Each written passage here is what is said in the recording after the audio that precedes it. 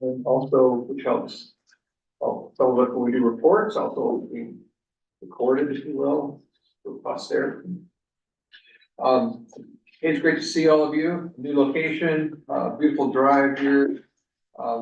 Looking forward to 2 straight day. Okay. We have ground rules. We've worked together before. I always like to reiterate a couple of them. One is to sort of self-facilitate, and, you know, pay attention to what you're saying. We don't need to say the same thing twice. That's very helpful. Give me the high sign. I'll try to get a cue going. I apologize in advance if I miss you. Many colleagues here are quite willing, and I appreciate going, Michael, you missed somebody, so there might be a little bit of that, hopefully not a lot, but a little bit. We have an agenda in front of us that actually you certainly helped design. So I hope when you look over this agenda, you see topics that are familiar to you, that I'm certain of. As we go through the agenda, we're going to start here, an exercise and a conversation that I've been looking forward to, actually, which will kind of focus way into the future. Retreats, and this is true for you many times, is that they focus a lot on particular topics, so you get pretty specific. The 2 things that we've been doing lately that I think that's really board-esque like, and you don't get to do very often. One is what we'll do in the beginning, is kind of cast our eye forward and say, where are we going and what would that look like, and in the ideal sense of the word. And the very end of the agenda, of course, raises the question of what will be your goals for the next couple of years, typically, and how that'll drive work plans and a number of other activities. So those are the bookends of the retreat. In the center, you'll see topics that are very timely that you raised in the interviews, and some things that staff really needed to present to you and have conversations about. So I don't need to go over those individually, but that's the design of the retreat.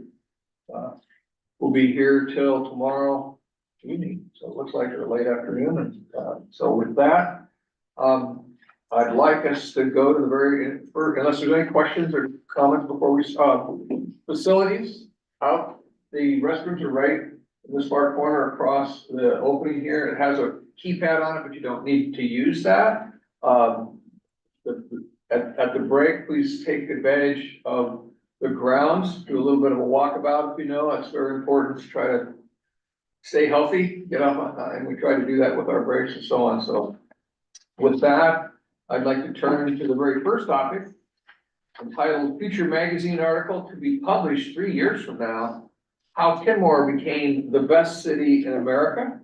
In my understanding, this was kind of a homework assignment, if you will. And so council members were asked to put their thoughts together on that. And as I understand it, we're going to go round robin and have folks kind of present their ideas. Anything I'm missing on that? Rob? No, I think you introduced it well. Okay. So, who's going to be first? I mean, I can go, it's short. Okay, so, right. And I will also say I was being, you know, a little bit of a pragmatist with the 3-year window, so. After successfully implementing the walkways and waterways bond measure, resulting in over 3 miles of new sidewalk and bike lanes that increase access to water at 3 city parks, Kenmore continued to push the envelope on what a small city could do. So they tackled the housing crisis head on by allowing more and different types of housing and invested in affordable housing projects, which helped keep Kenmore a place where people could find a home they could afford. Kenmore took a huge bet on the Lake Point property, and it's shaping up to be a regional draw. And they continue to invest in their sidewalk and bike network so people can get around without needing a car. Their continued focus on maintaining Target Zero has kept walkers and bikers safe, and the success of the Regional Crisis Response Agency has catapulted Kenmore from the 5th safest city in Washington to the #1 spot. Kenmore is a safe, welcoming community with something to offer almost anyone, from world-class parks to exceptional local breweries and distilleries. With access to Lake Washington, the Sammamish River, the Burke Gilman Trail, and Kenmore Air, the world is at your fingertips in Kenmore. Oh, cool. Yeah. Move there. I'll do that. Reaction, discussion. Any surprises in that for you? Well, I really like the brewery part. Great. Just saying. Sort of an extension of things you're doing, which when I listen to that, I hear prior commitments to quality of life issues in Kenmore a lot, and it's really wonderful to hear that. So any other comments? Thanks for going first. I kind of figured that was one of my mayoral duties, so. Beautiful. Just rip the bandage off. Did it take you long to cogitate? It took, I don't know, maybe a half hour last night. Yeah. While I was doing other stuff. Right. And it's really not that long. That was all like 150 words or something. Well, But all right. Who else wants to go? I'll go. So Okay. deputy mayor. Position one, like that hierarchy, I guess it's my turn. The city, okay, so I didn't follow the rules, so I'm a little bit further in the future than 3 years because I was. That's where I'm pointing is further down the line, the actions during this 3-year period build into this, okay? The city of Kenmore has made significant accomplishments for its city and demonstrated leadership for the region by finding a solution to a mission once considered impossible. The people of Kenmore voted in support of a municipal parks district and fees associated with a potential Lake Point project in November of 2024.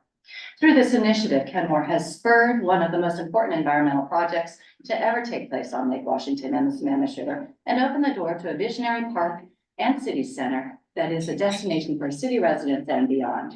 The city's courage to move forward with the Lake Point project opened the door to a public-private partnership that served the will of its residents and opened the door to collaboration with tribes, federal, state, and county funding that made Kenmore the Regional Environmental Resource Center for habitat restoration and climate change.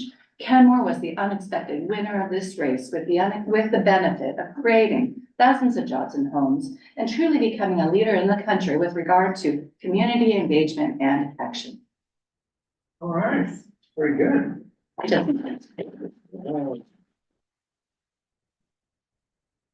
Comments?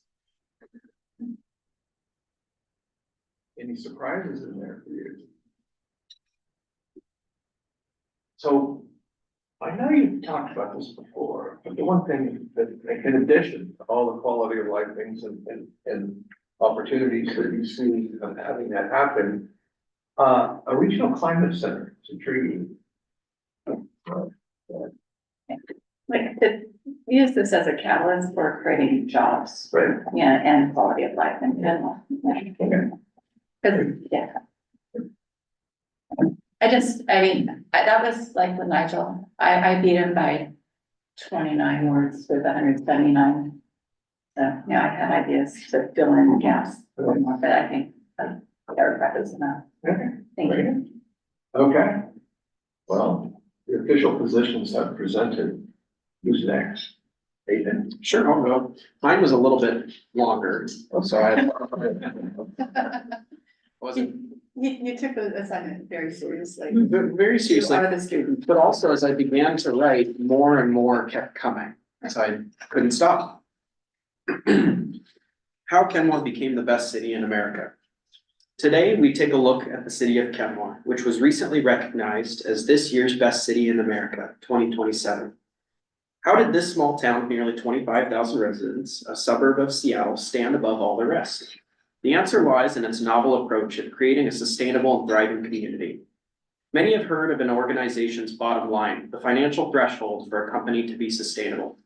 Subsequent iterations of this benchmark for organizational success have included an environmental bottom line and a social bottom line, aimed at evaluating an entity's focus and commitment to combating climate change and providing services to different segments of the population.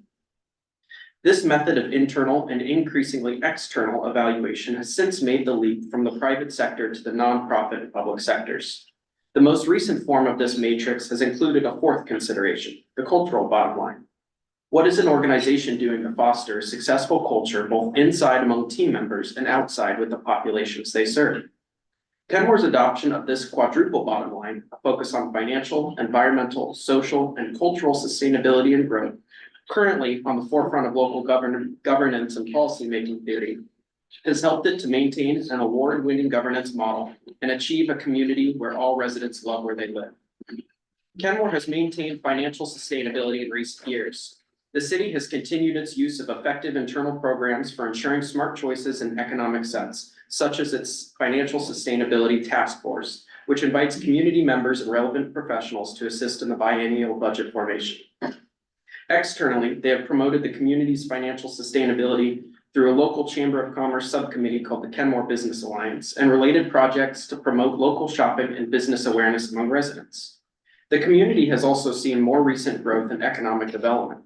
New programs that connect students with sponsoring local businesses, offering earmarked internships facilitated by the KBA, and work-study opportunities hosted by the city have begun professionally preparing a cohort of future professionals and public servants, a promising step toward increasing resident employee retention within Kenmore and providing a head start for the youth of the community. Most recently, the city has seen a surge in success in this bottom line through the creation of non-traditional and innovative business spaces around town. The unique spaces, home for cutting-edge and different-sized companies, either moving to the region or just starting up, provide the city with a diversity of services and products. The wide array of businesses has made Kenmore attractive to regional consumers who see this growing suburb as a one-stop shop and desired by existing residents for the increased commerce accessibility and localization. Environmental consideration seems to be the theme across the increasingly green community. Simply looking at the city government indicates this priority. City services are nearing carbon neutrality and continuing their strategic implementation of their climate action plan. Externally, city codes promote sustainable development by regulating environmentally considerate site selection, project type, building materials, energy conservation methods, and demolition recycling. Local partnerships between the city and regional environmental groups have helped educate residents and certify businesses as being green-based on best practices. Kenmore has been acquiring more spaces for environmental restoration and preservation, which has not only increased its aesthetic attractiveness, but improved the quality of life and overall health of residents. The city has also implemented effective tree codes and designed downtown planning to not only consolidate future development in order to preserve existing green space, but focus on creating a realistic and effective transit, bicycle, pedestrian-oriented community that promotes sustainable transportation methods. The small suburb has seen tremendous growth in the presence of social programs available to all residents.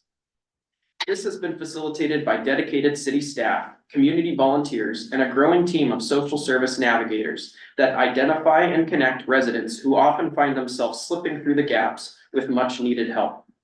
In particular, there have been positive responses to the city's now annual Human Services Fair, which concentrates resources, volunteers, and organizations in accessible and visible, yet safe and welcoming locations around town.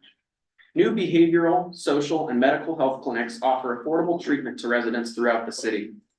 Youth have found greater educational opportunities through the city sponsorship of students pursuing academic programming, while community classes and forums have allowed residents to host educational opportunities open for all to continue learning and skill building. The city has also been effective at partnering across sectors to find a sustainable way at developing affordable housing. Cross-sector partnerships and a strong towns approach has ensured an easier path to creating low-income housing stock. Kenmore is a city where courtesy is contagious, which happens to be the perfect motto for the positive culture that the community has come to be known for. Culture in Kenmore has become commonplace when considering the health of the city. It begins in City Hall, where staff and council maintain a positive and professional relationship with residents. Yet it is where culture is cultivated in community that Kenmore thrives. The recent construction of an all-weather community space downtown is reminiscent of the squares of France or the plazas of Italy, where residents wander to each afternoon and evening for food, fellowship, and fun.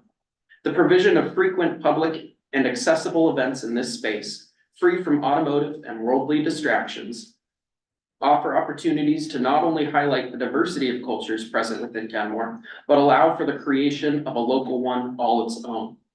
The city continues to partner with local organizations such as the Kenmore Heritage Society and the Arts of Kenmore, and recreation opportunities and recreation providers to offer new and unique opportunities for residents to explore the city and their own interests. Whether it is participating in a neighborhood softball team or trying out sprint kayaking, attending the now annual Oktoberfest on Brew Row, or watching the new Celebrate Kenmore parade, Kenmore truly has something for everyone. The city has also been host to an array of small fairs and roadshows that offer new activities and inspiration to community members, whether they be artistic or performative.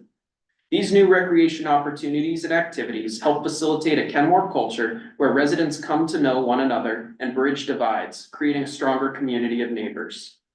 It is not hard to see why Kenmore is the best city in America once you take a look. Kenmore is not only sustaining, but thriving in all areas any community should.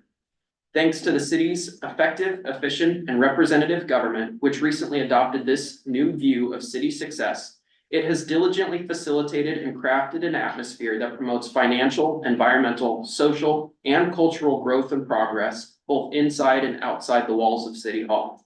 In making these achievements accessible to all residents throughout the city, Kenmore certainly is a place where everyone loves where they live. Gen Z, everybody, there is hope. What is that? 1,300 words? Well, I don't know. Does it say? That's the best one so far.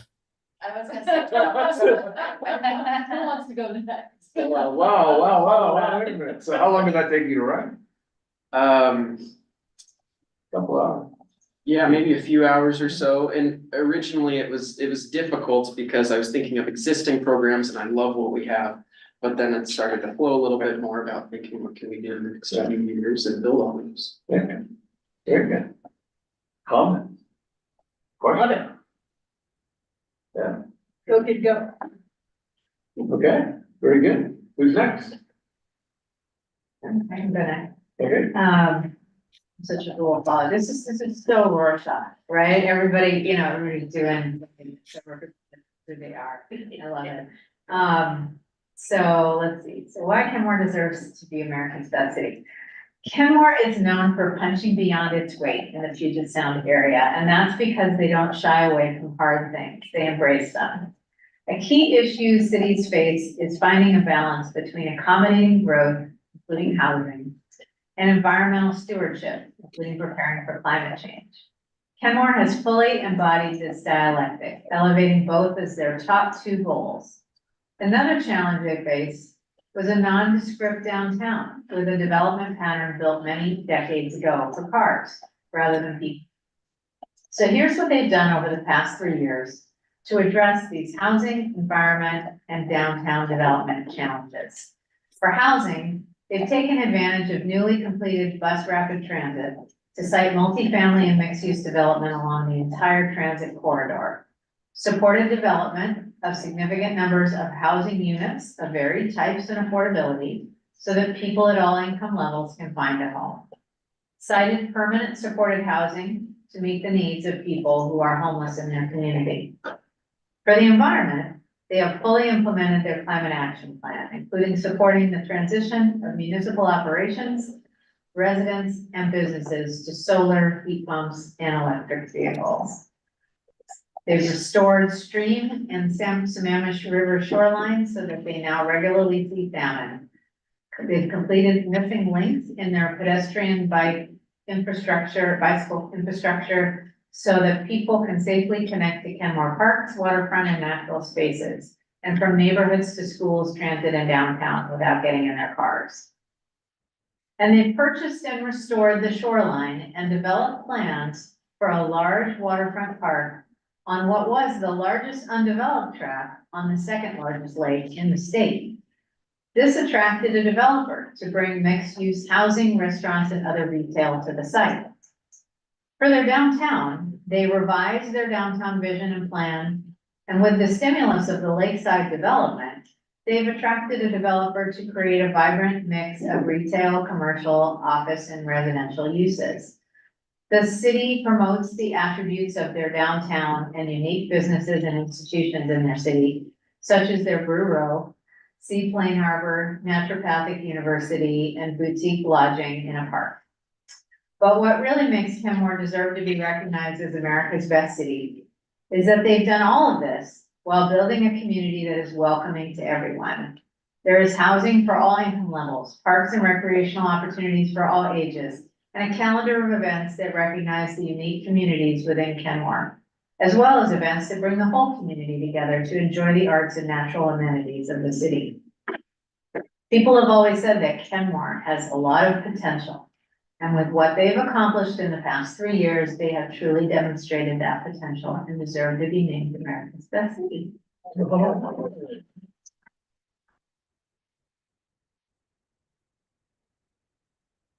Was that hard for you to do? I think a couple weeks ago, I like to kind of take the themes that I've been thinking about and Right. punch them in there. Yeah. Some of it's a little bit longer than 3 years. Questions or comments? Okay, who's next? Alan, Joe?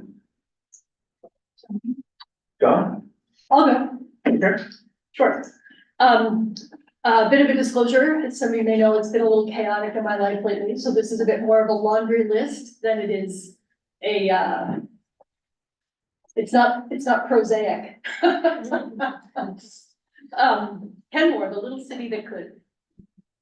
2026 finds Kenmore on track to be a nimble and visionary city prepared to actualize opportunities for public-private partnerships to create a town center on the city square model.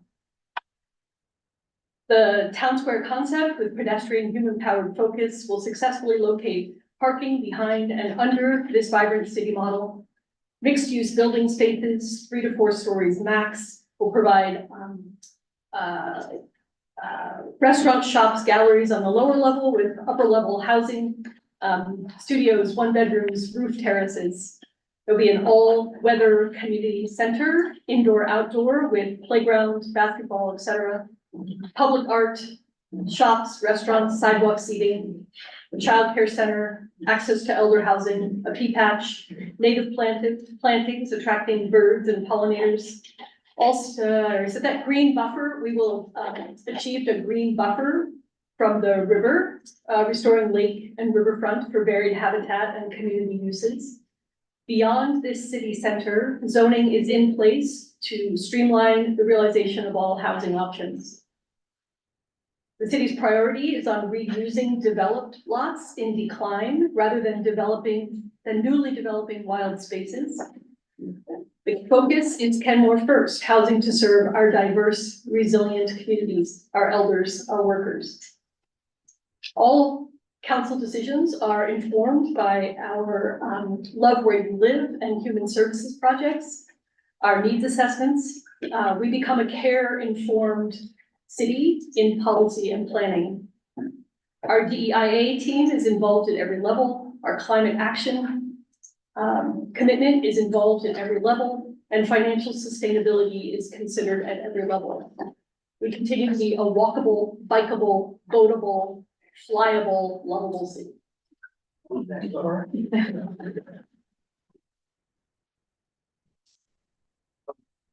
Other comments or observations? I like the care center. I think that's a good touch. Yeah. That's a good direction for us to go on. Yeah, good. Okay. Cool. Okay. John? Yeah, I'll give it to them. I went big on one project in particular. Kenmore smashes records with once in a generation waterfront MPD investment.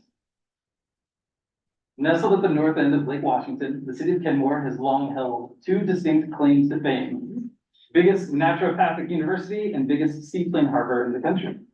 Today, it matched another superlative in its municipal resume: biggest floating solar array in the country.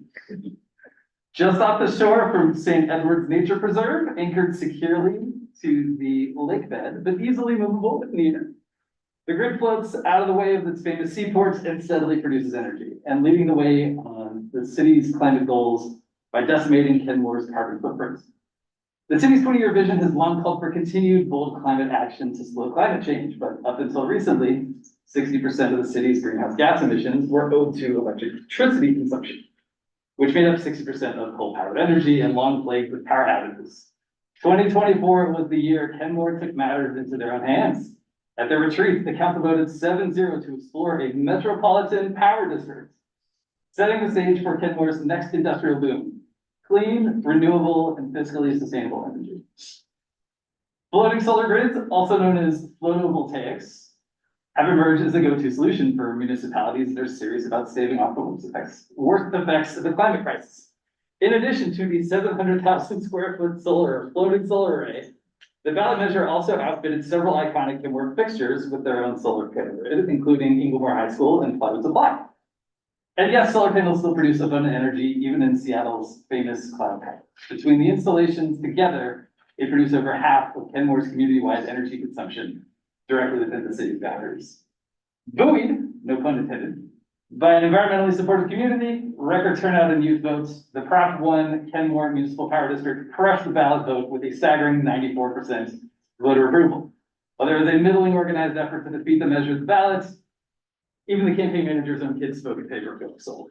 For residents, it's been a blessing ever since. Power bills ticking downward has meant more money in everyone's pocketbooks, and with a more robust power grid, worries about power outages have become a thing of the past. It's also a much needed moment of financial relief for the city itself. By getting in on the clean energy boom, the city brings in steady tax revenue and safely puts financial woes to bed. At a ribbon cutting ceremony, a glorious sunny April day, the city's mascot, Hank the Heron, clobbered the crowd with custom printed swag to commemorate the historic event. Mayor Herbig was all smiles, wielding enormously large scissors. Thank you, Kenmore. Rob Carlindsey, Kenmore's collected city manager, was feeling confident, clocking in at 700,001 square feet with 5 glorious megawatts of clean energy. Kenmore is back on top. He even took the opportunity to issue a little friendly smack talk to the city they dethroned. Hey, Millburn, New Jersey, you can enjoy second place. Kenmore's bold foray into solar succeeds its history with timber and later building aggregates, defining features of the local economy for decades, but also brought with it decades of testing, cleanup, and restoration. This made Kenmore a natural fit for catching the next wave of high demand resources, electricity, to help bolster Kenmore into being a solar energy and green jobs hub and paving the way for the 21st century economy. By courageously embracing challenges with resilience and intention, stitching together the city's history with its future, and bringing the community together to take action, the city of Kenmore have demonstrated the path forward for other cities to follow. For these reasons, the editorial board at Governing Magazine voted unanimously to award Kenmore one more superlative distinction of the year: greatest city in America. All right. That's what it is. Any comments or questions? Okay, Joe? Okay, you guys know who Danny Westneat is? Yeah. Okay. All right. This is how Kenmore became the best city in America by Danny Westneat, editor-in-chief of the New York Times. Dateline 2027, Kenmore. This is the best hometown news to cross my desk since I moved to take my bite at the Big Apple. Seattle suburb Kenmore boomed, big, along with the region, and stayed livable, and stayed green. That's what the Association of the Most Awesome American Cities proclaimed in awarding Kenmore the Best City in America 2027. Kenmore stood firm against getting paved over by expensive, dehumanizing development and preserved its world-renowned acres and vistas of peaceful woodlands, wetlands, and precious lakeshore, all while painstakingly crafting cutting-edge green zoning to allow for greater density near transit, beautiful low-income housing with crucial pedestrian facilities, and lastly, some big prizes for recreation open to all. Kenmore now boasts 2 aquatic centers, new playgrounds, a youth center, and waterfront esplanade with restaurants, retail, and booming tech office park, not to mention plans for light rail to quiet down a deafening, divisive highway. We balanced it all. We grew smart and we grew with heart. We saved our environment and kept the best of Kenmore, United States Senator and former Mayor Nigel Herbig humbly boasted at the MAAC Awards festivities at Kenmore's own Log Boom Park. But it's who showed up in person in Kenmore that blew my mind. Mayors of San Francisco, LA, Minneapolis, St. Paul, Chicago, New York City, Dallas, Atlanta, Tacoma, and Bothell, a suburb of Everett. And they all put one question to United States Senator and former Mayor Nigel Herbig. How? Herbig pulled no punches. We just got it done. Listening to our citizens and through the amazing work of our staff, voters approved the Anchor Waterfront Improvement Plan. And with outreach, the vision became reality. We joined forces with neighboring cities in our school district to at last get the aquatic centers done. We strengthened our habitat and critical areas protections. We saved the environment that people live here for and implemented green development incentives. And with greater density, we made sure to limit impervious surfaces, build concurrent sidewalks for the neighborhoods, protect streams, and keep walkability to mass transit. We put in family low-income housing and attracted great sober, supportive housing in a great location with full social services staff and security 24/7. And when that new light rail comes through with beautiful new landscaping, we can even be looking at a sidewalk cafe atmosphere along 522. My fellow Gothamites might shrug and needle me. Danny, they'll say, you call this big time? I'll answer you now before I click send and descend into the streets and subway and the L to commute home. Kenmore boomed, and it stayed beautiful and equitable and natural. The best city in America. Don't believe me? Let me know when you get a day's worth of direct sunlight in your concrete canyons. Then visit Kenmore. There's no comparison. Okay.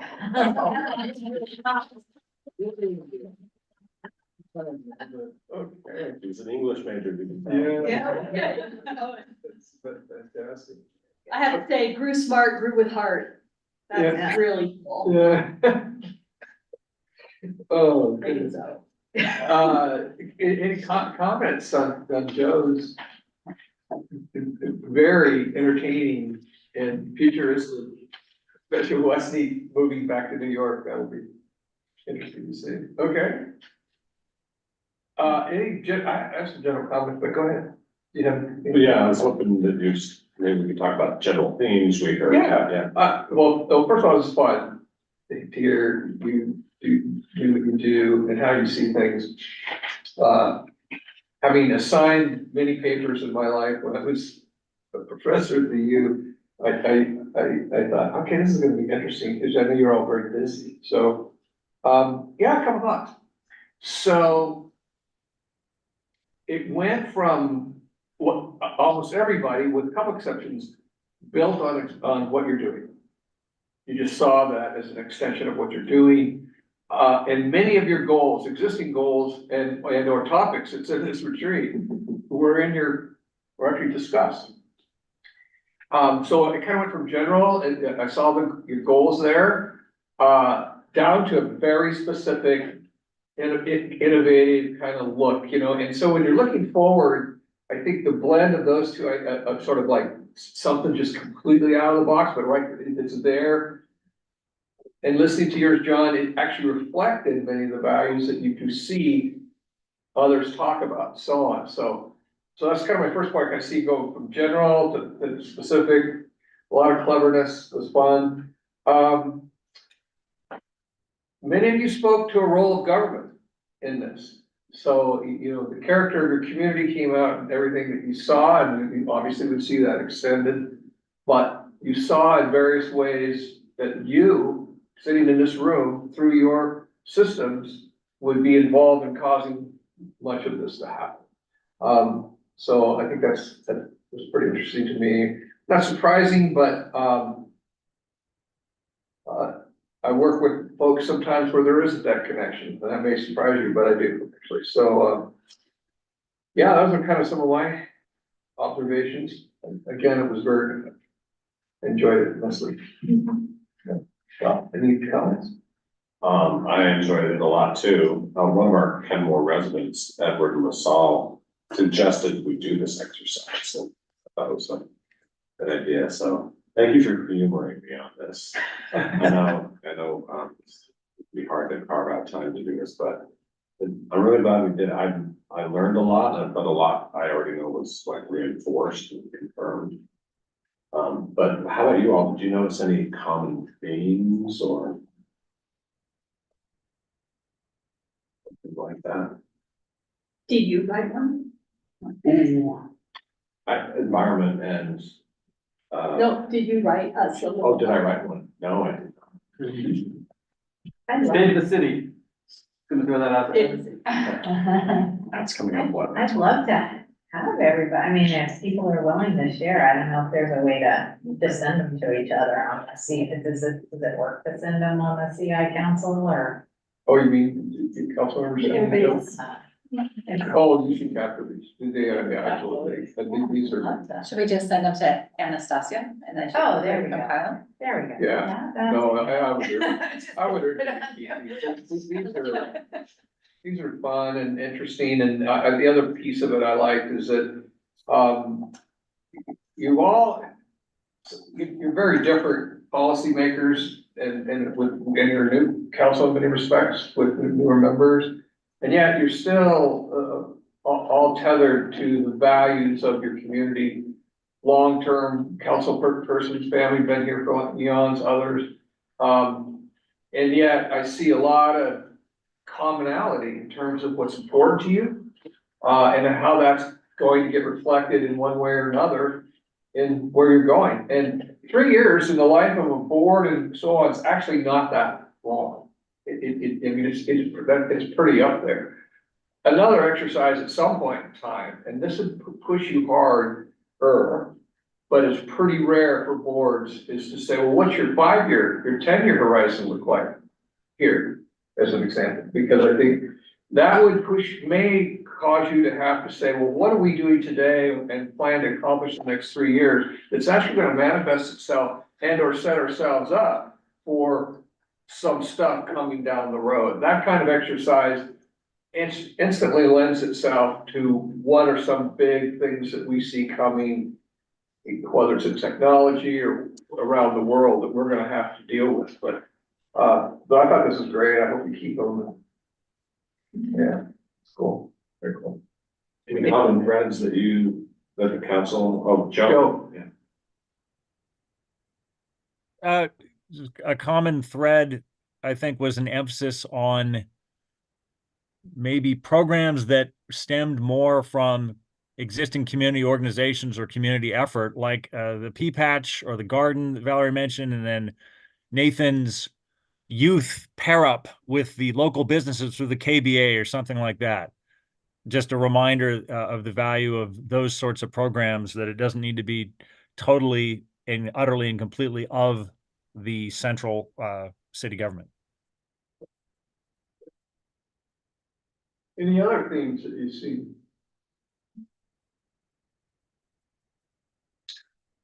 I guess you didn't eliminate any need for any of the departments in the city. I didn't hear anything.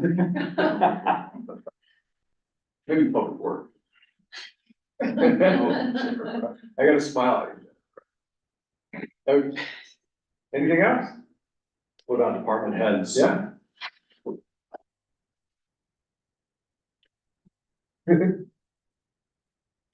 They were good to hear. It would be interesting to read them through too, because there was so much. Yeah. Yeah. I love how many of you said Kenmore, the best city in America. I love that aspirational feeling of that.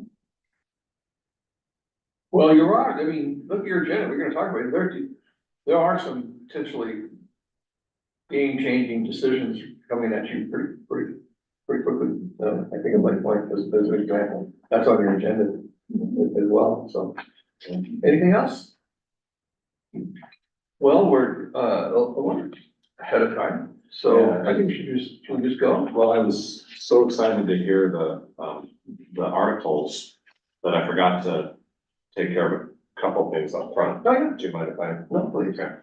So, if you could go to your city council priorities, revision tab in your binder.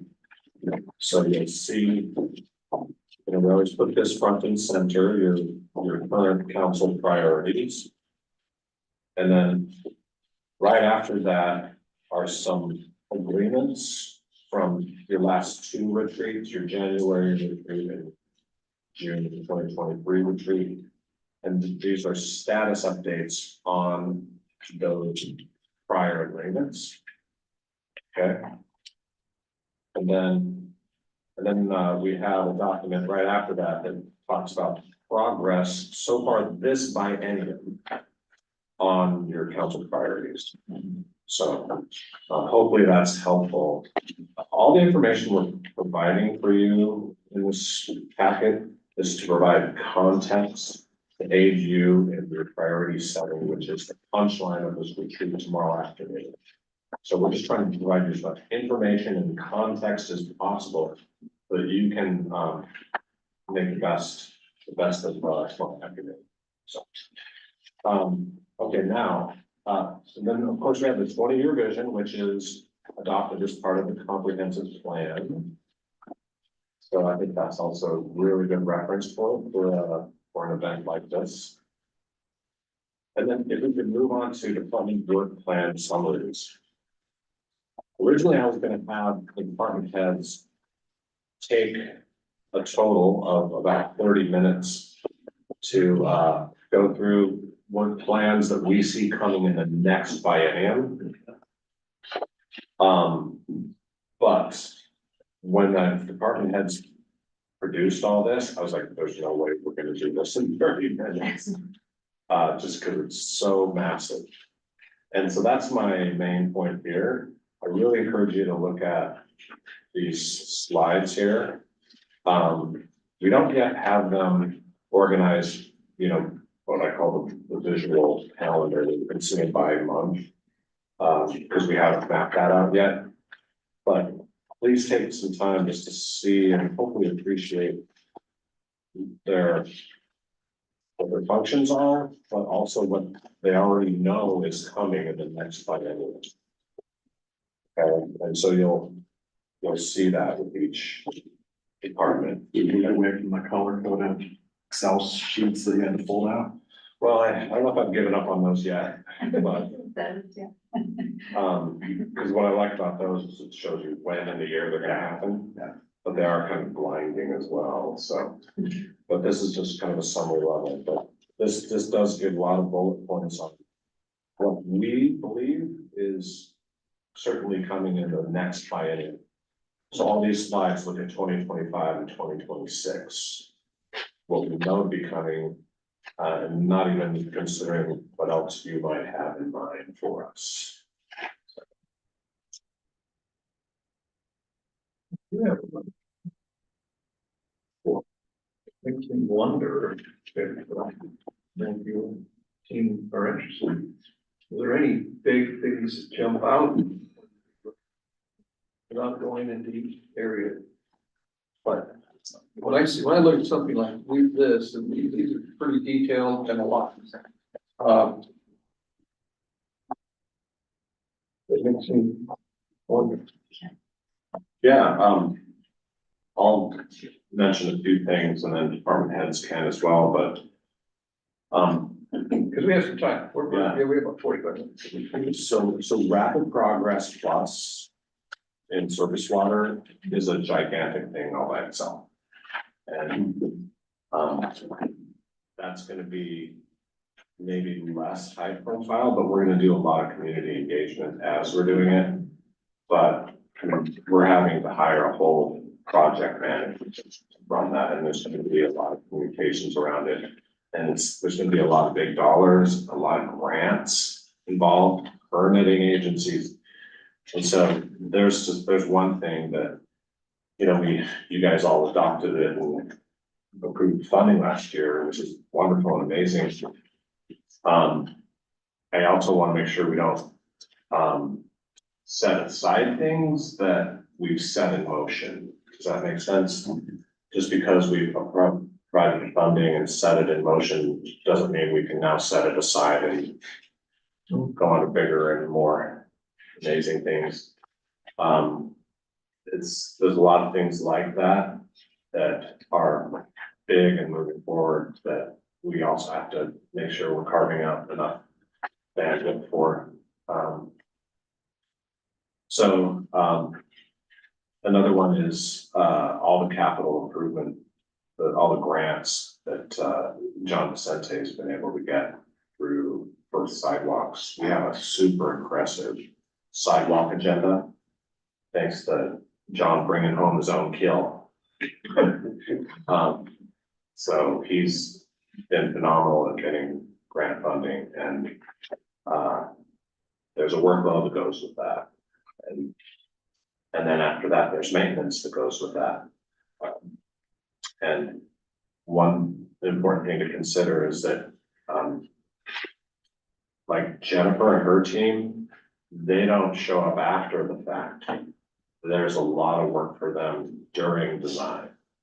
The maintenance team, I think it's a really important concept that we've embraced and we need to embrace even more, is that maintenance and operations is joined at the hip during design and construction.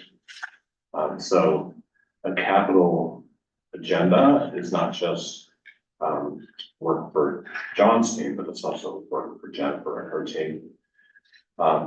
There's the Public Works Operations Center that we're really excited about. That's a pretty large capital project, and it's gonna be a really important vital piece of infrastructure for many decades to come.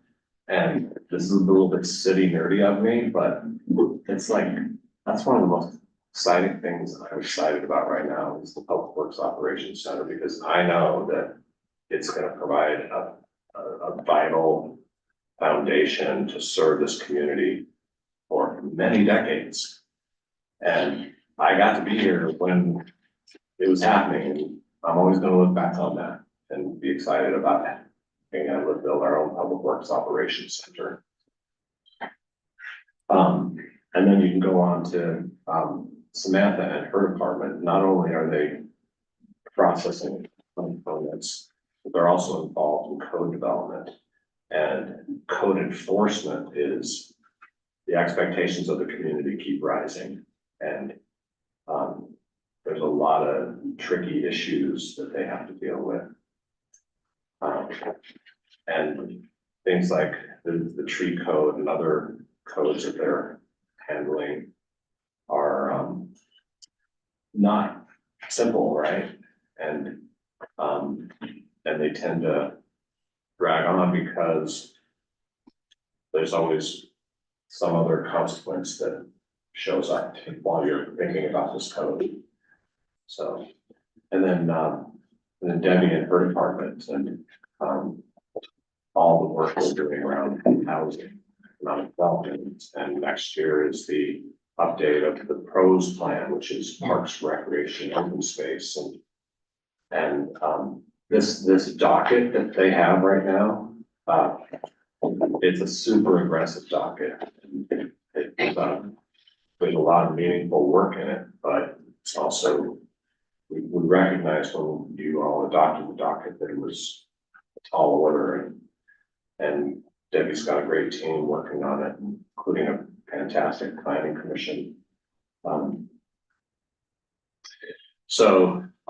There's also the continued increased maintenance expectations of the city. I think the more urban we become, not just the population and the number of customers that are served, but I think the expectations of the community keep rising, and we see that in our service requests that keep rising, the adding of new infrastructure to our workers, maintenance workers' plate, that all builds. And one thing I've been thinking about a lot is, I think that this is what cities do, right? They grow. Whether it's in population or other ways, cities add more stuff, especially urban cities like ours. People want more. They want more parks. They want more safety. They want more social interactions. They want more sense of community.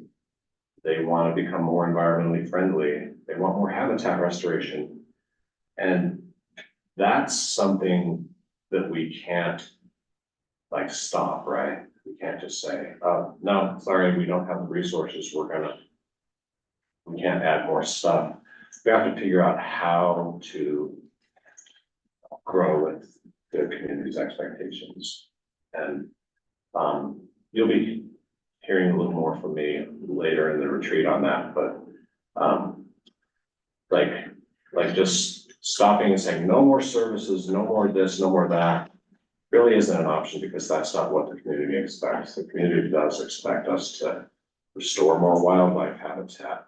They expect us to become more carbon neutral. They do want more sidewalks and bike lanes. They do want more parks. And and they want more human services, right? We're seeing that. They're wanting us to take care of the folks that are marginalized and have less means than a lot of people. So there's all that, and we need to figure out how to have the financial resources to grow with these expectations, and also the structural way we do it about as an organization. And I think I wasn't planning on giving the speech. I'm in Stockton. It's good. But we've been organized as what I call a small contract city. We don't have the traditional city departments like more mature cities do. But as these expectations rise and as these things kept keeping added and added, we may need to eventually, I don't know, I'm not saying it's gonna happen this biennium, but we may need to shift organizationally from small contract startup city to a structure that's more sustainable. And because one thing I've learned is that, oh, we're gonna add this new thing, so let's just add a new body. Okay, thank you, appreciate that.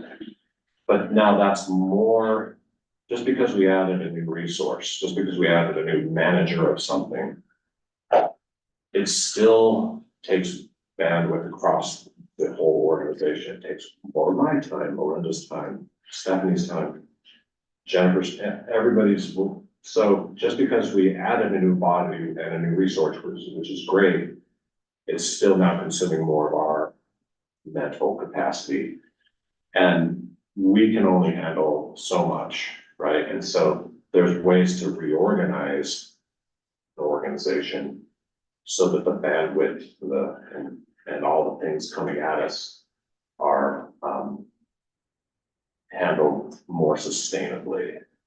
So I don't know what that looks like yet, but I see it coming in the next several to 10-year horizon.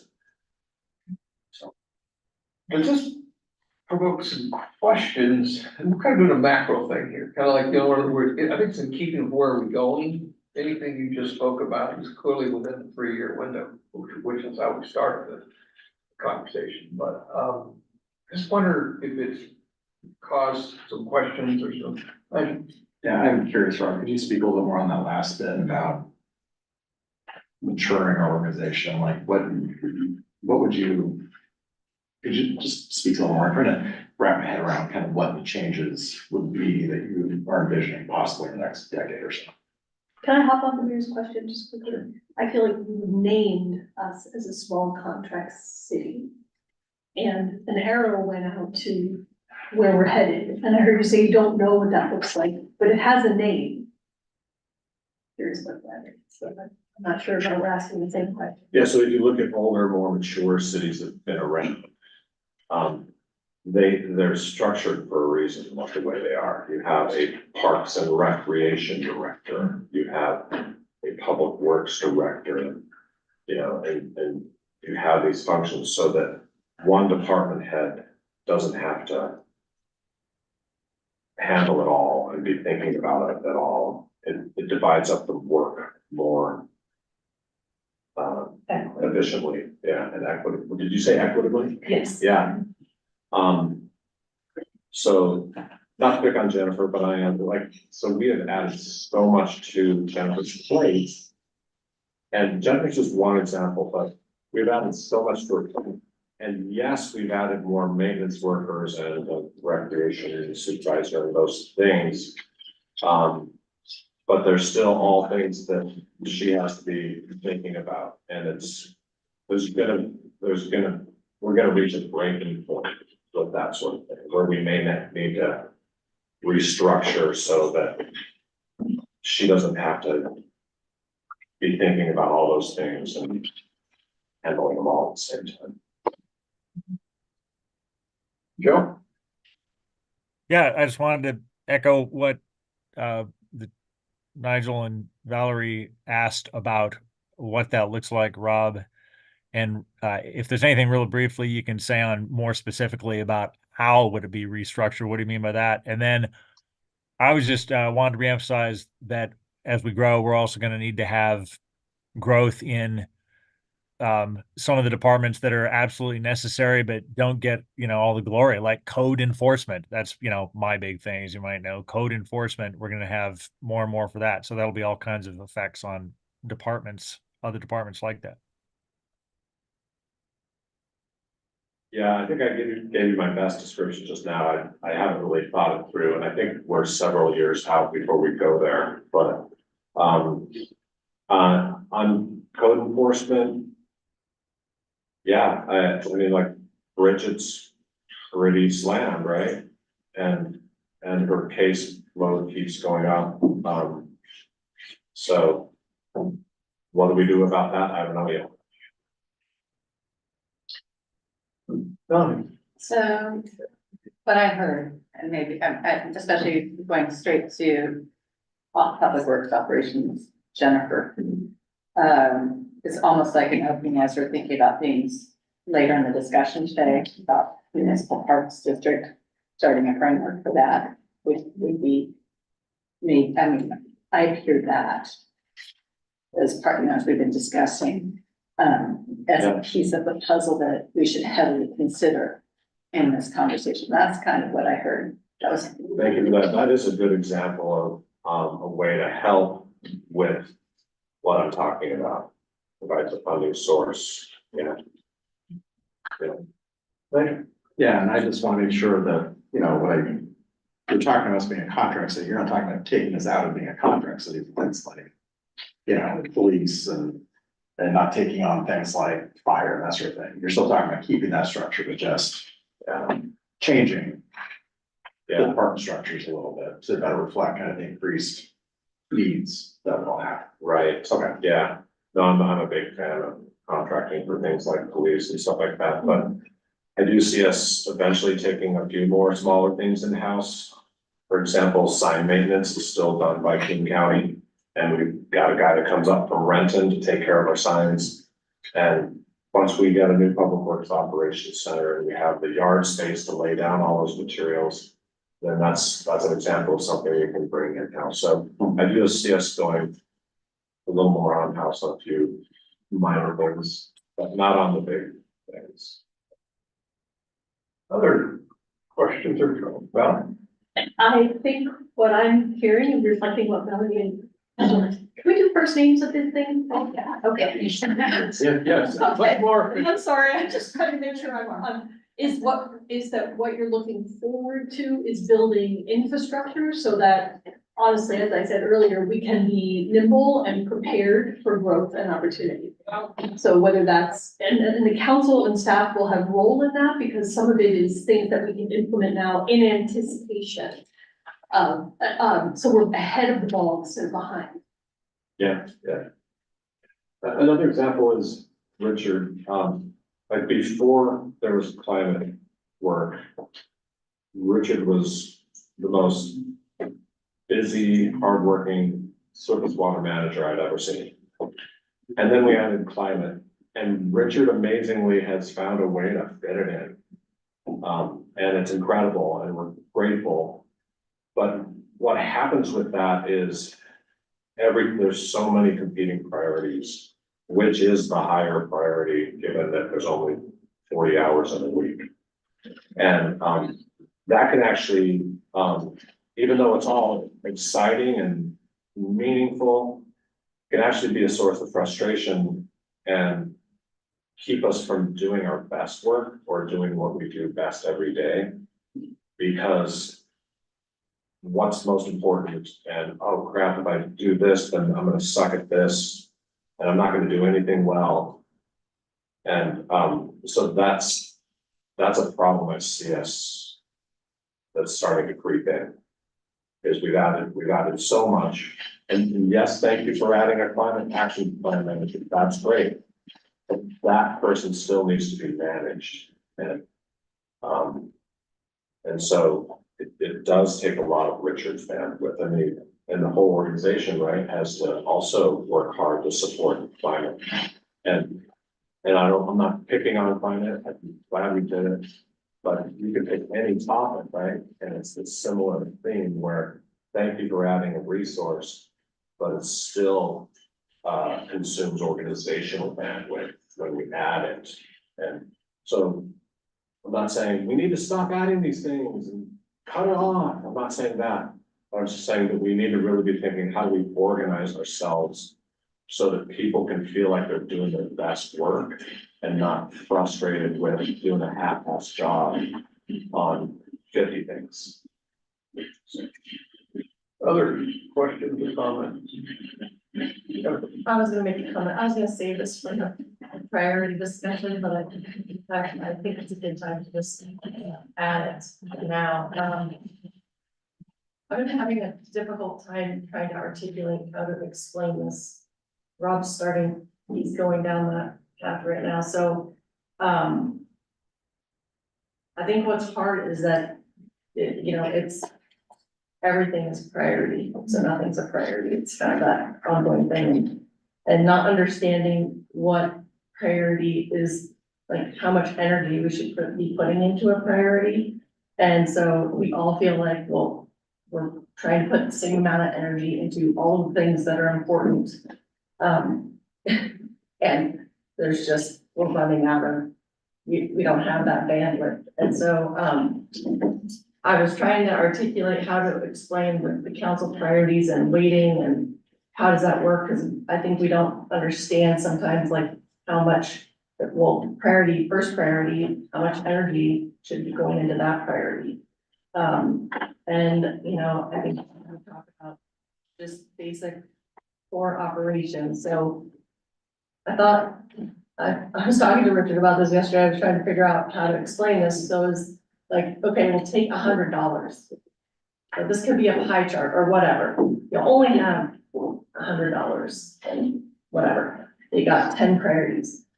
We've got all the stuff we have to do no matter what. So basic core police, just basic operation. Okay, how much does that take? And take that off the table. That's part of the $100. So say that takes $60 to do all that regular stuff. Now you got 40 left to do all these other priorities. And then where do you put that $40 into those 10 priorities? And so it's really unclear to staff on where we're supposed to put that $40. And I'm hoping when you all talk about the priorities, to understand exactly what we mean by that priority, because I think that it's been a very overarching kind of a generalization.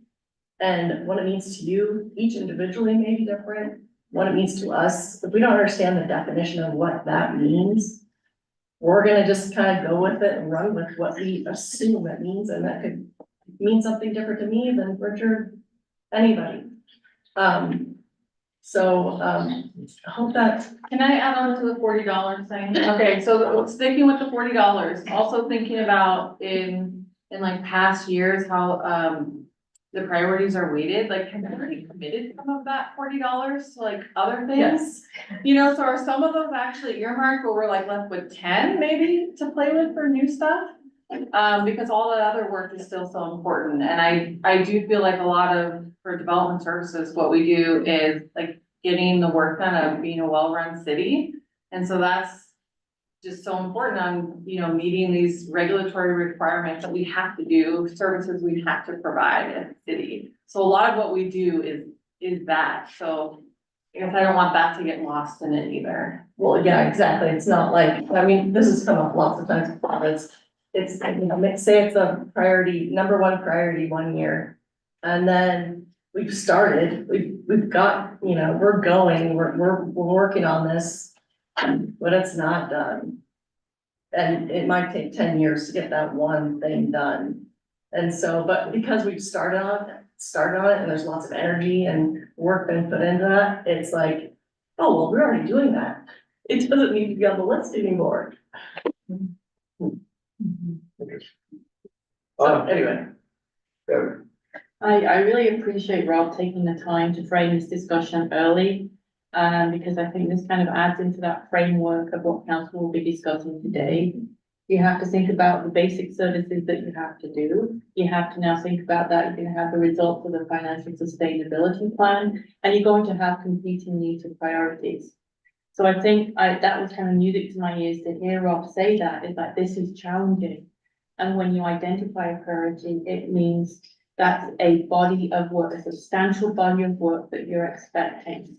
So the words on the page need to translate into how the dollars are spent, what resources are needed, and the more we do, and as Rob was trying to say, we're doing a lot more every year, we're doing a lot more, and that may need at some point to think differently about the organization, may need to think differently about how resources are allocated. So I thank Rob for that, and I hope that that council has heard that it's not that we are not supporting what council wants to do. We want you to be realistic, and when you assign priorities and resources. I would like to add, I thank you for this and this conversation. A couple other things I think worth mentioning. So we did an employee survey, and the number one thing that came out of it is that employees don't feel like they always are set up to do their best work. And part of that is workload and the challenges of getting everything done. And it's the same issue that we're talking about here. And so we've actually committed to our employees, we actually had interviews with all of our employees and asked a series of questions about that to support them. And I feel like this is part of it. We're also thinking about the whole organization. How do we better support everybody to do their best work, which sometimes means it's sometimes self-imposed. Like we have these priorities and what success looks like. We maybe, as a conversation that as we get into kind of tomorrow and the priority setting, you know, are we talking the next year? Are we talking 3 years? Sometimes we put these kind of goals and timeframes on things and not thinking about staff and all the other things on their plates, which was the whole point of this presentation. So I just think we want to retain our employees. We want to keep our really talented team. And I think there are a lot of people feeling really stretched and really sometimes frustrated that on a daily basis, things fly in and they can't always do their best work. And we're trying to really address and come up with action steps with our team. So I really appreciate this conversation and how we're thinking about that. And you know, as we think about, you know, priorities and what they mean, I would love to also talk about kind of the short term, midterm, long term, what does success look like? And that's part of the agenda tomorrow, but I think our staff would think back to, we want to keep our employees, we've heard it loud and clear, this message And let's say tomorrow, just as an example of that, let's say tomorrow that, I'm not saying it will, I don't know if it will, let's say economic development goes into your top 5. Economic development means a lot of things to a lot of people. And so over the next biennium, what does success look like when it comes to economic development? So we want questions like that answered in this retreat. Again, I'm not rooting for economic development to be in your top 5, but I'm just saying that's an example of a broad topic that needs expectations defined for us. Another one is affordable housing, right? Okay, in 2 years from now, what boxes do you want checked on affordable housing? Then, like, one more thing is like Lake Point has ramped up lately, right? And it's been a ton of work, and it's great, and we're nimble, and we pivot for big opportunities, and Lake Point is an opportunity right now for reasons you all know. But I had to bring in Richard big time for Lake Point, because he had the lead on applying for a series of grants that were massive amount of work. It was also at the time that the NPDES annual report was due. And also gearing up for Rapid Progress Plus and everything, and, you know, climate action. And Richard found a way to apply for those grants. And somehow get his NPDES report in and all the other things. But that's not sustainable, that was for a couple months stint. But I can't expect that of Richard all year long for the next bunch of years, right? So, sorry, Richard, to be picking on you, but No, and my wife would agree. She would really like me to be at dinner. yeah. Yeah, and we do have people in this organization that aren't burning the midnight oil. They are working nights and weekends. And I'd really love it if folks could, especially, you know, the exempt staff, if they could be closer to 40 hours a week. I know we're not expected to keep it strictly to 40, but wouldn't it be nice if we had more like a 40 to 50 hour week? So. Deborah? So a couple of reflections, particularly for folks who, this is their first retreat, full retreat. We have had this conversation before, at least twice in the 6 years that I've been here. And I know I have personally, and I think others of us have asked specifically what folks want us to say in these priorities. And I mean, specifically, do you want projects that are narrow that we want to have happen in the short term, or do you want our big priorities? And each time it has always come back as big priorities. And I think that's the rub, right? Because when they're big priorities, they're ill-defined. And so we all have a different touch on the elements of what that means. And so I don't know whether we need two different things, big priorities, and what do we mean by that? Or, you know, one where it has, you know, big priorities and then sub. And I think it would also be, and I know we've done this recently, super helpful to have a sense of two things. One is when we bring up something new, which I don't know if there's gonna be much new this time, but you know, to have like a ballpark sense of what we're talking about, whether it's like a big thing to do or a modest thing to do, understanding that all new things to do require human people to do them. So they're all gonna be additive, but you know, just kind of orders of magnitude. And then the third thing is, and this relates to budget discussion later, but you know, if our staff in the main are working more than full time to do what we're already doing, we need to know about that. It needs to not come up at the retreat. I mean, we need to know about that when it happens. So that we can fix that. You know, and fixing is two things, at least. Fixing is more money for more people. Fixing can be reorganization. Fixing can be taking things off the plate and reprioritizing. And that's on us. I mean, that is all of us collectively doing that. So I feel horrible thinking that people are routinely burning the midnight oil. That makes me very anxious and sad that we have failed in that way. So I just want to reflect that. No, Yeah, and I'll, I think partner with part of what Deborah's saying, and I think, I don't know if it was Samantha or Jennifer. Part of our role is charting a vision, an overarching place. When I look at it, when we do that, it's saying that we as a city look towards, are modeling our values on these things at an overarching level.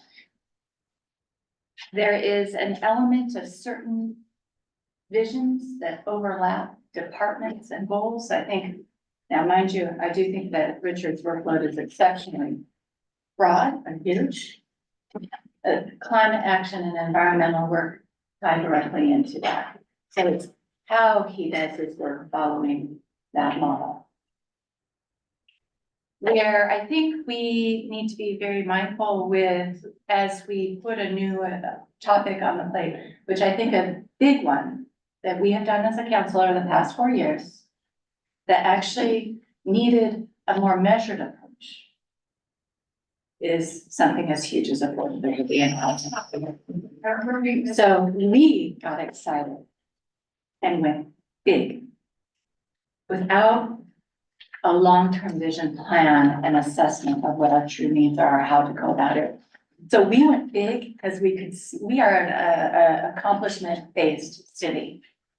But something new, like I'm just gonna say economic development, if that were to come up, I'm not expecting 10,000 jobs or houses or whatever that business is to happen in 1 year. It's the creation of an updated plan or, an opening of a plan and how we're gonna make a plan. The demonstrating to our community that we are working on this piece. It's an opening of a door. I don't expect a huge project every year that we set a priority.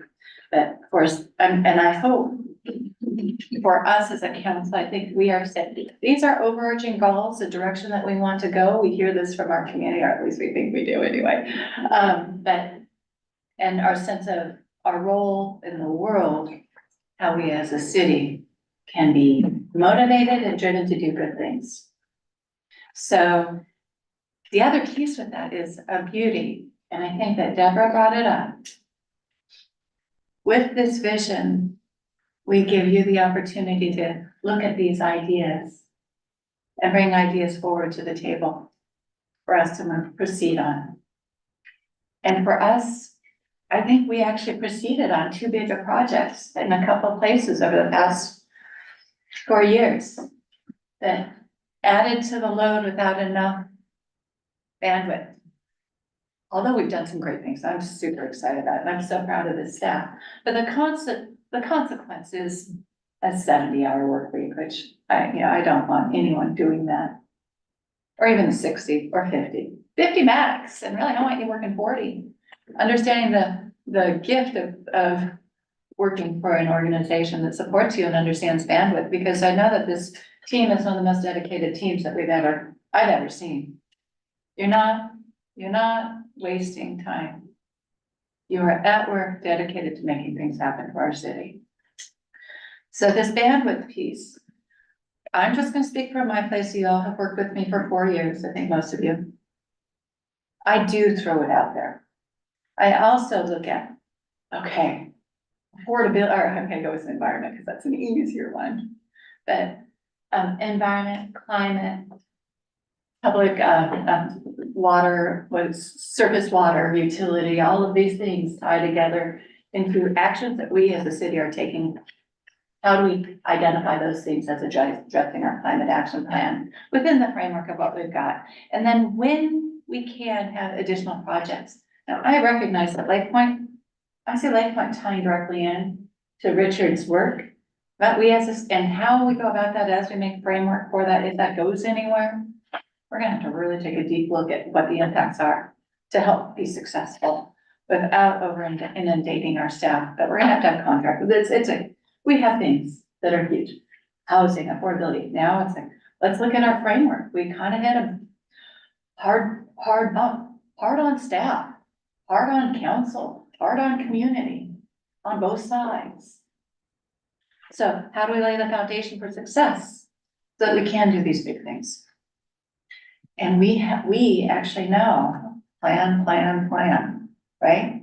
Your project managers know to be right. So that, look, assess, move forward.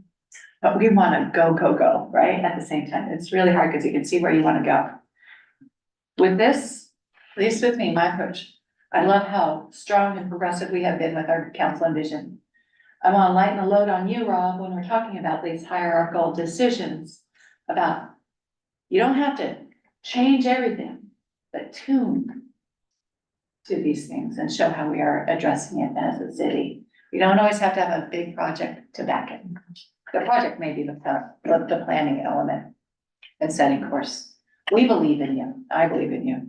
Okay, but this piece, I know how I think, and I recognize your hard work, and I think each of our council members do. I tend to go up here. I think you've all seen it. Because I want to open the door to your success and achieving your dreams and the roles that you have. And that's the direction I think this council wants to go. And we do need to get a little bit closer to the weeds and go, is this too much? Is this too much? Thanks for sharing that with us, because I know how much you're trying to please us, right? Or, do the good for the community. So, opening that door. I have a couple observations. It doesn't sound like no has much standing in this organization. I'll just throw that out there. Meaning, no, we can't do this. And then the other part of this is yes. And that is this conversation started in some respects by saying our community expects lots of things and wants things, all good things. And so they have a role too. So yes, it is a resource that they have to be willing to step up to. Those outlying quotes said, let me offer a couple thoughts that others are doing to deal with the very thing you're talking about. I don't think it's wrong that the council sets goals and what's important to them if they're broad. I think that's an important thing for you to do. But underneath that is work that I'm not sure is happening. And that is, and I'll offer maybe a way that you could go about thinking about this. One of the things I hear missing is there isn't an articulation of exactly what it means to have an economic development program, okay? And so what's that work plan look like? What does that actually mean? And I think so that piece in terms of an interactive piece with the council might be missing. I don't know that it is, but it might be. Other clients I have are grappling with this in a process way. They'll set their goals a little bit earlier than this, usually no later than March. And between that time period and budget, they throw at least 2 work sessions in. One is that the staff comes back and says, this is what we think we heard. This is what we can do in this area with our resource package. Okay, and there's an iterative process about that. So and part of that is I can't build that bridge you want to have built because what have you. So there's literally a set of conversations that are about that begins to say, this is the capacity you have and to do what it is you want to do. And I'm just getting ready to do a second step in the process is after that's been done, we're going to take the initial prioritization of the goals that were set and then we cut them at 5, like less is better. And then they're having this is what we could do with this. Then they're going to reset the priorities. And so now that they know what that work plan looks like, and at that time, and this is done prior to budget. So the next piece of that is, you're not just going to set your priorities based on, economic development, climate action and all that, but what that actually would mean over this 2-year period of time. And then they go through that process again. And it's a way to grapple with 2 things. And you're talking about some things here that are really important, but we want to acknowledge. The role of council, in my judgment, is not to identify the 6 detailed projects that they want you to do to make these things happen. I think the role of the council is to set direction, provide that general policy direction and enough information and encouragement to the staff that we'd like to see this happen or that happen. And then the professional staff takes that and says, this is what we can do within your resource profile.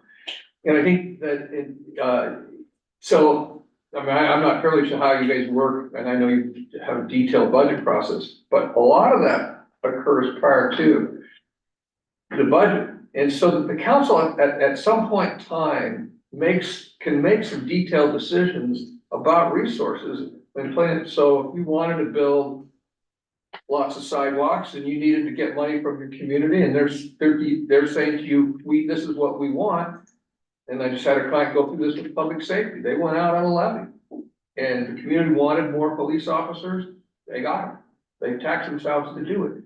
So my observation is that I don't know that if I were a council person, I'd be knowledgeable enough to know exactly the things I do to make that more mid-level or macro thing happen. So I would, anyway. I'm sorry if I'm jumping, I think you really identified an incredibly important thing. And where I go with this, and I'm gonna reflect on my experience at the Port of Seattle. Because our commission has, I think we can possibly potentially do something similar. I think it was 2011 was, the 100-year anniversary of the Port of Seattle. And we set a century agenda in 2011 that still it holds course and is part of our priorities as an organization today. We also have like our raised values, which are, which are given by, but there are, I could see a potential that we have like long-term vision goals that we have for the city to see that these are the things that the city of Kenmore is working towards our long-term vision. Then we have our annual retreat, which is especially with our biennium, our budget priorities and work priorities. But there might be a way for us to, we set our priorities as per what we always do at this retreat this year. We have the mixed meeting later, as Michael said. Let's staff look at this, come back with what we can do. So we can help set the actual work list, say, this does mean this means.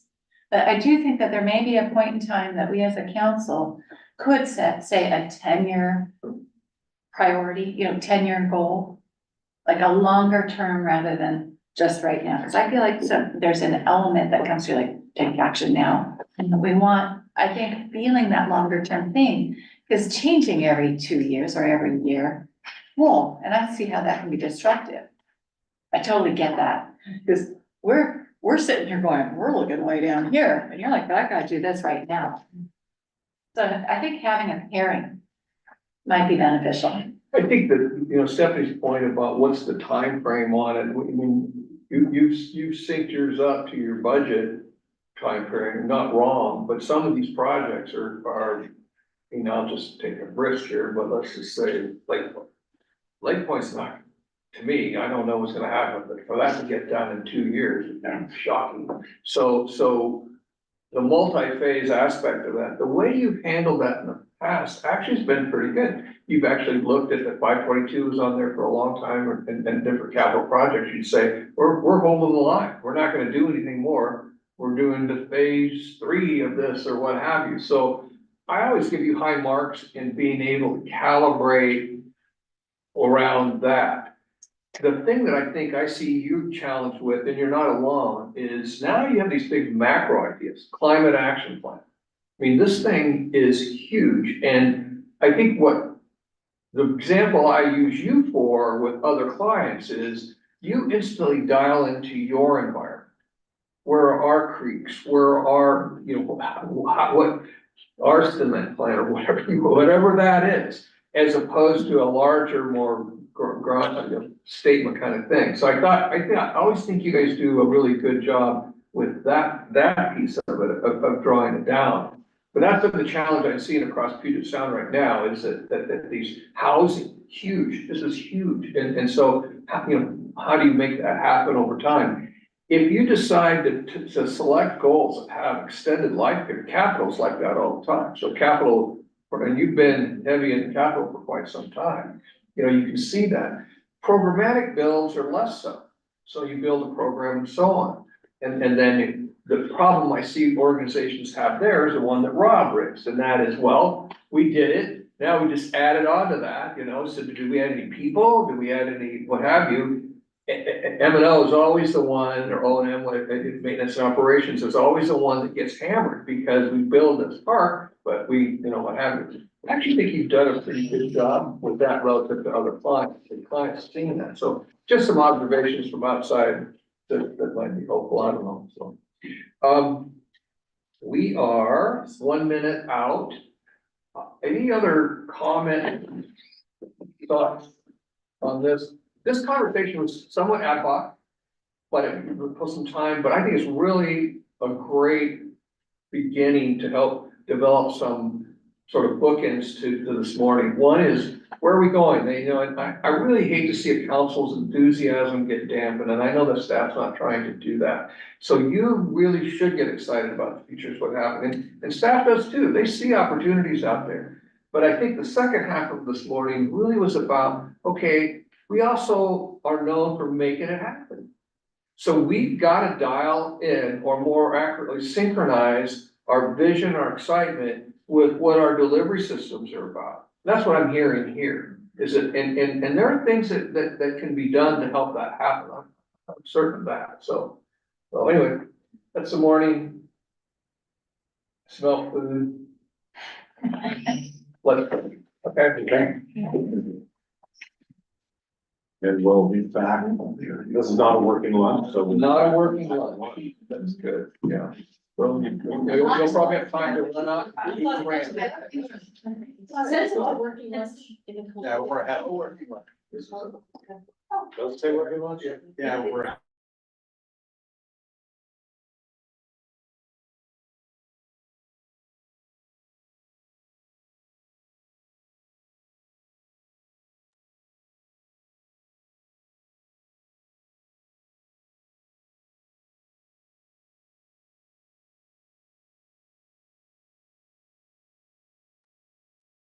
Are we coming back at 1? Are we working through it? We're coming back. I didn't hear it.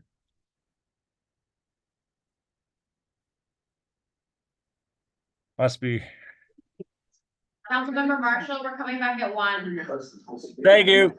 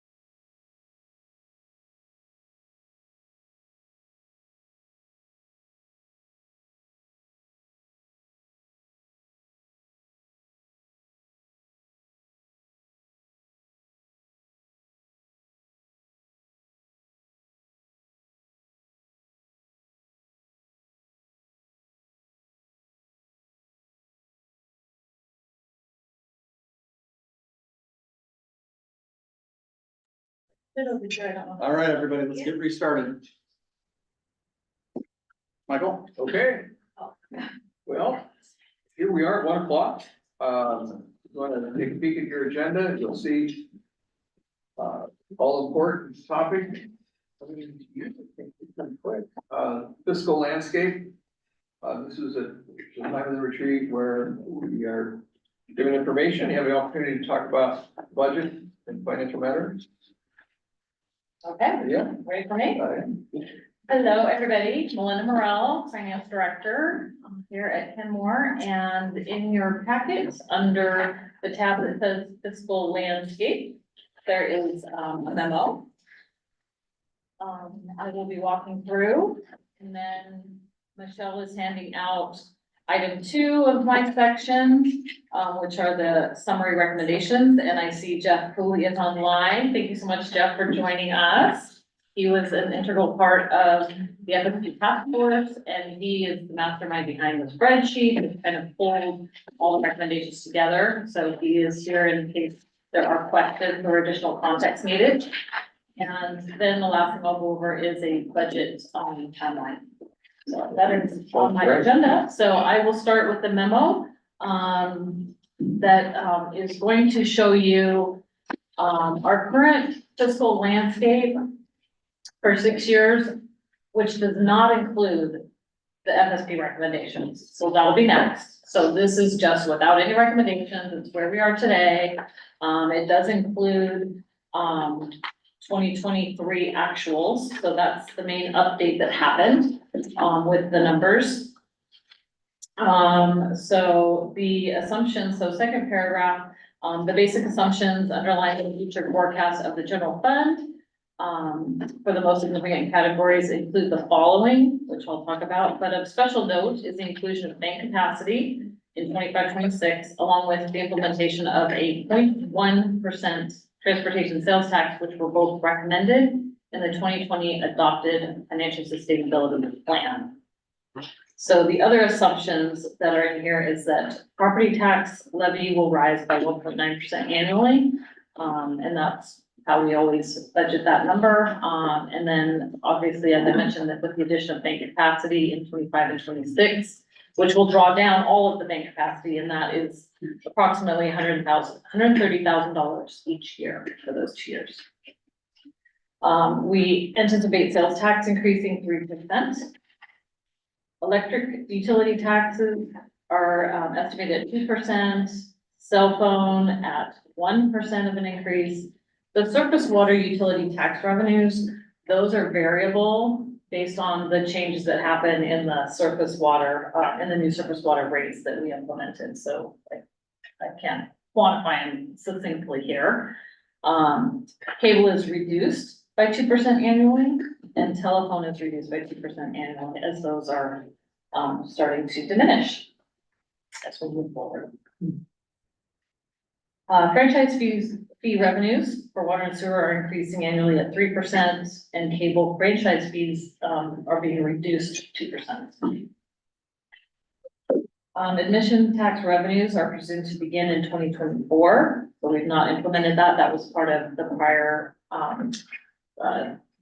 recommendations from the FSB. They're estimated to increase annually by 3%. And then gambling tax revenues are estimated at 5% annually based on 2022 and 23 actuals, which came in higher than what we've been previously having those at. Development revenues, building permits, land use fees, estimated to increase 3%. Liquor taxes increase 3%. However, liquor profits only grow by 1%. Rent and leases and reimbursements are held flat each year. Based on 2023 actual. Sure. What's the difference between liquor taxes and liquor profits? I'm hoping somebody else can answer that. Yeah, there's a tax on liquors, whether it's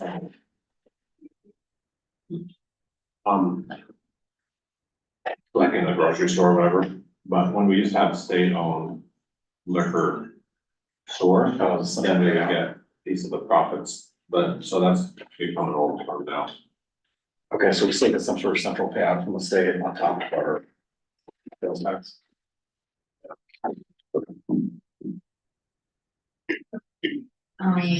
Based on 2023 actuals and current earnings rates on our investments, investment earnings were increased to 125,000 in 2025 and 26, and then lowered to 120 for the remaining 4 years. So I didn't do a general percent increase because it's such a large jump. So I just picked kind of a random dollar number that seems in line with the others. New vehicle fee revenue along with new gas and solid waste utility taxes were increased just 1% annually. So we'll monitor those and see how it goes with that recommendation. The 0.1 transportation sales tax is scheduled to begin in 2027, which would raise approximately 480,000 and grow 3% annually thereafter. Yeah, that's new, has not been implemented. Expenditure assumptions in 2025 and 2030. So all expenditure line items anticipated to increase 5% annually. The new cap and housing and human services expenses beginning in 2023 are included in the forecast, of course, and also grow 5%. Certain costs budgeted in the strategic ops fund have been shifted to the general fund starting in 25-26, which includes farmers market, the RACER program, and some legal consulting services. So, in the summary and the fund balance, the pressures of our expenses growing faster than our revenues is putting the city on the trajectory of dropping below our reserve goal. So the reserve goal states the city should, at a minimum, hold at least 20% of operating expenditures in reserves.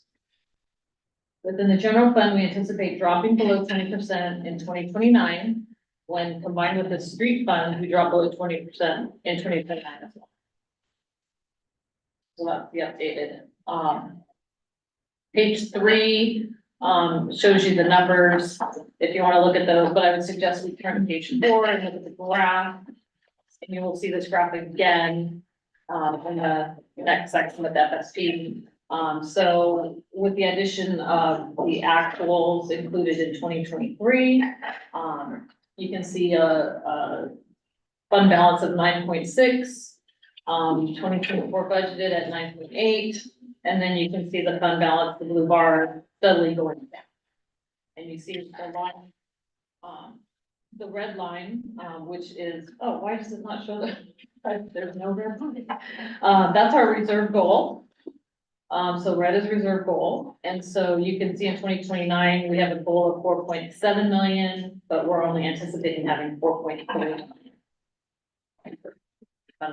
And then it drops to 1.7 in 2030. So because of the rapid drop from after 2025, clearly it's been really great to have the FSP working on the situation with us and coming up with some great ideas to help us level that so that we're not seeing a big dip going forward. So since 2020, we have been implementing the recommendations from that sustainability plan. In 2023, it was decided to use ARPA monies to pay for police expenses, which amounted to $4.6 million. This resulted in a surplus at the end of 2023. Therefore, we recommend moving a portion of that, 2.4 million, from the general fund to the strategic opportunities fund. As you recall, we've talked about that fund in the past and how it's dwindling down to nothing. So we want to fill that back up. So we put money in there for future one-time costs projects.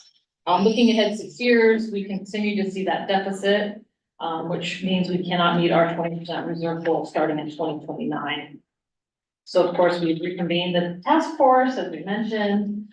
The task force has been meeting regularly since January and has a goal to finalize the recommendations by today or 2 days ago. And so we do have a summary of those recommendations. They're going to work on formalizing those recommendations in advance of the May 6th council meeting. So next steps, we'll present the recommendations to city council. Have the full report at May 6th and at a future council meeting, provide updated sustainability plan for city council adoption. Okay, any questions on where we're at today?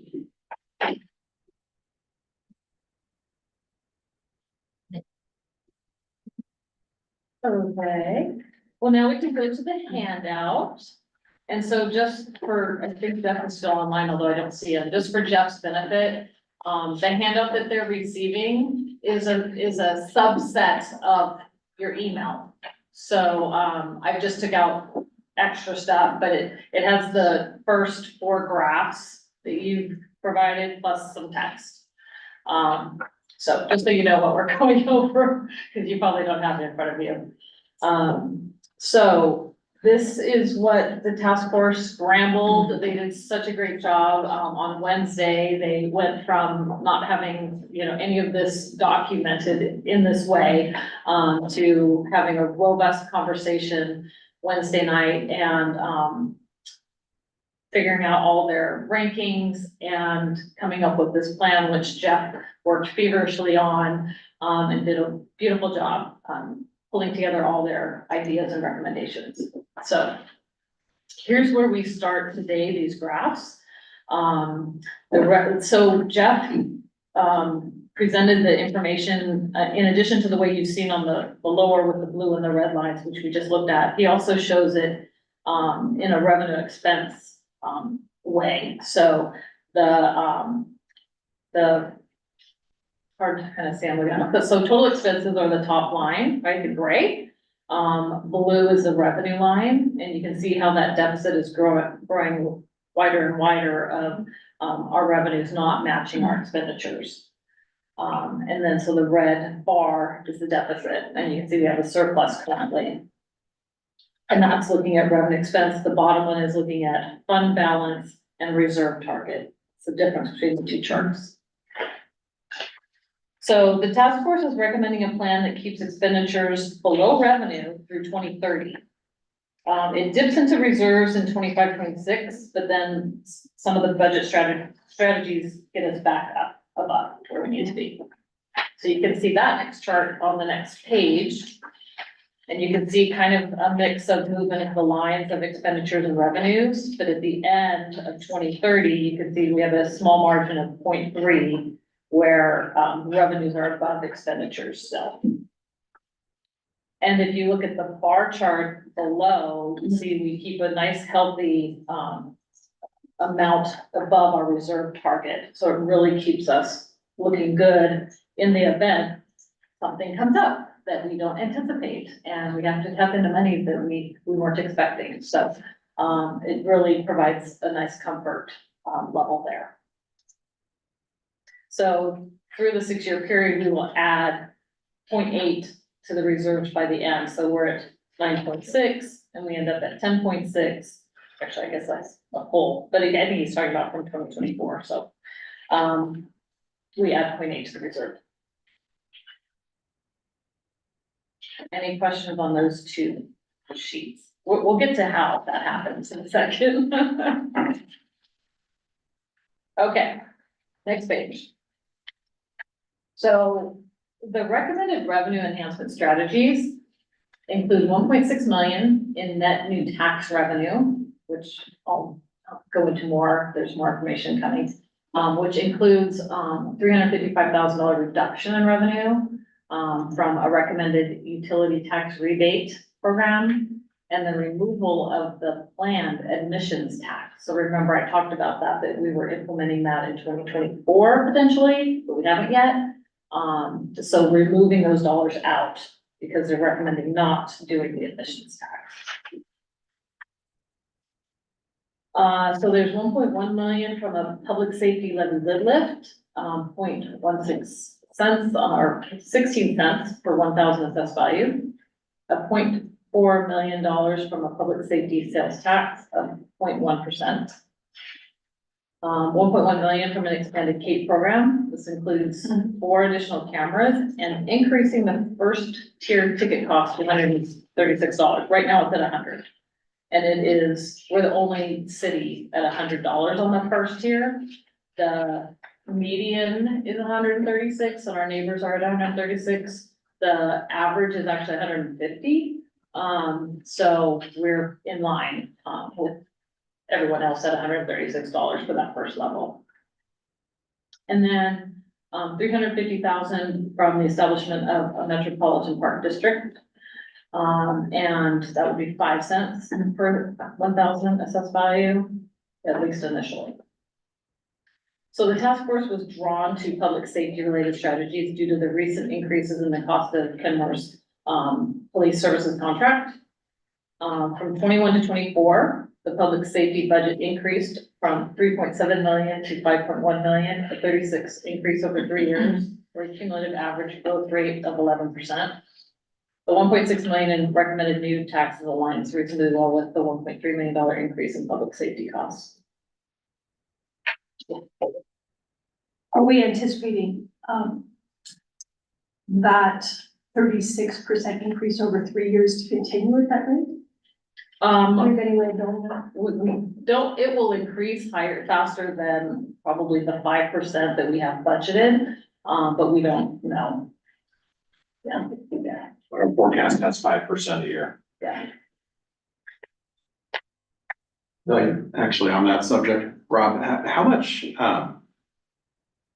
like how far out do we have any certainty on the police contracts? Is this on a year-to-year basis, or like, do we have, like, do we know what our costs are gonna be next year for police with any certainty, or is it just, are we just waiting for a bill to come in once a year or a projected?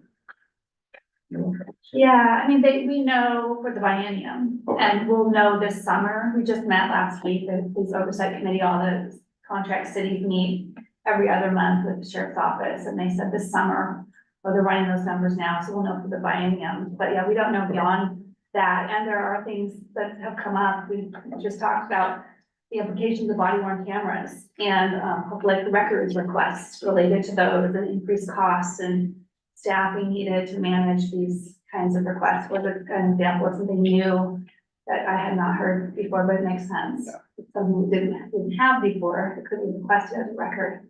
So I'm expecting things like that may mean increased costs, but we don't know yet. A couple of years ago, they said, wow, we're seeing a big increase in our insurance and risk and liability costs. We're seeing these nuclear verdicts being handed down against defendants across the US, and so they said, should we do the increase in one giant increase or smooth it out over several years? So they gave the city the choice on how they wanted to take the increase. Any other questions? Okay, next little section says, we also are recommending leaving the task force, cost savings and efficiencies of 526,000, including, money to reallocate employee expenses to other funds such as, general fund expenses into capital dollars. And then lastly, they have some cost adds. So, they are suggesting a human services case worker / program navigator. So task force is concerned about the regressive nature of many of the revenue strategies available to the city and the potential impact to low-income residents. So investing in a dedicated headcount / program will mitigate the impact of these new taxes to the most vulnerable in our community by helping them get connected with existing programs and services. The cost of this program could possibly be offset by grants or other funding sources. They also are suggesting a strategic and economic development manager. Task force wasn't able to identify any economic development opportunities that would positively impact the FSP through 2030. However, the task force discussed the potential impact of economic development on the long-term financial sustainability of the city. Attendees of the FSP town hall also indicated support for the city to drive economic development. As such, the task force recommends hiring a strategic and economic development manager with expertise in grant applications, working with private developers and prospective businesses. We believe this position could have a significant impact on the type and timing of economic development, helping to guide development in a way that benefits the community. This cost of this position could be offset by grants and other capital project funding. And then also included in their recommendations is some money to focus on Lake Point development. So the task force and Kenmore residents broadly, recent EMC survey results show strong support for the city of Kenmore to take an active role in developing the Lake Point project. As such, we have incorporated estimated costs, $500,000 in 2025 and 2026. Expected as part of assessing and preparing the property for the next stage of development. We presume these costs will only affect the general fund temporarily and would not impact the ongoing financial sustainability. Yes. Yeah, could we, I mean, could we assume, given that these are not staff people, that these figures and these specific directions about how to use the figures are basically their nod to say, we want to recognize the need for something around human services, something around economic development, and more support for whatever's happening with Lake Point. And cause I guess I'm getting a little hung up on, we need a person and this person will do this thing for, you know, cause maybe it's, we use those dollars or something like that for a consultant or, you know, I mean, I don't know that this specific thing is the right thing, cause I'm not an expert. So, yeah, okay. Rob, do you want to do one, Jeff, to chime in on that? Jeff, do you wanna chime in? Yeah, I'm happy to chime in. So the human services caseworker, it doesn't have to be a hire from the city. In fact, I think Rob recommended that would likely be a contract with a HopeLink or something like that. We were discussing the options. So to your point, Deborah, we're making recommendations, and the numbers that we have included are based on kind of an assumption that we made of what this would or could look like. So, you know, the caseworker would be likely a contract. We specifically talked about the position for economic development because as we talked about economic development opportunities with some of the staff members in various departments, whether that was the permitting or the you know, the different individuals that help with the mechanics of approving permits and those kinds of things. When we asked about, well, have you built relationships with any of these developers? Have you reached out to any developers to drive these kinds of things? It seemed to be pretty outside their expertise and their purview. And we thought that similar to what the city did with the CAP program and hiring a climate action plan manager to sort of be the focal point of all of the activities around climate action plan. Similar with housing and human services, you hire a manager to sort of engage with community partners and to have a Kenmore strategy for these things. We discussed having a similar position with that level of expertise that could engage partners, could engage those kinds of things, but be that constant in the city. But broadly speaking, we understand that the nuances of how these things work and we are not experts in all of these areas ourselves. So this is just indication of general support, and considering the financial impact of that direction, though we leave it up to the council and to staff to determine the specifics. Thank you, Jeff. And if I can just add that, this economic development manager idea, was proposed at the very last night, so just the other night, 2 days ago. So that was, and so, it's something that would definitely need to be more fleshed out. For example, there's salary here, but usually there needs to be a budget to go with the position, you know, so that they can actually have the resources to do what they need to do. So that needs to be more thought through holistically. I'm glad the committee came up with the idea and was recommending it. The other thing is, one thing that's different about this task force and the one 4 years ago is the one 4 years ago came up with its recommendations at the end of the summer in September, when it was tying nicely with us producing the biennial budget. This time, their recommendations are before we've started working on the biennial budget. So my recommendation is to take these ideas and throw them into the mix with the other competing demands, right? So, there's staffing resources that my coworkers are gonna be talking about with us over the summer. And so my recommendation is something like an economic development manager position needs to compete with other competing requests as well. And so, that'll, see its way through the budget process this summer into the fall. Any questions or comments on? Okay, so, in bold at the bottom of that page, it does say the full list of strategies are on the last page. So I'd like to flip to the last page because that last page is relevant to what we just discussed, on the current recommended strategies. So, it gives you a little more context to the numbers I mentioned earlier. So as you can see, what they did was, if you see the score column in the green, and it starts at 3 down to 2. So they had a scale that they used to score that was 0 to 3. So 0 was like, do not pursue, and then 3 was, highly recommend pursue, and then 2. And so, so each person got a chance to vote on each strategy. And so what we included were all the things, 2.2 or higher got included. There's a longer list than this. So anything 2.2 or higher was included to help balance and create those, graphs that you saw. So the first one, the first 2 items got a score of 3, so everybody voted, at 3, level 3 for these, which is, the Cape program first, tier ticket cost to increase to $136. So that's on the 2 that exist currently, the 2 cameras.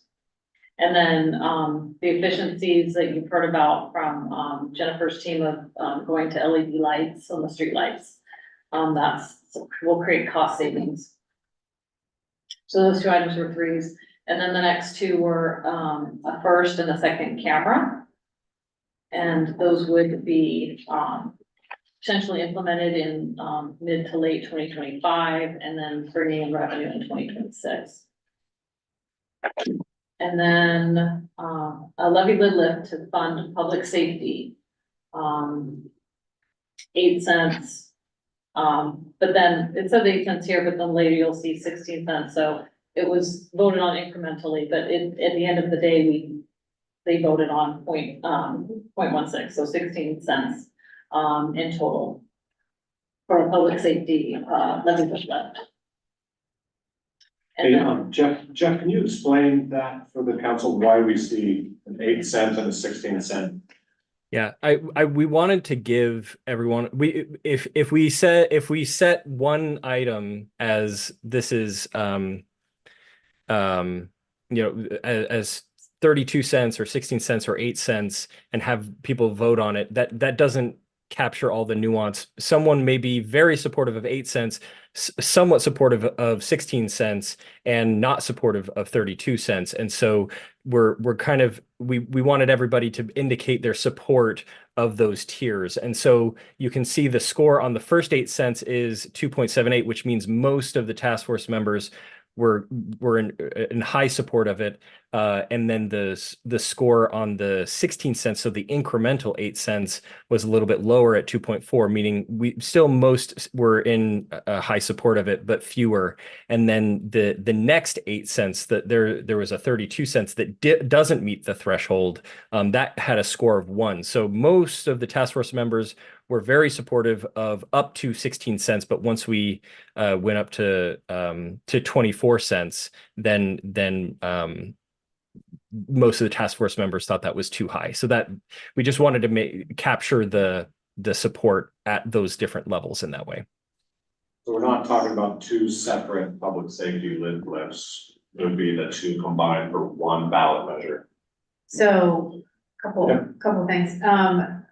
So for a $800,000 house, the 0.16 is $128 a year, right? I mean, did I do that right? And then, Can you say that one more time? I just did a $800,000 house. Right, what's on The 16? the 16. So, and then the other question is, can a public safety levy pay for things like race? Yeah. The answer is yes, yeah. Yes. Okay. At 16 cents. So the median household, the median assessed value home in Kenmore is 821,000. So 16 cents would be $131 a year or $11 a month.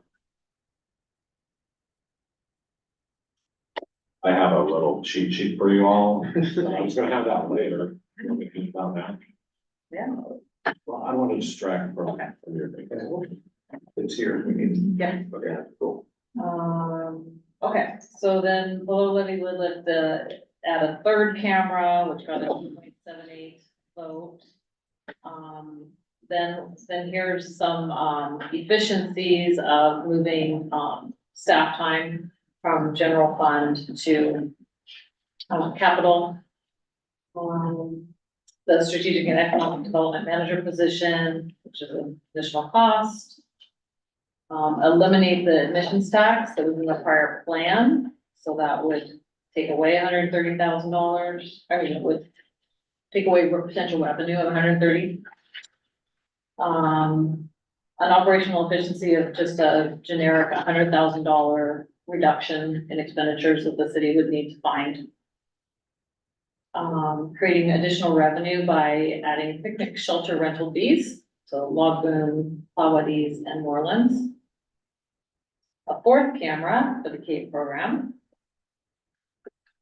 And then moving more, costs, any costs that we can capture, and move to capital projects from general fund. Oh, yeah, sorry. Yeah, thank Sorry, you. I barely saw your hand, yeah. Well, I wasn't sure I had a question. So two questions, yeah, sorry. Are all of these things being recommended, given that one of them is duplicated? I mean, so we're gonna pick one of those, but are all of these things actually being recommended? Yes, they're in Okay. those charts.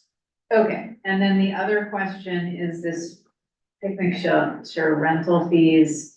It's in red, which implies it's a loser of money, Oh, but yeah. it's, I wouldn't pay attention to the colors on the side. okay, so it should be green, but just small, right? Yes. Or white, Yes, because it's yes, not much. yeah. Okay, Yeah. okay. Nigel and then Val. That was my question. Oh, okay. Okay. The expanding Cape cameras, are the numbers there, do they reflect the increase to 136 or are they just on their own? Separate. Those are pre 136. The 136 happened late in the game. So yeah, those are before the Okay. increase in those costs. So they would be higher. They're like third-ish higher. Yeah, yeah. Thanks. Good question. See Jeff nodding.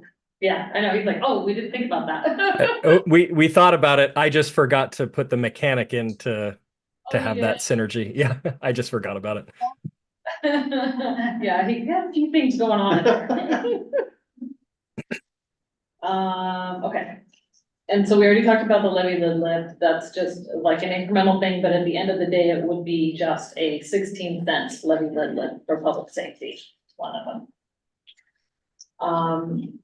Offering a utility tax rebate program, and so that would cost the city, I have $225,000. another question. Yeah, Sorry. no, I love it. Going back to the little picnic shelter rental fees, does that take into account like the staff time to administer something like that?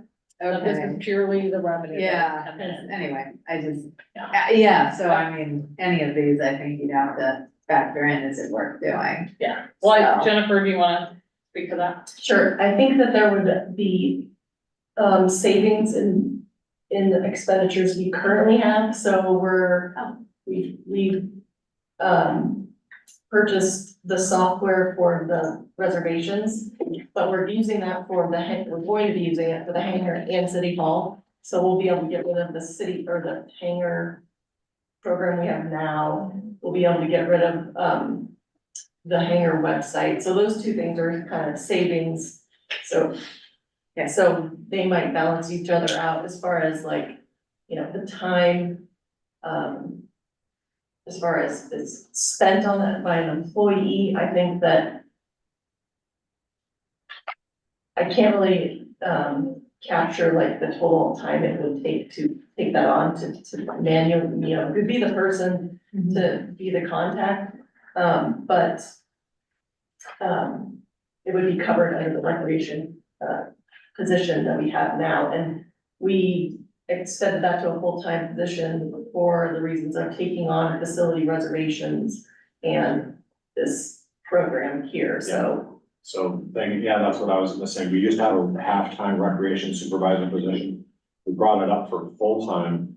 And one of the reasons we did was to build the capacity to administer new programs. We saw this coming down the line. We wanted to bring the position to full-time so that we could add things like this to that. But this is an example where we do actually have some capacity to take it on. One of the rare examples.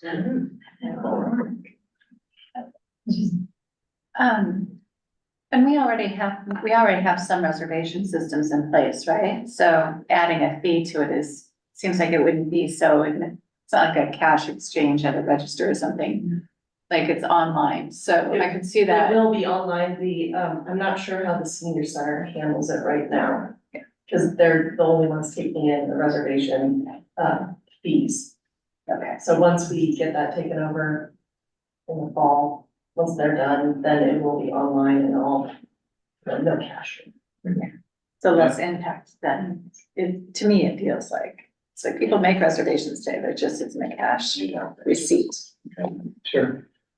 If he wants to help answer the question, we'll go to Nigel after Rob adds a little bit. Yeah, so I don't know if I've mentioned this in one-on-ones or not, but we want to bring the Rhododendron Park picnic shelter under one-stop shopping for all picnic shelters. Right now, the senior center keeps all the revenue from that.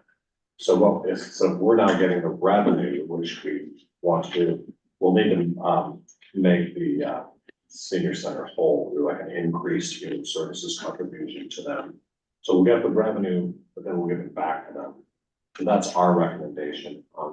Because we don't want to tell the public, hey, for these 3 picnic shelters, you go to the website. For this other one, go to the senior center. We don't want to do that. So to consolidate them, we're going to do that. We're going to get the revenue and then make senior center whole. Rob just answered my question. And I would just add that it's going to be a one-stop shop period for any reservations. Picnic shelter, city hall, and the hangar will all be at one location. And Sports Hill too? Yes, it could be that way.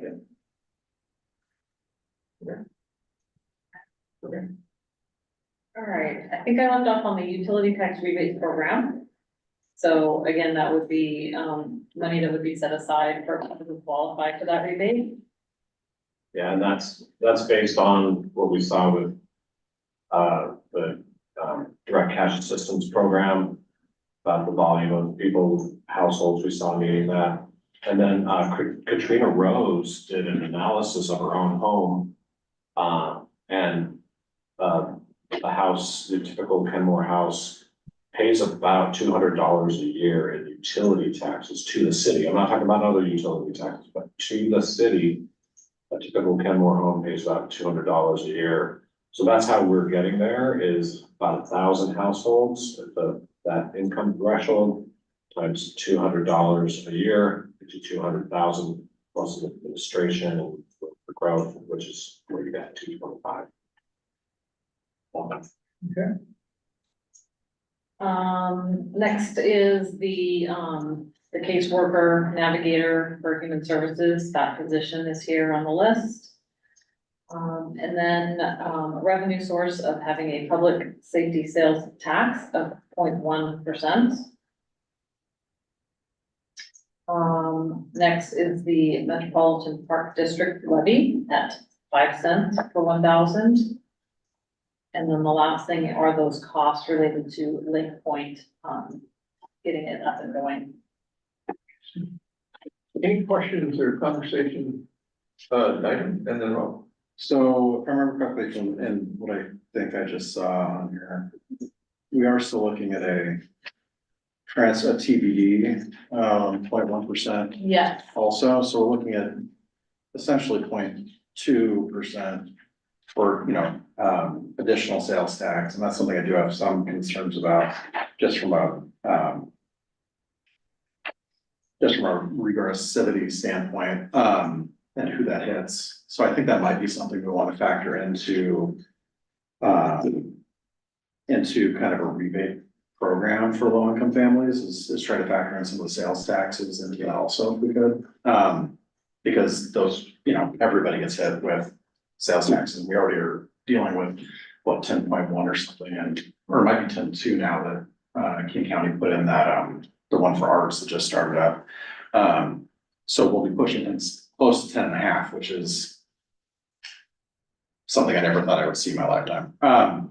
So anyway, if we were to do both of those, I would like to take a harder look at increasing the payouts essentially to lower income families, because the sales tax concerns me.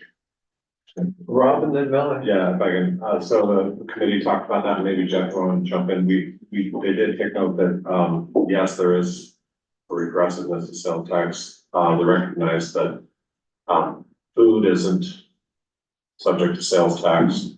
There's also this, I think this navigator can also help with this regressivity issue, because as we saw in the needs assessment, there's just so many, services that go underutilized, where folks are leaving money on the table because they don't know, A, they don't know they exist, or B, how to access them, or C, how to get to them. And so we think that a navigator, especially if you couple it with a rebate program, because they'll have to come to the navigator for the rebate, we think a navigator could open up a lot of other economic opportunities for folks to help with what you're talking about. Yeah, I was just curious why eliminating the admissions tax was such a high priority. That's a chat. Well, yeah, Jeff, you want to try to, yeah. Sure. Yeah, I think that it was mainly just the fact that we have so few businesses that would qualify. And many of the task members thought that any tax that was so specific to so few businesses felt a little targeted. And the bowling alley, for example, adds benefit to the community that they didn't want to penalize any more than they needed to. And then just the general preference to encourage that we also considered expanding B&O taxes to more businesses, but that also scored very, very low as an option, just because generally we wanted to make sure that we're being business friendly in Kenmore and not add taxes and fees that we don't necessarily need to. May I ask how long we've had the admissions tax? We haven't implemented. We haven't implemented it yet, so we passed it and we haven't implemented it yet. Okay. So I got a few questions, just clarifying, we're not making decisions today, right? This is just No. discussion. Cool. A couple more, going back to the senior center and the rental fees, and I'm hoping to understand this sort of relationship and what happened there a little better, but is it also the case that that's the only rental fees we're charging currently, or they charge it currently and we're inheriting that, sounds like? So is it the only rental fees we're charging for? We charge for the ball field. And we charge, I'm looking over at Jennifer. And we charge for City Hall, so it's not the only rental fees we charge. But, what's the other part of your question? It sounds like we're taking that over, and I guess I just wanted to understand that relationship better, and like, what would the kind of the numbers of that financial impact be? Like, Oh, yeah, so they collect about 10,000 a year in revenue for that picnic shelter, and they keep it and use it to run their programs. And we don't want to take that away from them, but we do want to bring picnic shelters all under one umbrella, so that people aren't confused as to where they need to go. And then what we'll do is we'll take the revenue from that picnic shelter, that specific picnic shelter, and give it back to the senior center in the form of an increased human services contribution. Gotcha, okay. Two more comments, which might be too far afield for today, but I'll just throw out there. The economic development manager, obviously this is development, big topic. I know we've also had some consultants in the past, like, would today be a good time or should we do another time of like, what were those lessons and like, how have we done on pursuing those or like, how's that going, I guess? I defer to y'all today, but good time for that, but yeah. Yeah, maybe during the budget process. Okay. Later. Sure, okay. So the question is really one approach versus the other, or, and just how, what's our experience on that? Yeah, consultant versus like an FTE, sure, and also, yeah, the experience of one, but yeah, what was the takeaway? Okay. Last piece, it was just broadly drive their support for the Navigator program, I like that idea. Okay, Melanie? Yeah, I forgot, I had another question, on the B&O tax, that it didn't make the cut. My question would be, did we cut, when it landed in the lower priority, was there a comparison to how business B&O taxes are applied in cities, you know, in our area comparatively?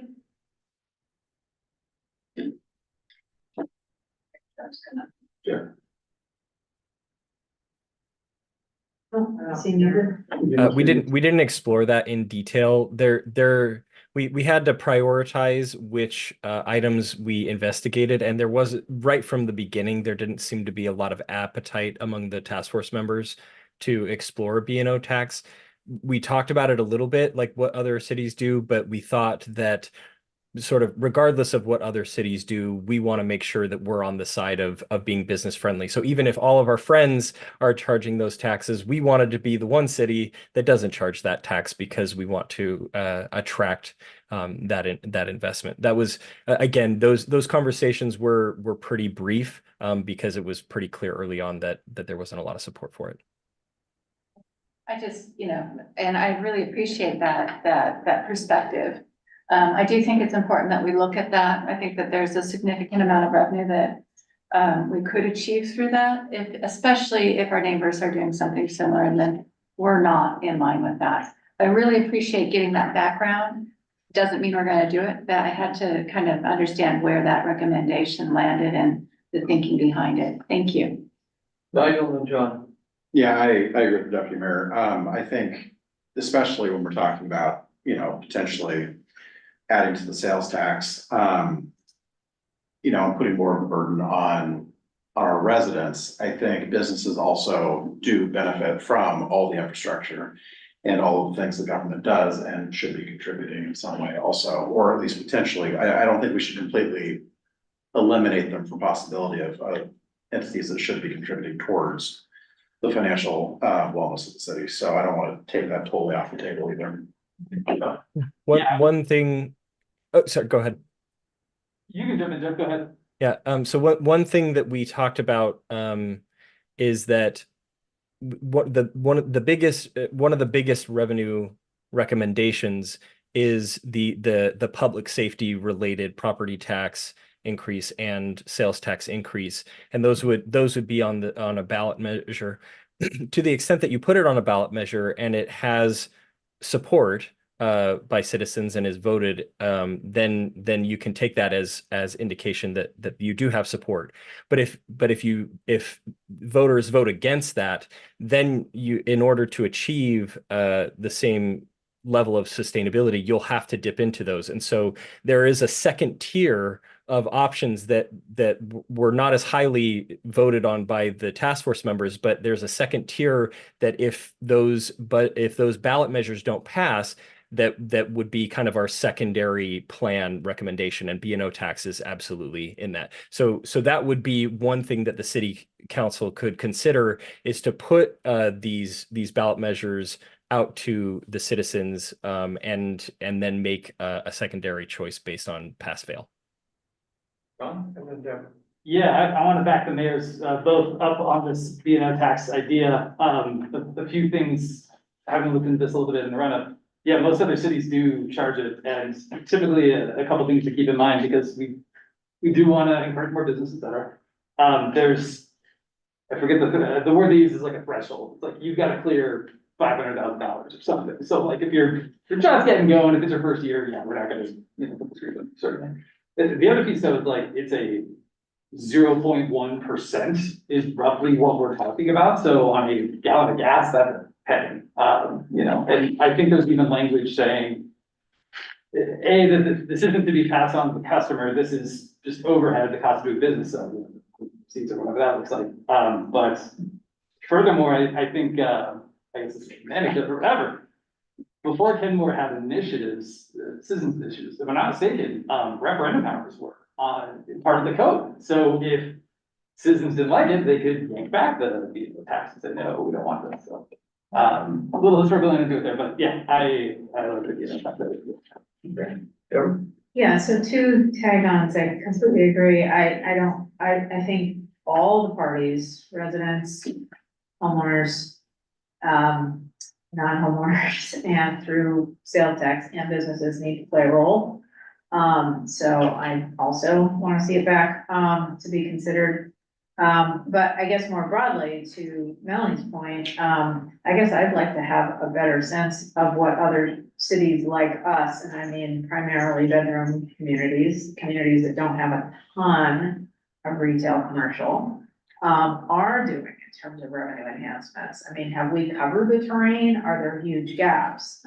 Clearly, B&O would be a gap, but are there others? I mean, I just don't know even what the landscape looks like.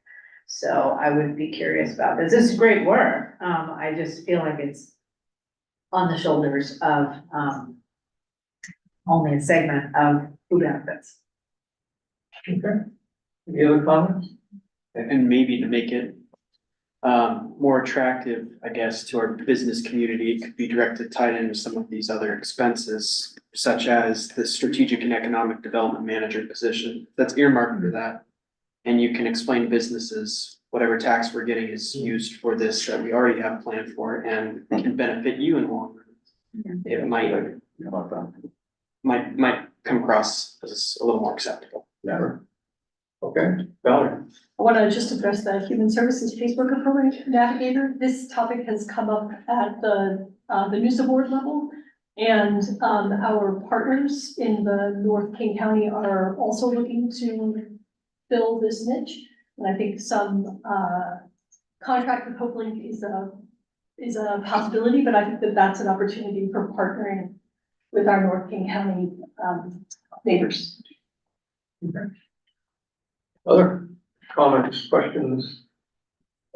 I do have a request, Oh, excuse me. but I don't have to go first. Oh, go ahead. When we next visit these topics, it would be very helpful to me as a new council member to have this go back in time so that I could have a broader context, if that's at all possible. I feel like I've seen it before in the materials you provided us and I could maybe dig it out, but if I could see that, that would be helpful to me. Thank you. What is your, how far back would you like to see?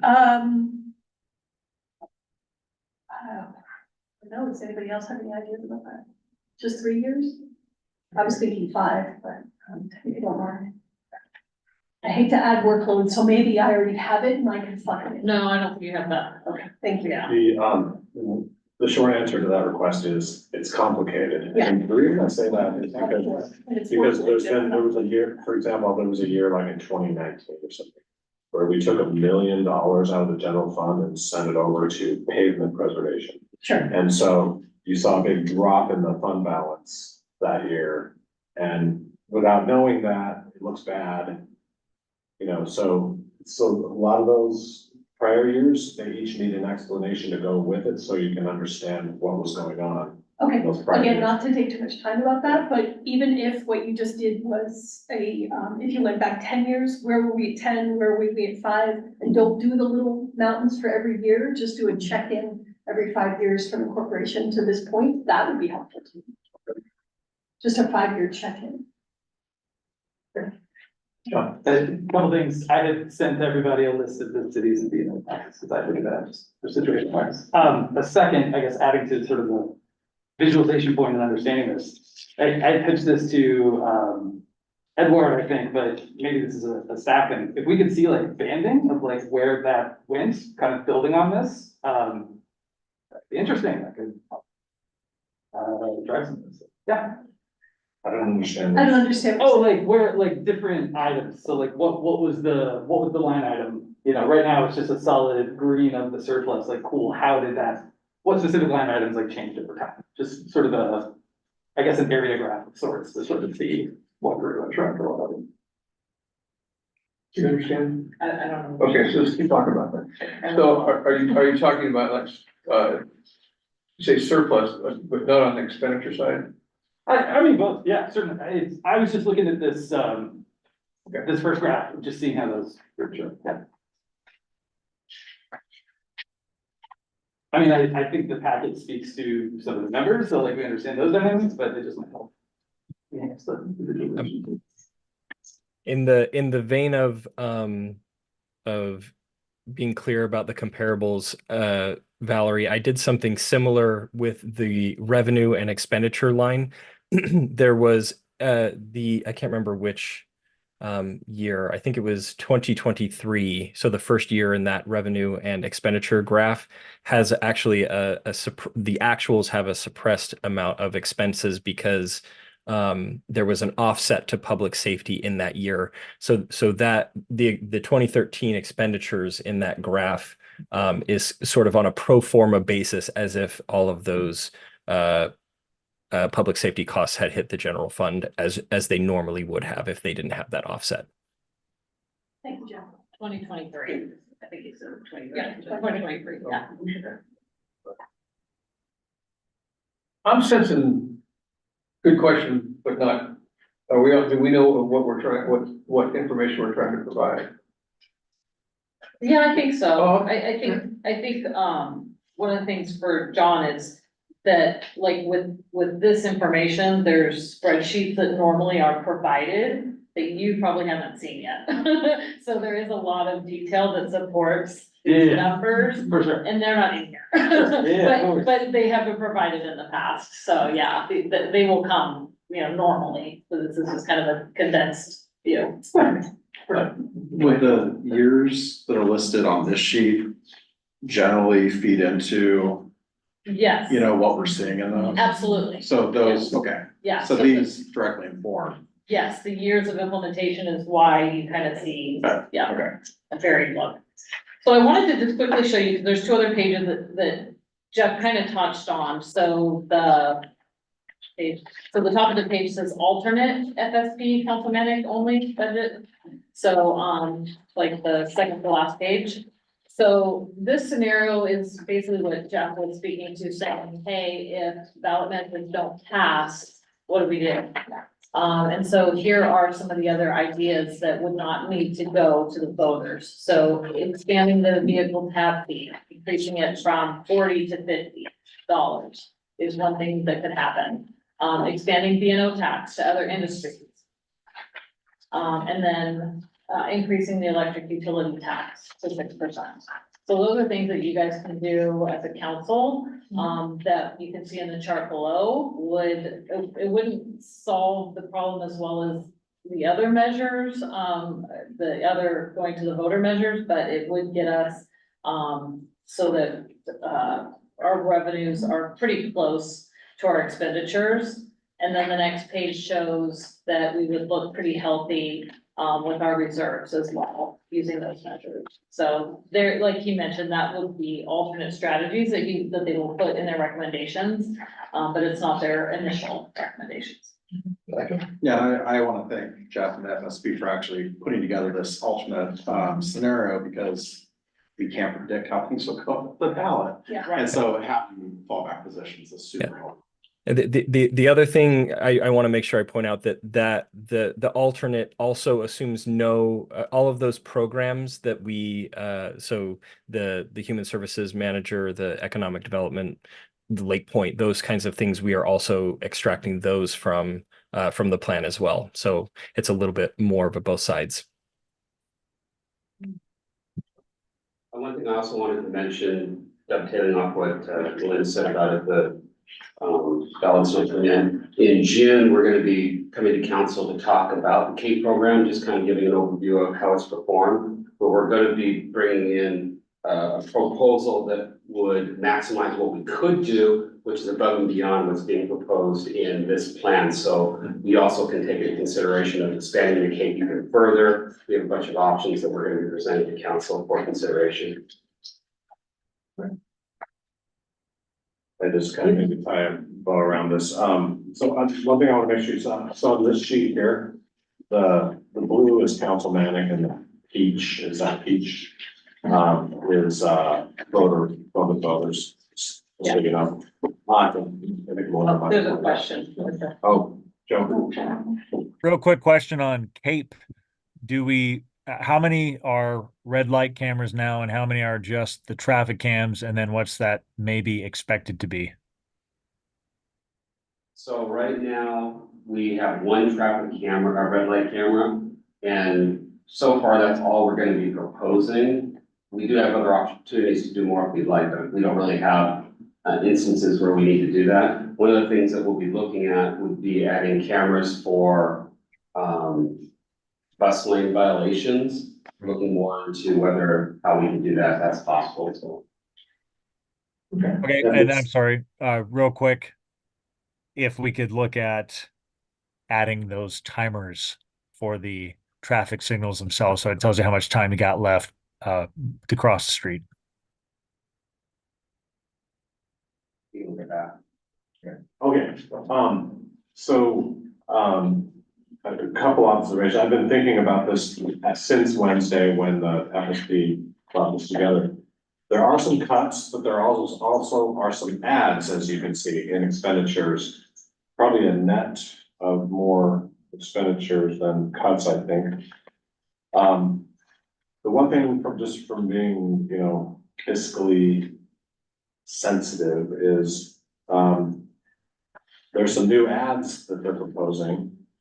And I'm a bit, and it's also very dependent on a bunch of new tax increases coming in, like the sales tax, public safety, the transportation sales tax, the public safety sales tax, levy lid lift increases, and, you know, photo enforcement revenue, et cetera.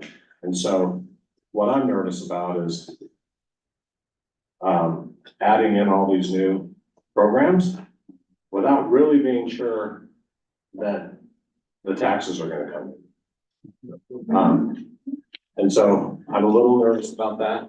That been kind of crossing my mind more and more. That's kind of what a drive from Kenmore to Leavenworth.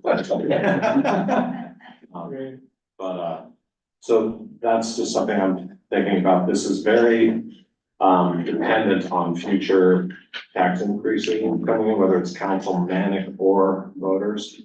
And so do we go ahead and start up all these programs when all those revenue enhancements haven't come into place? So something to think about. From a process standpoint, this is going to be presented to you more formally by the task force members at the May 6th City Council meeting. Edward LaSalle is working with the other committee members on a slide deck as we speak. So on May 6th, it'll be presented to you more formally. You can get additional feedback there. And then what I anticipate is that in June, we'll be asking you to adopt this with or without modifications. So you, like, for example, you could say, we don't like this, we might want to add B&O tax into the plan instead of that. So in June is when you would give us your sense of that. I'll probably also have some proposed modifications or maybe even different ways on how to describe things. And one other point to make is the FSP task force, technically, they're making recommendations to me, and then I make recommendations to you. And so the final plan that you'll see in June will be with some of my own proposed modifications.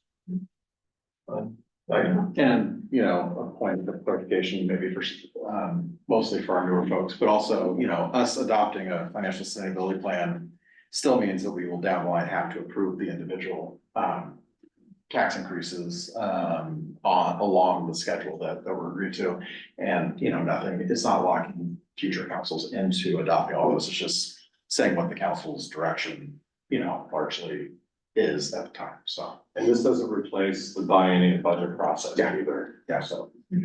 Yeah, so that relates to my question. So we are, I mean, confirm, I guess, two questions, confirm that we are doing kind of the process that we did a couple years ago for the last biennial budget, which is a look at all, you know, across departments, what are the potential cuts that could be made, right? So we'll be doing that exercise as part of the budget process, which to me, I mean, this is, so we could approach this as, here is the direction, assuming that we need to make revenue enhancements. These are the ways we might do that. Or we could use it to actually inform the budget process more directly after we know what the budget looks like minus any revenue enhancements. I mean, I just feel like it's a little bit cart before the horse to say we're going to adopt this in June, you know, contextually, like without knowing what is our budget, what are our priorities, right? So I don't know, maybe that's just me, but I mean, I guess as long as it's kind of generic direction, we could use it. I don't wanna lock us into saying we're going to implement these things on this date, which is what I see in here. So, yeah. So I'm a bit confused. I thought you said that this is an advisory list essentially to you, and that the formal budget process that you'll be putting out, not that maybe some of this, maybe No, not. that, yeah, so the way we did it in 2020 is the FSP task force had some recommendations. We brought them to the council, I believe, in September. Council gave feedback on what they wanted to see. We made those changes, and I think council adopted it like in October or November the next month. So, and remember, this is a long-term look. It looks beyond 2 years. It looks through 2030. Right. And so that's another thing to keep in mind. And one thing I like about what the task force adopted back in 2020 is we're following it. With the exception of admissions tax, the city council has implemented all the measures. So they called for a service water utility tax, and council implemented it on schedule. They've called for a cable TV utility tax, council implemented it on schedule. It called for bank capacity, council doing that. Council was following the existing plan, and so I do recommend a plan that says, you know, in this year, we expect that you will adopt this, and this year you will adopt this. It doesn't have to follow the plan exactly. It could be a year or two off, or if revenue and expenditures are doing greater than we thought, and you don't have to implement that measure. But it's great to have a plan that's looking out, you know, 6 years, 7 years, 8 years. Melanie, Valerie, and then I wanna look at our schedule. I'm gonna shoot you a break. Yeah. I'm hoping this will be brief. No, Melanie's first, then Valerie. Oh, I'm sorry. Sorry. First, Jeff, I just want to say this is exceptional work, and I really like how you prepared this and presented it to us. It's really easy for me to follow and analyze, which is saying a lot. But I have a question, and the question is, did the task force consider the sale of city property such as the current public workshop location as part of our sustainability plan? We did discuss the city property and how that would impact the city budget. There seemed to be there was some healthy debate about whether the city should maintain certain property strategically or for to influence development and capture development opportunities. But one thing that seemed to have broad support among task force members is that we shouldn't sell property in order to support the general fund and street fund ongoing operations, that if those properties were sold, that those funds should go into the Strategic Opportunities Fund. So there was debate on whether certain properties were meeting the best use for the Kenmore community, but it was mostly about, well, should it be this property or should we sell that property and use those funds to be able to jump onto other opportunities that are more present. I really appreciate that answer. It's just actually probably exactly what I wanted to hear. Thank you. Okay, Valerie, and then let's look at a break. Thank you. I just want to echo Melanie's comment about accessibility of this report and functionality of the committee. I'm super impressed. And to that point, we have this forecast out to 2030. The last time we had a task force was 2020. I'm assuming before we get to 2030, there will be another task force called. We'll see how things are doing. Sure. And if our forecast is looking great for 6 years, we may not need to convene one. There's not a regular schedule. We wouldn't anticipate automatically doing it in 4 Yeah, years. just as We do it needed. as needed. Okay, thank you. Yeah. Ron, you want to flood that? Yeah, I just wanna say, Melinda's been fabulous. She has worked so hard. So has Carla. Carla's been working behind the scenes on this. This has been, in addition to the heavy workload they have, just to keep the city's finances going. It's been brilliant. So Melinda, you've been here about a year, about a little more than a year. Yeah, so pretty new finance director, wrapping her head around this stuff. And she just really has done a great job, worked super hard. And then this task force, I'll say this again on May 6th, but this task force has just been the dream team. They are high-speed people. They're professionals from various walks of life, and it's just been so fun to see them interact and contribute. Just a great mix of people. Jeff in particular, the whole task force is amazing, but Jeff, you are by trade, you're like a manager of financial analysts. Is that what you do? Mm-hmm. Yeah. And so like, he is lending us his professional expertise on this. And he's actually, we probably would have had to hire a consultant if it wasn't for Jeff. And so Jeff, I wouldn't be surprised if you send me an invoice. But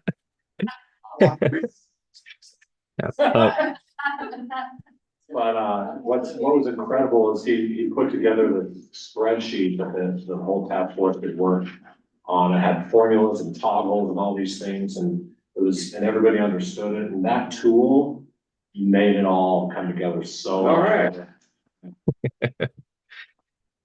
Thank you. No, it's been a pleasure to work on the task force. You will probably hear this from other task force members when we have our more formal meeting. But it was a pleasure to learn. I served on the previous task force as well as this one, so I was able to learn from my previous experience and leverage that for this time around. And it was great. So and just one other thing that, with this time around, we didn't have that consultant. That the one thing that the consultant lended us in the previous task force that we didn't have is a lot of expertise about what other cities do. They did consulting, this kind of work for lots of different cities. And we didn't have that as much this time, that expertise and that context. And so as you are contemplating adopting a plan or taking recommendations from staff, I think it's important to understand that context and give yourselves a little bit more room to discover things or understand things about our neighboring cities, about trends, as staff has more time to think about those. So just some of those comments that were made, I think that fits with the context of this group, which is we did incredible work. We had a great task force, but I think that there's a little bit more work to do over time. As you adopt and implement these specific things. And then just so that the task force finished its work on Wednesday night around 9:30. And I saw Jeff get on his bike and ride away as fast as he could. He went straight home to his computer and he put together this massive report that night. And Jeff, I don't know, I saw you hit the send button at 6 a.m. I hope you went. I scheduled the send just so that you couldn't see how late I stayed up. He put hours into it that night, so past midnight, I'm sure. So really huge contribution, Jeff. Thank you so much. Bravo. Thank you, Jeff. Yeah. Okay. Jeff. I need to leave. Thank you. It's been a pleasure, and we'll talk again soon. Thank you, Jeff. All right, so come back at 2:30. Please get up, walk around.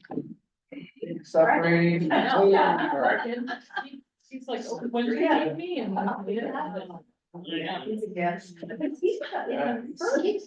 Ask for it. Yeah, I know. Yeah, I remember thinking, oh, this was a.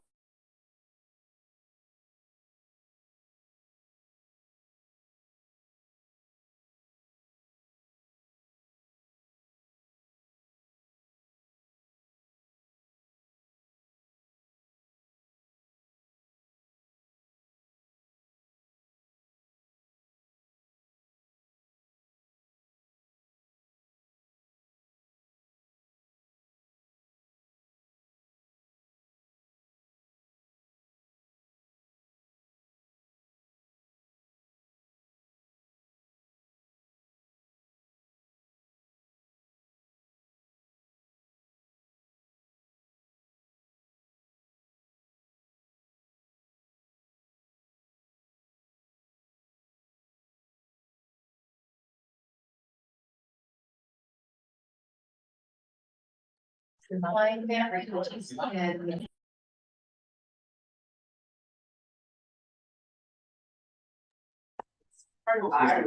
can you hear us? All lines. Yes. And they are. Hi, I can hear you. Can you hear me? We can hear you great. Okay, So, great.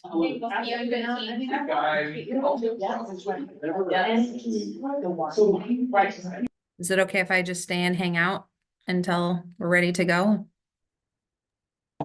Yes, yeah, we're gonna get at 2:30. I just wanna mute, and go off screen. Sounds good. Thank you.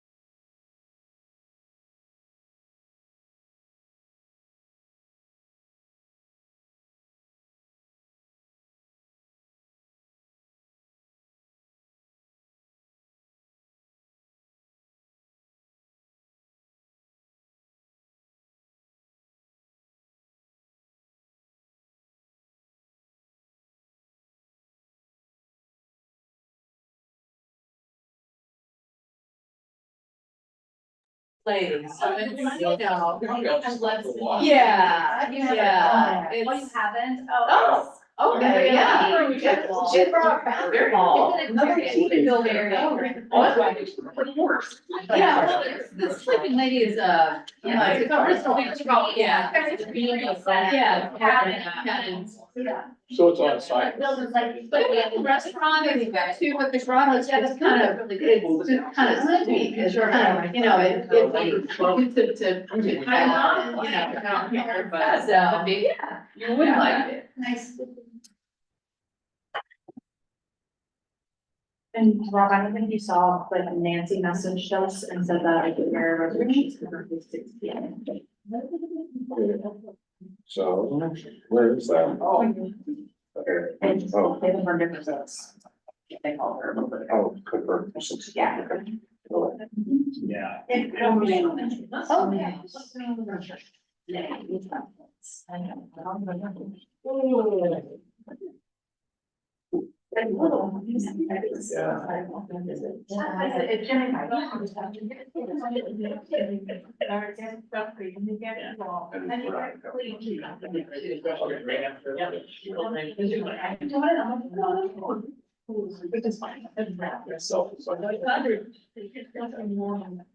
Oh, in the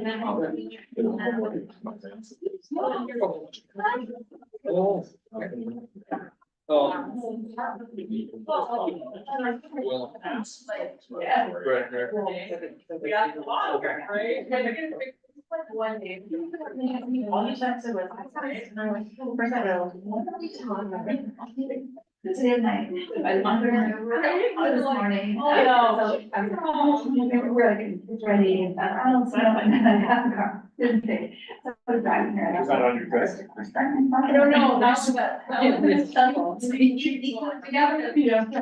Yeah. So we got the great guy. Yeah. Tomorrow night, but then I was a great guy. You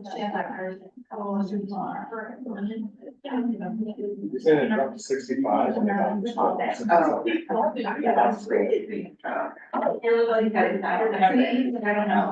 And we actually don't want to take everything, but kind of a little bit longer than it is. One day. That said, you're going to stop at 65. Oh, that's a good one.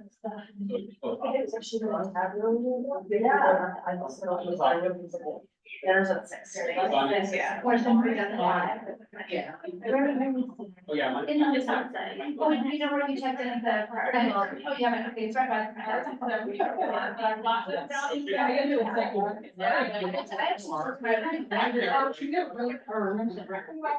In the main or what? I mean, mine was in the main. I checked in and he was like, oh, you just want to lie, you were there. Yay, so I was like, oh, sweet, so I got my bag, and I told did. Yeah. That's so nice. It's so nice, I just like, hello, I'm nice to see you. That's kind of the case. Yeah, I heard about the 3rd floor. So I got all of our, you know. So, yeah, I got it. I did not write. I did not. Sam's house. We yell. We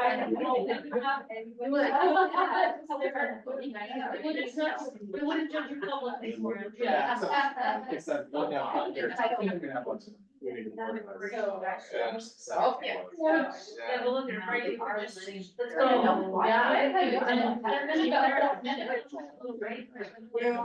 You know, I wondered why. That's what you're saying, should be dribbling though. I'm already. Oh, yeah. I am gonna be here.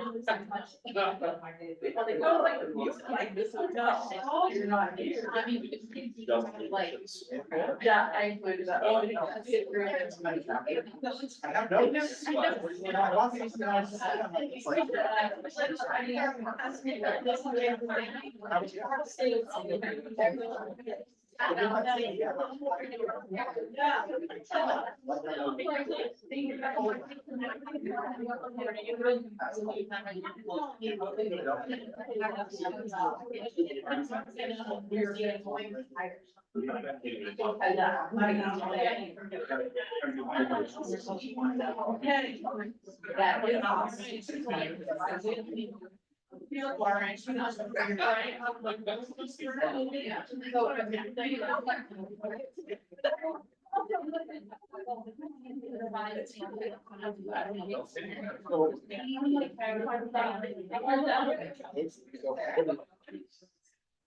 I'm curious. I know about something.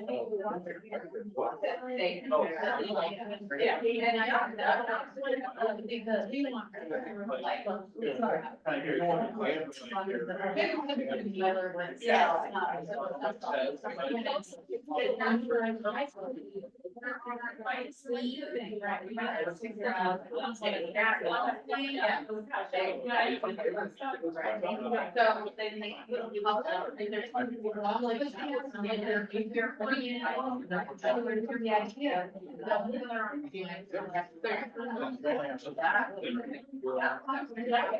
And I mean.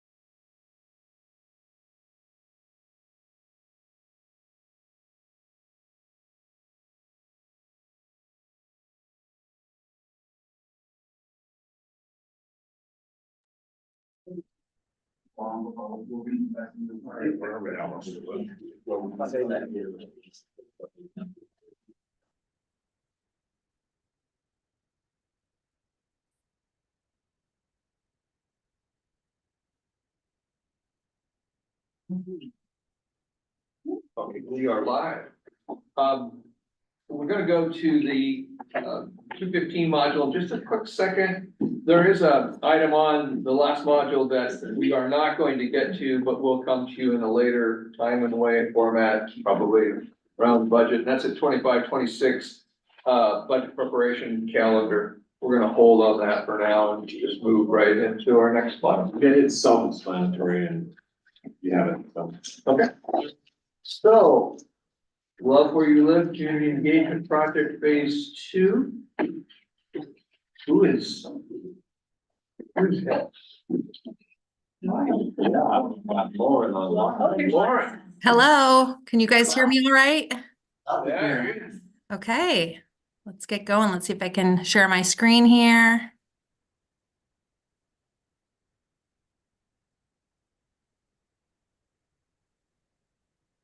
All right, are you guys seeing that okay now? Yeah. Okay, great. All right, well, thank you for inviting me to join the retreat today. I'm excited to share more results from the Love Where You Live Project Phase 2, Community Engagement and Outreach. After I share my results from the workshops, Ian from EMC Research will be joining us to go over the results of the second statistically valid survey that was conducted recently. And then we hope to leave a little time for comments or discussion at the end. So I've had the opportunity to present to you guys a few times on Love Where You Live, so I think you're mostly looped in. So I'm not going to spend a lot of time going over phase one and kind of where we're at, what we've done today, but to make it a really comprehensive report, included in your binders are the results from the phase one community outreach booths last summer, the results from the first statistically valid survey we conducted in December, all the raw data and the organized results from the phase two workshops, and then also the results from the second community survey in March. So there's a ton of information in your binders that's a little bit more extensive than what we'll be going over today. So the Love Where You Live project, as you know, kicked off about a year ago after our city manager was inspired by the book Dream Play Build, which outlines a more creative and less traditional way to host community engagement events. And our goal was to connect with as many community members as possible and to hear about their goals and priorities for the future of Kenmore. We spent last summer at over 22 engagement booths, and we received over 1,100 ideas of what people want to see in their city in the future. We also conducted our first statistically valid survey, and the results of those were presented to you in January. And from those engagement booths, the top two themes that emerged were community spaces and economic development. And so from that, we shifted into planning what phase two is going to look like, and decided to zero in on those two themes, and specifically the spaces that were discussed in those economic development and community spaces themes, which were downtown and Lake Point. So we moved into phase two, and we hosted 4 community workshops in February and March in new spaces outside of City Hall. These were held at the Kenmore Middle School, the Community Club, the Hangar, which was a very busy event day, and Morelands Elementary School. And we had about 200 attendees overall, and just a lot of engaging conversations and discussion with different attendees at each event. So it was great to see it wasn't like a repeat crowd at each of the workshops. We asked participants to use their hands and found objects to build the future of downtown and Lake Point on these 6-foot-long table maps. And we also staffed information tables at the event, so community members could learn more about human services, DEIA, climate action plan, and just general city resources. And from those workshops and our outreach, we collected 550 responses in person, or 550 responses in person, plus a handful of online responses for a survey that was open. So today I'll be sharing the results of what we heard through that outreach. And I just want to point out, staff worked really hard to kind of create a more positive and less formal environment at these events. In addition to just the general playfulness of the Dream Play Build method, we played lighthearted music. We brought in treats from the local bakery, Katie J's The Bakery. We included kids' activities and a Spanish interpreter to try and welcome as many people as possible. Decorated with some lighter and brighter colors, and just want to point out that this was all intentional. We wanted people to feel welcome and inspired and kind of be looking into the future of Kenmore instead of dwelling on the past. So the workshops just provided such a great opportunity to connect with the community and for people to have real discussions with our staff. We had representation at the events from every single department. So just thank you to the staff that worked outside of their normal hours and really came in support of the event, because every staff member brought kind of a different element that they were able to talk about what projects that they were working on. So it was just great having so many staff members involved with this. So let's dive in. Oh, there's Mayor Herbig with our new Hank Aaron mascot. But let's dive into what we heard in these workshops. So this is just a general word cloud of what we heard. And these were some of the most commonly words that came up when we just copied and pasted all the text that we received. So you'll see park. I like the word space in there. People are just looking for spaces to do more activities, to gather as a community, to save the space that we already have and protect our natural environment. Restaurants, water, housing, pedestrian, bikes, connection, gathering. And then my other favorite word in this, which I've been listening along a little bit this morning, and I think it goes with the theme of the day, is more. So that word more, people are looking for more of everything in Kenmore. So I thought it was interesting to see that show up on the word cloud. So in our workshops, we had the downtown table and the Lake Point table. And so first I'm going to talk about what we heard at the Lake Point table. We received 308 responses or ideas that came in about Lake Point at the 4 workshops. And the top themes were number 1, outdoor recreation, which was 29% of the overall responses, economic development at 21.5%, ped bike access at 11%, environment at 10%, open space and gardens at 9%, housing at 5%, recreation at 4%, an amphitheater or concert space at 3%, traffic and parking at 1%, and then that et cetera category was kind of the catch-all for all the other comments that didn't fit into one of those other buckets. And so I'm going to dive into those top 2 themes that are bolded there so we can see what that actually means. But overall, the sentiment around Lake Point is people want to be outdoors with spaces to be active and with access to the water. They want to shop. They want connection to downtown and the Burke-Gilman Trail and solid access to Lake Point for pedestrians and cyclists. And people also care about restoring and protecting the environment. So let's go into those top 2 themes here. Oh, first, I just wanted to show some photos of what was actually built on the maps. So here are a couple maps from our Lake Point workshops. And you know, just a couple comments to pull out to share with you guys. Someone said, businesses and living spaces that are inviting, docks with canoe and kayak moorage. Multiple people at different events referenced the Gasworks mound, you know, that like grass mound that gives you a really nice view over South Lake Union. At different workshops, different people brought up the mound at Gasworks, which I thought was an interesting concept. A public boardwalk, salmon habitat restoration, and keeping the vibe funky were just a full few comments I pulled out. And you can see here from the sticky notes, as people were building things, staff members were taking notes about what these 3D expressions meant. So, you know, I can see on there retail, breweries, docks, lake beach park, multi-use sports field, rec center, hotel, private businesses, and a bunch of other ideas. So you can kind of visualize where these ideas came from. So like I said, to break down those top 2 themes at Lake Point, the number 1 theme was outdoor recreation, 29% of the responses. And the number 1 category, when you break it down, was walking trails and fitness. The second most popular category was, and the walking trails and fitness, that included walking paths and biking trails, outdoor fitness parks, and then pickleball and basketball courts, like smaller sports courts. The second category, water access, was 20%, with the theme of like public access to the shoreline and to the beach, hand carry watercraft access, a boat launch, and direct access to the lake. The third category was athletic fields at about 17% of those responses, and that included larger sports fields like baseball fields, soccer fields, and multi-use sports fields.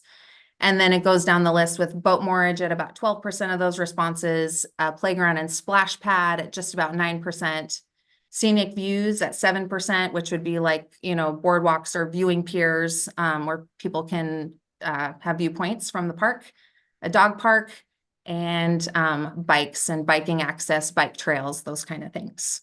So that's the outdoor recreation breakdown. And then our second most popular Lake Point theme was economic development, and that received about 21% of the total responses. And then here's the breakdown into subcategories. You can see that the number 1 category for economic development at Lake Point was restaurant and grocery. And the second most popular one was shopping, just general shopping. And then mixed use retail, tourism opportunities, and then again, that et cetera category. A few ideas that came from the workshops were neighborhood markets, balance of growth plus existing businesses, and artwork, more greenery, and a climbing wall. All right, so now jumping to our downtown table. A few things that came out of this, our number one topic for downtown was economic development with 35% of the results. The second top theme for downtown was pedestrian and bike access. Number 3 was parking and transportation. Number 4 was art and beautification. Number 5 was outdoor recreation. Number 6 was outdoor space and gardens. Number 7 was housing. Number 8 was a recreation center. And number 9 was, again, that et cetera category. It was really interesting. 5, 6, 7, and 8, they all received the exact same number of responses. So they were all exactly 5.3%. And I'm going to dig into that economic development theme. But overall with downtown, the community is visioning more. It's that theme of more restaurants, more shopping, more walkability, more parking, and more connection across the city. Here are some examples of the downtown table and what was built there. You can see here there's a revenue generating marina. We have locally sourced restaurants, a community kitchen, a community center with health and wellness services and employment opportunities. And then you'll see on the far right there, all those popsicle sticks in a row were used to express the need for pedestrians and bikes to have just greater access across 522 and to connect downtown. So jumping into that top theme for downtown of economic development, it's not surprising to see how the categories break down here. It was 35% of the total responses, and the number one theme was shopping, which it did beat out restaurants. All summer long, I've been hearing restaurants, restaurants, restaurants, but at this outreach, when we specifically talked about downtown, people are just looking for general shopping opportunities. Walkable shopping was a big comment there too. The second category was restaurants and grocery with 28% of the response. We had mixed use retail at about 18%. Bringing businesses and opportunity here that will provide more jobs for Kenmore residents was about 7% of the downtown economic development responses. And then again, that et cetera category. So that's the breakdown of that top theme. And then I said earlier, we did have an online survey that was open to anyone during the same time that the workshops were going on, and we received 130 responses online. I did think it was helpful to keep this data separate to be able to compare the results of what we heard online versus what we heard in person, mostly because the in-person experience was so much different than online.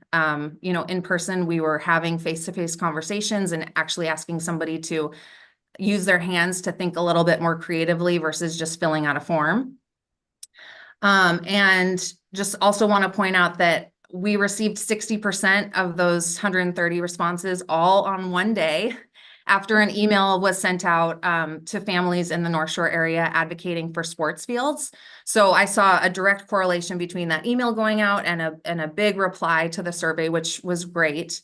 But it did show on these results, you can see outdoor recreation made up 70% of the Lake Point online responses and 30% of the downtown responses. And both of those, almost all the responses are asking for sports fields, athletic fields. So again, that's really helpful information, but just wanted to make sure we correlate it to that communication that was sent out and the people that were responding to that survey. The thing that is interesting about this, though, is that economic development and outdoor recreation were the top two themes, both in our in-person workshops and with the online surveys. So you can see, it's the number one in Lake Point, and economic development is number 2, and then outdoor recreation is number 2, and economic development is number 1 for the downtown online responses. So just wrapping up, what we heard at those workshops, these are a couple takeaways that I thought were important and themes.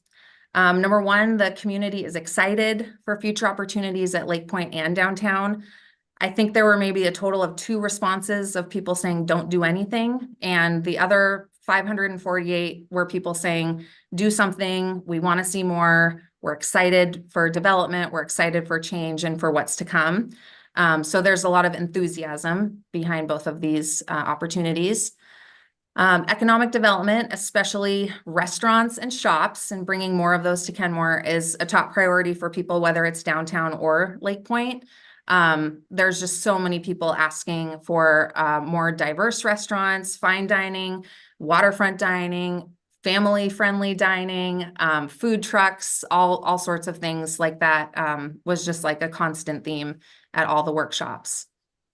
Third, the community is seeking more opportunities for outdoor recreation and access to the water and would like to see more open space and multi-use facilities. So I think that's a theme you've heard for a long time from Kenmore residents, and I wouldn't say they're not satisfied yet, but again, they're looking for more and seeing what's next, and that continues to be a high value for our Kenmore residents. Many of the comments and ideas reflected a need for overall connectivity around the city and better access and connection for pedestrians, cyclists, and drivers. So again, that was a strong theme at Lake Point and downtown, is how are we going to connect it all together? How are we going to make sure everybody has safe access? And, you know, can we get creative on how we could connect these two spaces together? The last main takeaway I just wanted to point out is that the community is open to engagement. Like I said, people showed up enthusiastically. People wanted to have conversations. People were willing to listen, and I think appreciated the opportunity to share their feedback. And then the phrase that just has been in my mind is new places, new faces. I think being out in the community, we were able to touch a lot of different people at different locations. And it was a reminder to me that when we head out to new places and try and meet people where they are, that we get new faces and new comments and hearing from people that we don't usually hear from at City Hall. So I think that was just a really positive takeaway from these workshops. And I think the community is open to engagement, but again, also looking for more engagement in the future.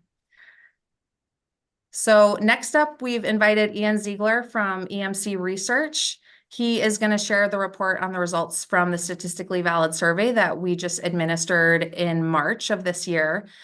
We got 303 respondents to that, and he's going to share a abbreviated presentation today. But like I said, in your binder, you'll find the top line results for that second survey, the verbatim responses on specific questions we asked about affordable housing and Lake Point. So you can see the actual 300 responses that people provided for those. And then a more in-depth presentation. So usually Ian could do a full 60-minute presentation on the results, but for the sake of time today, he's doing an abbreviated presentation, but we did provide the full presentation in your packets for you to dive into a little bit deeper. And then Ian will be presenting again on May 6th. So you will see this information again at your next meeting. Are these two connected, or should we pause for a minute and ask if there's any questions of what you have to say? Yeah, that is up to you. If you have specific questions about workshops and what I heard at the workshops, then I'm happy to entertain those now. And then if you want to hear Ian's results, there might be bigger conversations at the end to hold off on. So I'm totally up for if there are pressing questions now or moving forward. That's up to you guys. Okay. But yeah, that wraps it up for me today. I just want to say thanks for your time this afternoon. And, you know, I'm looking forward to seeing what's going to come from all this engagement. I, you know, continue to just enjoy doing this work and have learned so much about our community through it. So. Don't leave, Deborah? Oh, yeah, no, I just want to thank you, Lauren. I mean, this was amazing. I think we've all thanked you before too, but it was amazing. And I think your takeaway around new places, new faces is really very astute. And I think it's great. We have an engaged community in general, but I mean, this really shows it. And then my question is, I think this last survey was like pretty recent. And do we have this I thought I had seen it in here before, but now I'm having trouble finding it. The presentation about it, is that is in here? Yeah, for the statistically valid survey. Yeah, that's in here somewhere? Yes, it should be in there. It should be in a section right after my workshop items. And again, it's the full thing. It's the top line results, the verbatim responses, and then Ian's presentation. On the next one. Oh, it's like a few back. Yeah, 3 quarters. Well, the January 9th is in. Yeah, it's in the back. It's like if you go from the back, it's like the third green tab. from starting from the back. Okay. It's in there. Okay, March, all right, that's great. It's in there, thank you. Okay, any other questions? Okay, thank you. So I think we're on to me, yes? Yes. Great. Hi, everybody. Ian Stewart, EMC Research. I'm actually joining you today from Pacifica in California. Sorry, I couldn't join you there. I'm going to share my screen. I'm only working off one screen today, so give me just a minute to fix that. And I will make this. He's doing that. Funded, it looks like this. Yeah, said no. No, that's December. Oh, It's further in the back. It looks similar. Oh, Yeah, it's- it says March. Yeah, you're right. March. One other thing to point out is, I believe, if I'm not mistaken, that you have a more detailed slide deck than what Ian is about to give you. So I don't think the two are gonna follow This exactly. one's in March. Yeah, they're not. They will not match. So if you follow his, and then you're trying to follow in the notebook, they're not gonna follow exactly, because the one in the notebook has a lot more data. Why? Because we've limited him to just a few minutes for time's sake. All right, Ian, take it away. Okay. Hi again, everybody. Ian Stewart, Senior Principal, EMC Research. Like we were just talking about, this slide deck is shorter than what you're going to see, so I'll jump right into it. The survey we conducted was one we did via a multimodal approach. This is pretty standard these days. It's a combination of email and text-to-web interviews, so those are done digitally, right? Someone receives an email or a text message to go do the survey. We also do it via phone. Most of that is done via cell phone these days, but there are some people who we still reach via actual landlines. So it's a combination of those all mixed together of registered voters in the city of Kenmore. We did the survey the 20th through the 3rd from March to April. To the total of 303 interviews, we've got a couple extra, because that's our margin of error, plus or minus 5.6 percentage points. We've done a number of surveys for the city. And so if you look down at the bottom, you can see the surveys that we've done for you in the past. They're all roughly about the same size, conducted at different times, all of them the same audience here, going all the way back to 2015. And where we can, we compare some of those results to previous results. So I want to start with, is the right direction, wrong track? We do this a lot because it's a great warm-up question. It's a way to get us some sense of how people are feeling about a whole variety of things. But when we do it here and we say, you look in the lower left-hand corner, you can see the question that I asked. Do you feel things in Kenmore are going in the right direction, or you think things have gotten pretty seriously off on the wrong track? That language is intentional. You've heard me say that before. When we say it like this, we are trying to capture a sense of optimism about the city generally, right? There's lots of ways to ask this question. You could ask it about the country, the city, fill in the blank, right? Whatever jurisdiction you're after. The right direction, right track number has been good when we talk about it specifically in the city of Kenmore for quite a while. You can see there's some movement in the past. One of the main things to notice, and you'll see this a couple times in the survey, is we did a methodology change. The whole industry has really changed in the last, 5 or 6 years. You can really see the effect of that from the December 2019 survey to 23, where we started including more digital components of the survey, right? That's when you see some of the biggest shifts there in the don't know response going down, because it's an unoffered response. And you'll see that show up a couple different times in the survey. So, and anyways, to start with here, optimism is pretty good in the city. One of the first questions and topic areas we covered in the survey is about Lake Point. There's a gray box here, which is the actual question that we asked. This is done on a support opposed scale. And so again, really early in the survey, intentionally, we described that what Lake Point is, and it's one of the largest remaining pieces of undeveloped land between Kenmore Air and the Sammamish River. And we do it kind of generically. It proposed that the city purchase this area to turn into a park, restore habitat, and that the rest of it would be purchased by a private developer to be turned into an urban village with residential units, restaurants, shops, and office space. We finished by saying, all right, do you support or oppose this concept? You can see already by looking at the support numbers, we're in a really high support territory, right? You can see 54% strongly supporting this. So we already got a majority saying they're strongly on board with this general concept. Now, obviously, we haven't mentioned costs. We haven't mentioned all of the details. We've just shared the concept to try to get a sense of what do they think. And so far, pretty overwhelming support for the concept of moving forward with this Lake Point joint development. The next question we asked, question 4, again, lower left-hand corner, we ask a question related to the Metropolitan Parks District. So we say, we describe an introduction and say we have a potential measure on the ballot for a Metropolitan Parks District that would be the same as the city. And it would allow that district to increase property taxes to pay for parts of Lake Point and other maintenance in the city. And it would also offset some of the existing costs.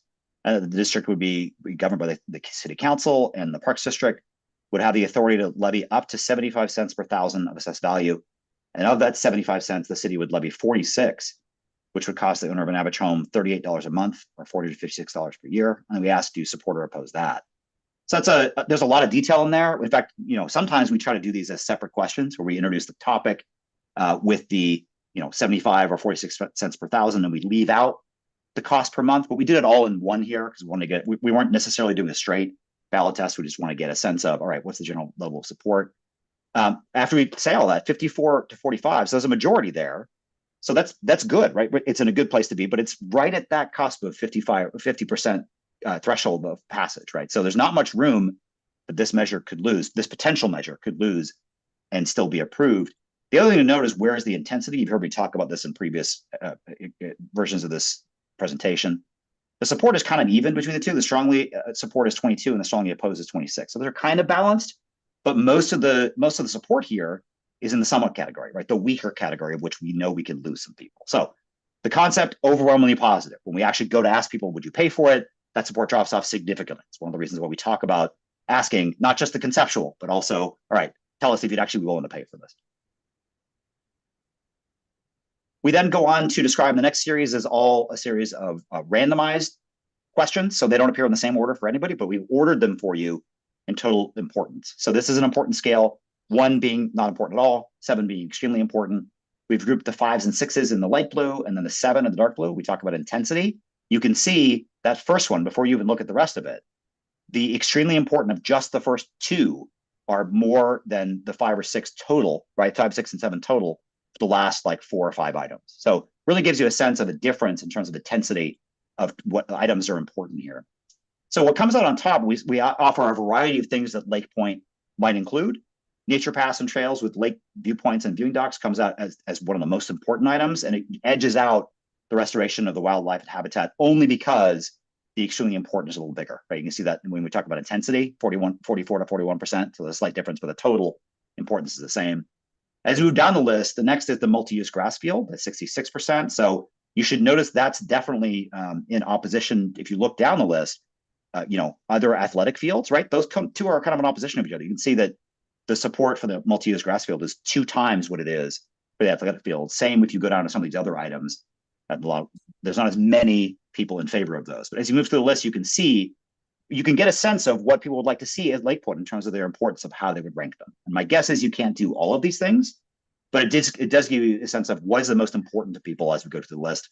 You can see there's a dock there, children's playgrounds, amphitheater, covered outdoor pavilion. These are all around 50% importance or higher.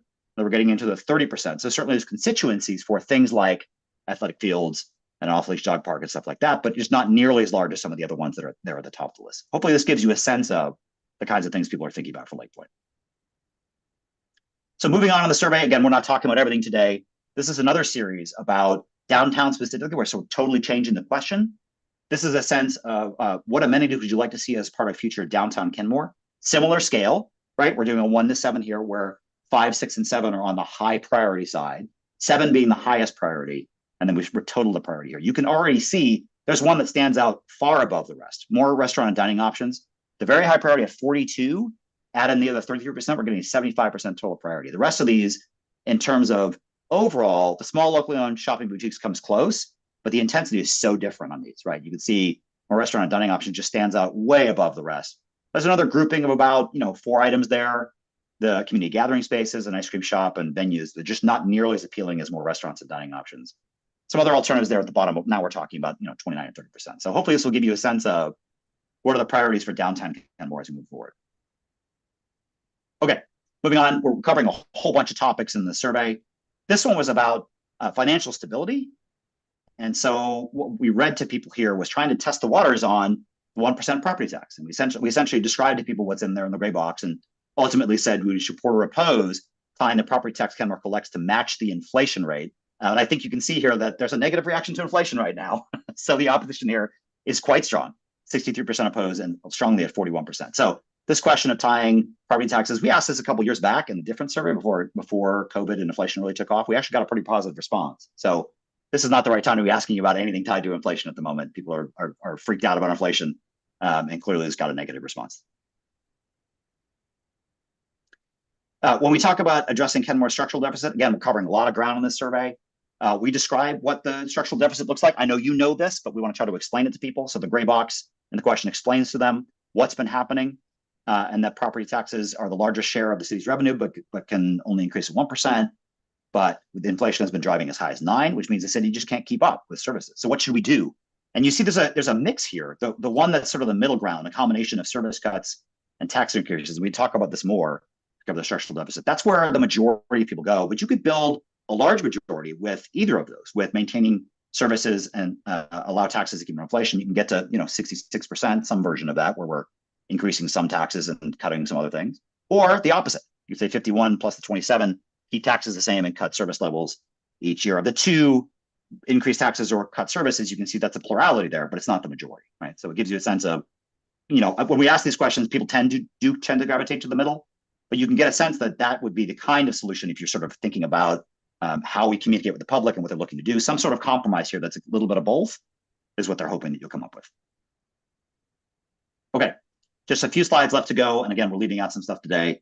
This was what we call a forced choice. And these two statements are, all right, which one is closer to your opinion, even if neither one is exactly right?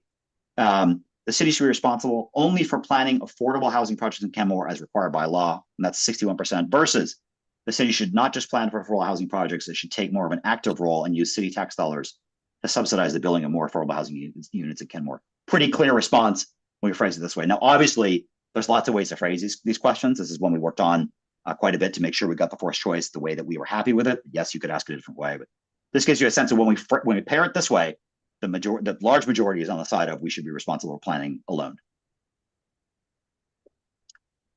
This next set of questions, again, we're getting close to the end here. We did this on an agree-disagree scale, all about housing attitudes. There's a couple ways to look at this. The total agreement, if you look at the far right, you can see in the blue, we'd add up the agree, the strongly and somewhat agree, which is in the dark blue and the light blue. So you get the total agree and the total disagree there in the red. So there's a series of these statements. Again, they don't appear in the same order.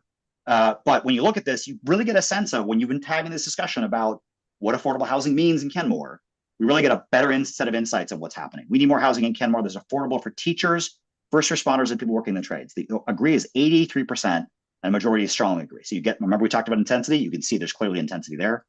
More housing that's affordable for those earning under $100,000 or less and working class families. Really strong there as well. Not quite as strong on the strongly agree, but clearly we're in 3/4 territory here. In fact, all of these are some version of majority or larger, right? 63% is the lowest agreement on all of these, but you can see there's different levels of agreement.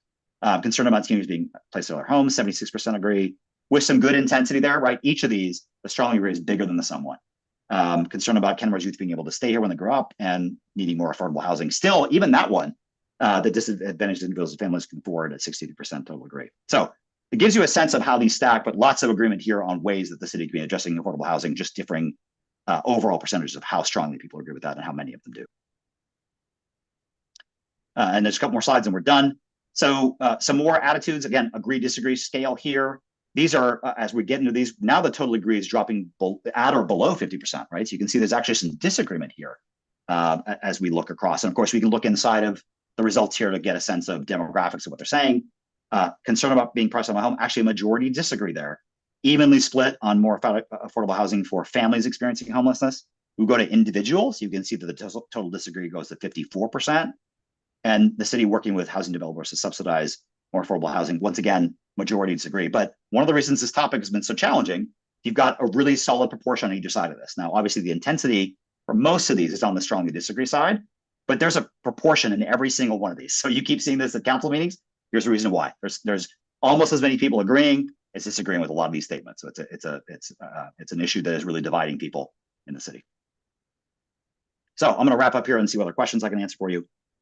We talked about Lake Point. There's a lot of enthusiasm for the concept of Lake Point. There's lots of amenities that are appealing to people, but when we actually go to ask them, would you put your wallet on the line? We get a majority. It's a slim majority, but it's still a majority, right? So that we can start with that as the concept, yes.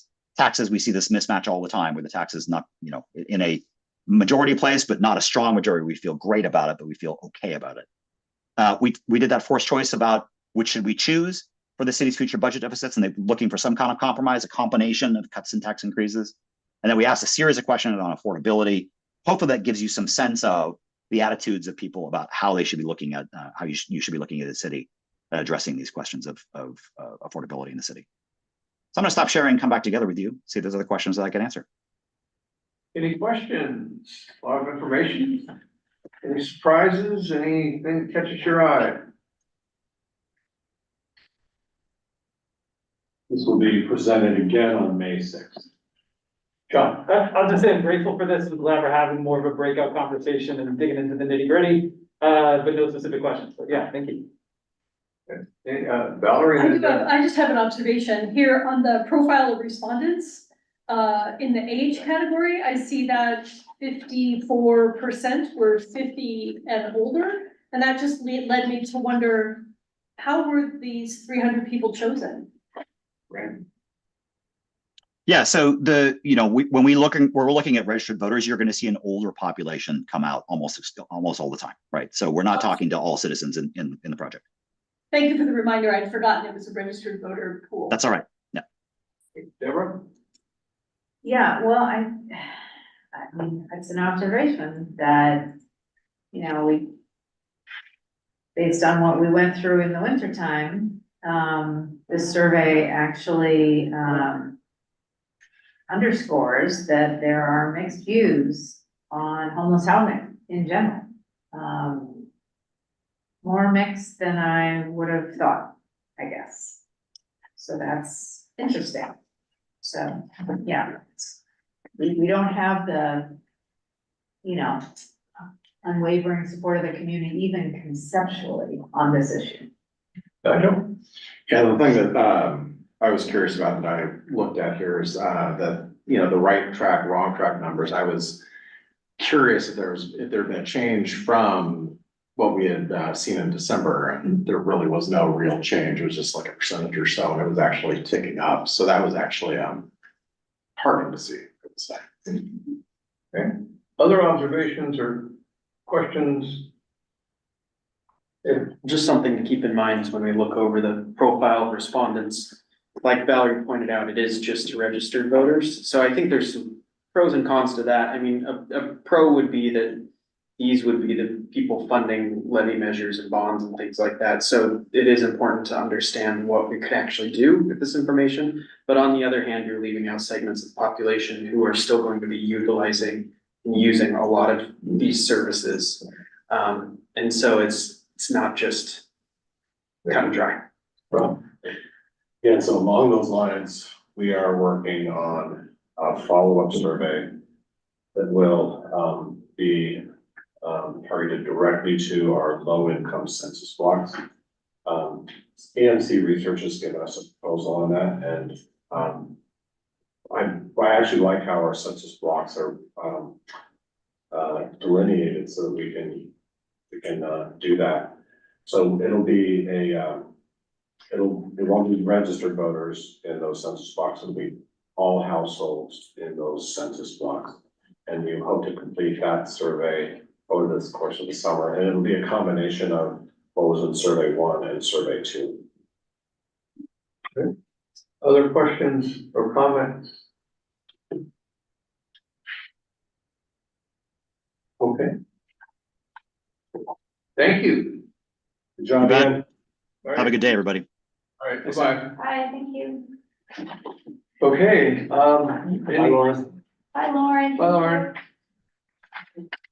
Before we leave this topic, and move to the lake point.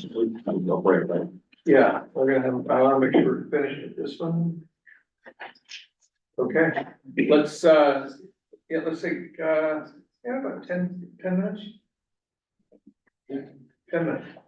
I'm gonna make up 5. And we got cookies, so. And we have cookies. Yeah. All right. We can make it 5 minutes. Oh, Yeah, yeah. we are back on schedule. Take 15, get up and move, get some air.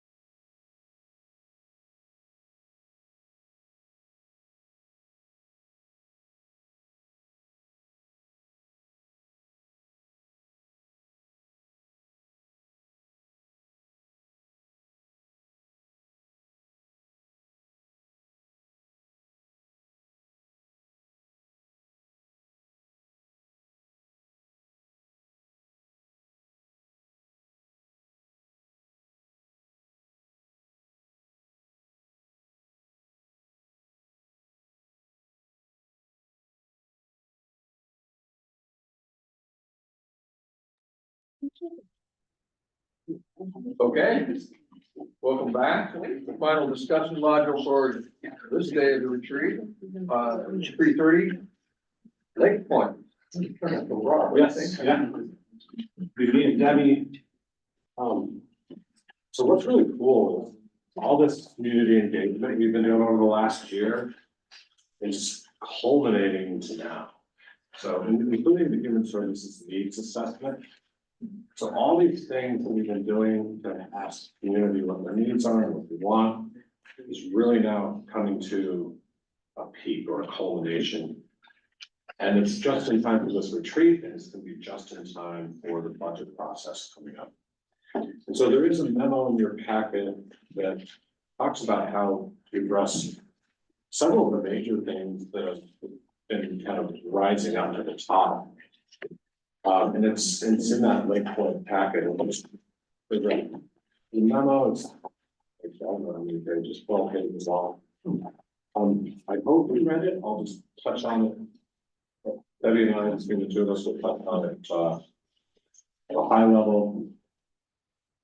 But the summary of the first 2 pages, 2.25 pages, kind of gives you the punchline. And then the rest of the memo kind of goes into more detail. But the memo outlines 3 possible funding strategies. And we had printed this up, and if I can draw your attention to this right here. We had this to printer and had this printed up, but we realized that from the FSB task force meeting on Wednesday night, there should be a 4th option. So we quickly pasted this on yesterday. That's the 4th option, okay? And we'll go into these in more detail later, but just some more background. And we are seeing something pretty important rise up from the human services needs assessment, and that's that navigation piece that we talked about. And we're all very familiar with now. And then there's also these rising costs, and a big chunk of those rising costs are attributable to our police contract, as we've seen. And then also we've been funding things like RACER with one-time strategic opportunities money, and it's time to, you know, take that ongoing program and put it in our operating budget. It is in fact now in the forecast instead of off to the side in the strategic opportunities fund.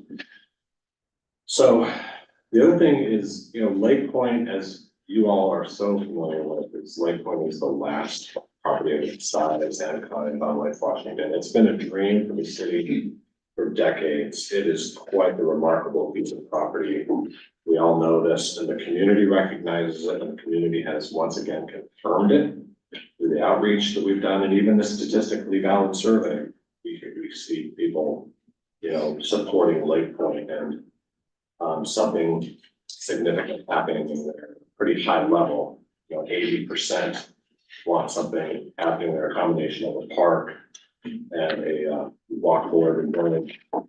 So that's what I love about where we're at now, is we have all this really timely and useful information from the community that's now kind of shaping what we should do next strategically as a city. And as you know, we don't have the resources to do all this, and so it's likely going to be going to the voters for some sort of measure to advance Lake Point, or to help us with our public safety costs and human services costs. And so Debbie's going to walk you through some strategies here. Before we do, one thing we did is we looked at what a park at Lake Point could be.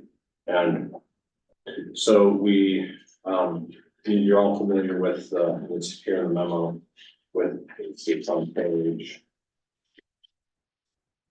6 of the memo. You can see what we're looking at, and this is what we brought to the community workshops. So it's this picture up here. We're looking at acquiring the shoreline, and also about 4 acres of what I'm calling a point park or a central park. And that was brought to the workshops, the Love Where You Live workshops. And, we're also in some windows right now where we can be applying for grants, and Richard has done an amazing job jumping on the Conservation Futures grant to help us purchase the Lake Point shoreline perimeter. In fact, just last night, Richard and Debbie went in front of the Conservation Futures Committee to make the case. They did a good job, by the way. Thank you for repping the city so well. And the committee had a lot of great questions and stuff. So Richard's also applied for 2 other grants, one of which would be to help us with due diligence. And that grant will be hearing whether we got it in the next, what do you think? So? And then the money becomes available in July. So cross your fingers on that one. So there's a lot of stars kind of aligning right now. And this memo also talks about what those stars are. So for example, you know, it's once every 4 years you have a presidential election. Why is that important? Because you get more voters than ever at a presidential election, and you get more diversity of voters as a presidential election. And I think that's important because you're hearing from a larger group of the community at a presidential election. We also have this momentum that's been generated from the Love Where You Live project. We also are in a situation where the property's not being tied up. And I've been here for about 12 years, and 8 of the 12 years, the property's been tied up. So it's not rare that the property's not tied up, but it's more often than not that it is tied up. What do I mean by tied up? Meaning a developer has an agreement on it, and then therefore we can't do anything because a potential developer has control over it. What else? Let's see. Yeah, I mean, I think those are some of the main kind of stars that are aligning right now. Where we have these opportunities for grants, presidential election coming up, Love Where You Live enthusiasm, and no, the property's not being controlled right now, and we're able to talk directly to the property owner. So those things right there make it so that we should probably try to do something, especially when the community feels about this.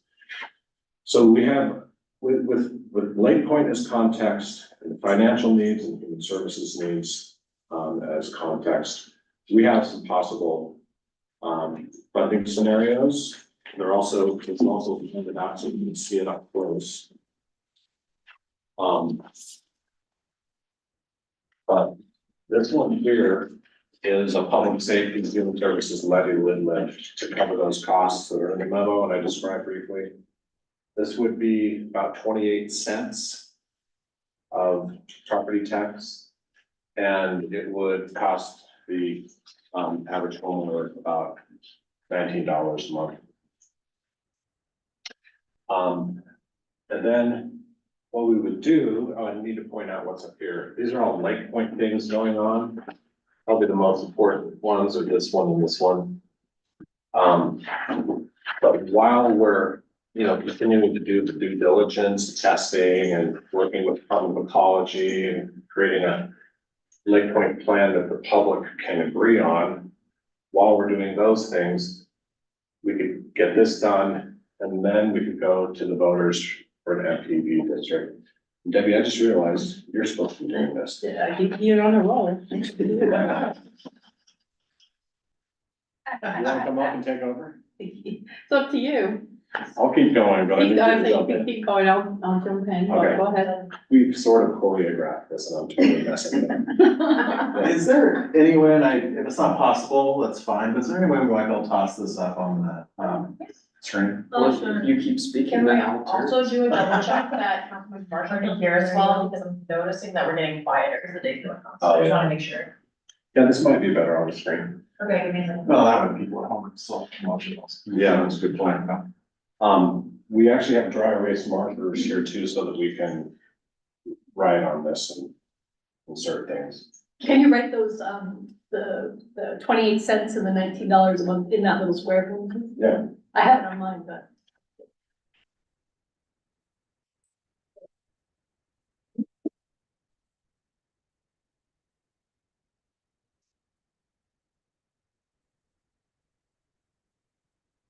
Is that our previous one, Marshall?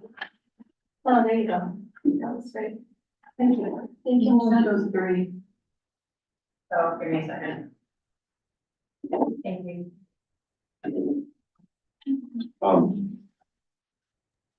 Where to go? Pulling up the updated one.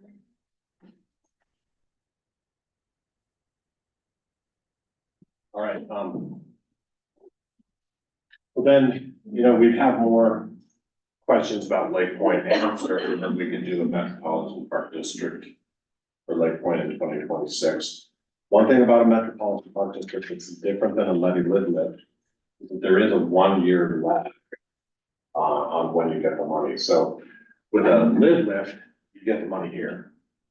With a Metropolitan Park District, you get the money here. Why is that? It's because setting up a Metropolitan Park District is kind of like setting up a municipality. So you gotta get the board in place, which would be you if we follow the city of Kenmore boundaries. And then you gotta get, your board policies and all that kind of stuff, your financial documents in place, maybe buy a little bit of insurance. But once you've formed, then you can issue the levy for next year. And you can issue bonds to purchase the property that year, and you actually can purchase that property in the same year. And so the property purchase could happen before you get the money because the bonds are anticipation of the revenue next year. One thing about a Metropolitan Park District, or a couple things about it, is state law says that MPDs, can I just say MPD from now on? MPDs can only levy a maximum property tax levy of 75 cents. And the ballot measure, the actual ballot language that goes to the voters, needs to say how many cents we would levy, or the maximum we would levy. So you could say the full 70 cents, 75 cents, or something less. But in no case can you go above 75 cents. Another thing that you can do is, let's say you, and that's more along these lines here on this one, but let's say that we want to start an MPD at a lower rate, but then later, maybe when Lake Point's ready, you want to go to a higher rate. There's two ways of doing that. One is through voter approval of the second rate. The other is through councilmanic approval of the second rate. So let me give you an example. Let's say you want to set, let's say you have you think that with Lake Point and operational MPD, you're going to need, like, let's say 40 cents total. Just throw out a number. What you could do is in the ballot measure, you could say it's 40 cents. You could be telling the public that we're gonna do two different rates. And then what you do as a board, as soon as you form, is you issue the first 5 cents and then you bank the other 35 cents. And that will enable you to councilmanically levy the remaining 35 cents later. So you can do, that's one way to do it. The other way to do it is say, no, voters, we're actually gonna go to you twice. We're gonna go to you twice to issue the first 5, we're gonna go to you first to issue the first 5 cents. And that's what the ballot measure will say, 5 cents. And then we'll come back to you later when we need the other 45 cents. We can have the voters approve that levy. It would be a levy lift at that point. So that's something you'd need to decide when upfront, when we actually, if we actually write the ballot language for it, okay? So, but, yeah, so this is, so under this scenario, we would be purchasing Lake Point in 2027. And, one thing to keep in mind is this is other stars aligning, right? This is a willing seller who's agreed to us on price Right now, we're working on a letter of interest with the seller, the owner of the property. And we still haven't agreed on everything, whether it's price or term. We're still going back and forth on it, and then there's still a gap in that. But that's one star that needs to align, is property being willing, property owner being willing. Another one is Department of Ecology. How's that gonna work? Are they gonna be okay with what we wanna do and what we wanna propose? And another star that needs to align is costs. Is it gonna be astronomical costs? Or is it gonna be something that we can handle? Bringing the public along and having the public okay with what we want to do. So there's a lot of things that would still need to be brought along before we actually purchase Lake Point. So the next scenario is we say, hey, let's go to voters to form Metropolitan Park District to help with operating needs, to help offset some of our general fund costs. And what that does is it sets the mechanism up sooner. And we would come in at that introductory rate of 5%. We would be very clear up front with the voters that it would be the first of two rates, right? We wouldn't want to be accused of hiding the ball or anything like that. We want to make it clear that this would be one rate and then later would be another rate. And so they would take a year to form and then issue its tax. Then if at the same time, Lake Point could be happening, these things up here could be happening. And then if we get to, mid 2026 and we have DOE approval and all these things, then the council could go ahead and purchase Lake Point in 2026. So again, if these stars are aligning, this strategy gets you purchasing Lake Point a year sooner, which I think will be more attractive to the property owner. And then the second property tax for Lake Point would go into effect here. And again, whether you want it to be voter approved or council manic, you would need to decide early. Yeah, Deb. So in scenario one, so you've got your MPD in 2026, so that's November, right? And so, and you've said in the next square over to the right of that, city MPD purchases the property 2027. So, and that's already based on an assumption of the taxes coming in because the voters approved it. So why, that's like 3 months later, that's not a year later. So how is number two a year earlier? Because now the board is formed, and so Yeah. anything they do here just takes effect the very next year. So the So reason you'd be approving it in 25 to this, no, I understand, so. you could, but I don't think you'd be ready. I think we need 2 years to do the due Right, diligence. so when would you be actually purchasing? You'd be purchasing in 26? Yeah, Based on, which is a year earlier. based on what? Based on a voter, you're still having the voters approve it a second time, you said. You don't have to, so there's a choice. So you can either make it council manic or have the voters, that's why I have a vote question mark here. Right, okay, So- but either way, there's some action that's taking place in late 26. Yeah. And that's what's triggering the purchase, so I'm still not seeing how that's a year earlier, I'm saying maybe 3 months earlier? Because the levy you have to notify the assessor's office about the levy in the year prior, no later than November. Right, The levy is a property tax levy that goes into effect. I understand when the money comes in, I'm talking about the purchase. So I'm seeing the purchase happening in November 2026 in scenario 2 and January of 27 in scenario 1. So I think I might be missing something. So let's go back to this one. So the the MPD would form, and by November of this year. Yeah. They would tell, let's see. Yeah, they would tell the, no, I'm sorry. No, so this is the ballot measure, Yeah, November. and then by November of this year, they would tell the assessor's office what tax levy is. So we couldn't make the purchase until November of 27. Because it wouldn't go to bond It will off be a- the revenue until we actually know the revenue's coming in. Right, I guess what I had heard was a little different. So you're saying it has to be that full year after the vote before you can make the purchase Yeah, you can buy the property here. after November. You can't. Okay, even though they voted it in.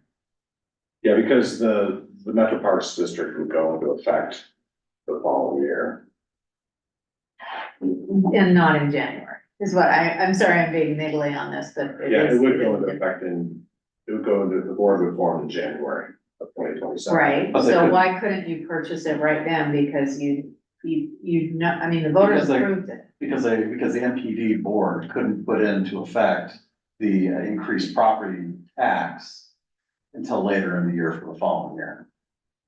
The board isn't formed until 2027, and the board is the one who has to tell the assessor to assess, Oh, I see. and that can't Okay. change until January 1st. Okay, So, never mind.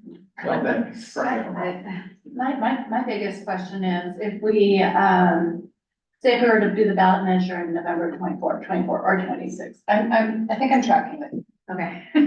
But I understand the year difference, and we're starting, depending on which year we start the measure. No matter what, 2026, we're way behind Yeah. what we would be if we do it now.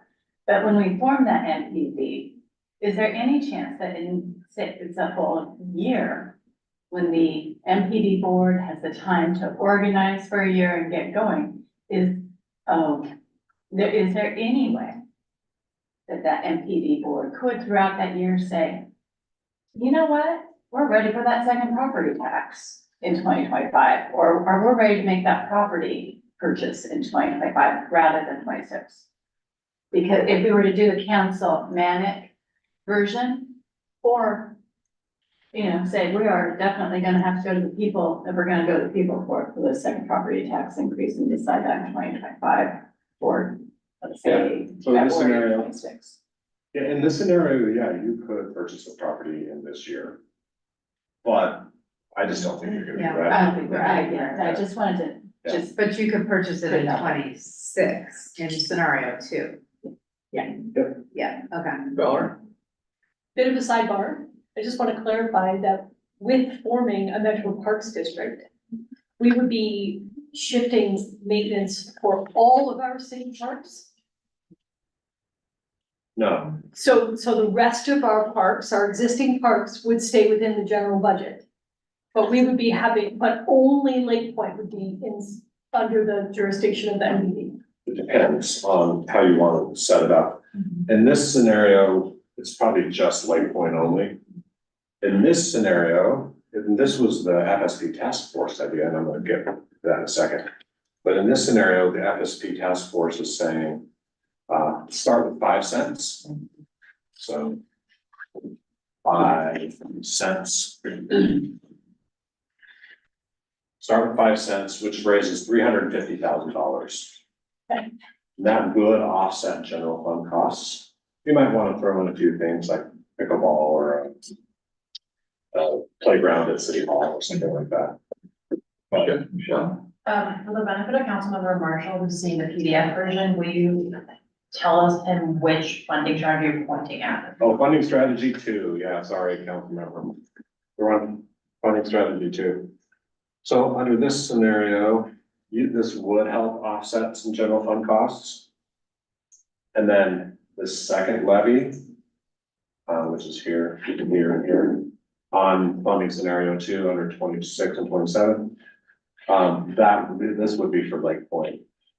Okay, so here's the thing, just really quick. So the thing about funding strategy 2 is the message for the voters and us, quite frankly, to understand it.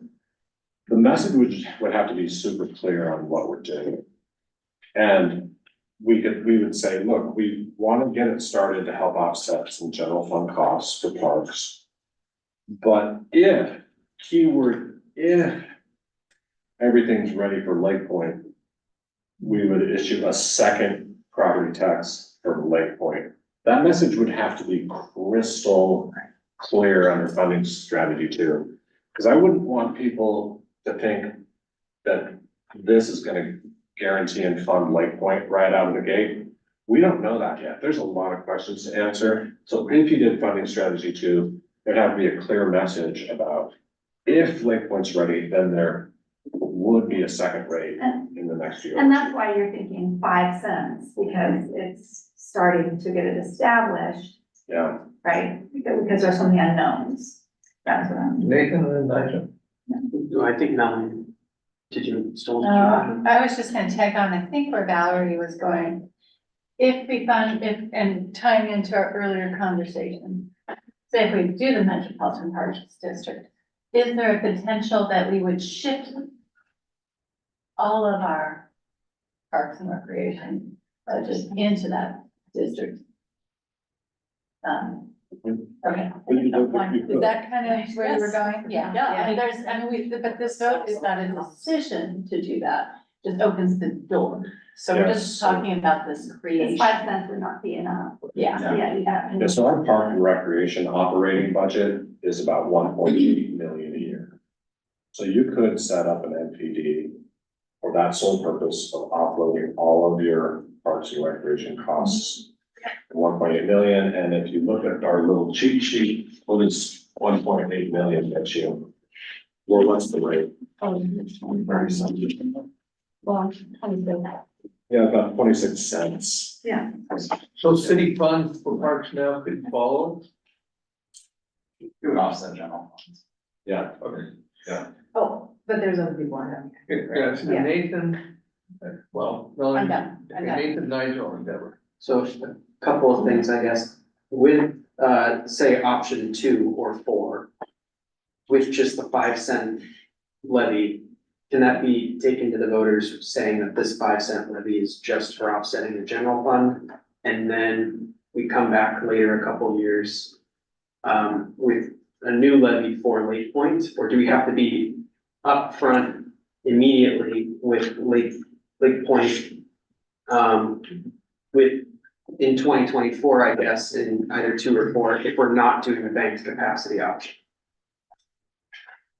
Can you ask that one more time? Sorry. Yeah, so if we're not opting to do the bank's capacity option, Yeah, so we're not opening a door for council manic approval of levies in a couple of years, do we have to talk about Lake Point now if we're just using any funds levied for offsetting the general fund? you don't have to, but I think it would be helpful to say that if Lake Point were ready, this mechanism would probably be the mechanism they would use.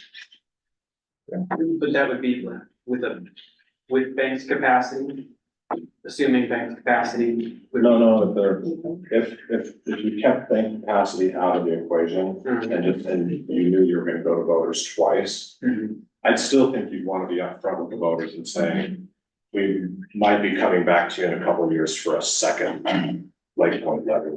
Can I just tie in for a specific thing that I was just trying to, I'm sorry, and it's your time, but no matter what, we have to say what our maximum is, whether it's 2 or 4, correct? Or would we say 5 cent levy only, period, or just opening the door? 5 cent levy, 5 cent max, with option 4, or is it 5 cent levy, 20 cent, 30 cent, 40 cent max? Because either way, I think you said we have to have a maximum. Yeah, that's right. And so if you wanna maximize council manic discretion, then the ballot title says the higher number, the 40 cents or 50 cents, whatever. But if you really want to go to the voters twice with it, then you would say 5 or whatever cents now, and then tell the voters that you'd be coming back later at a later date for an unknown rate that they would have to approve.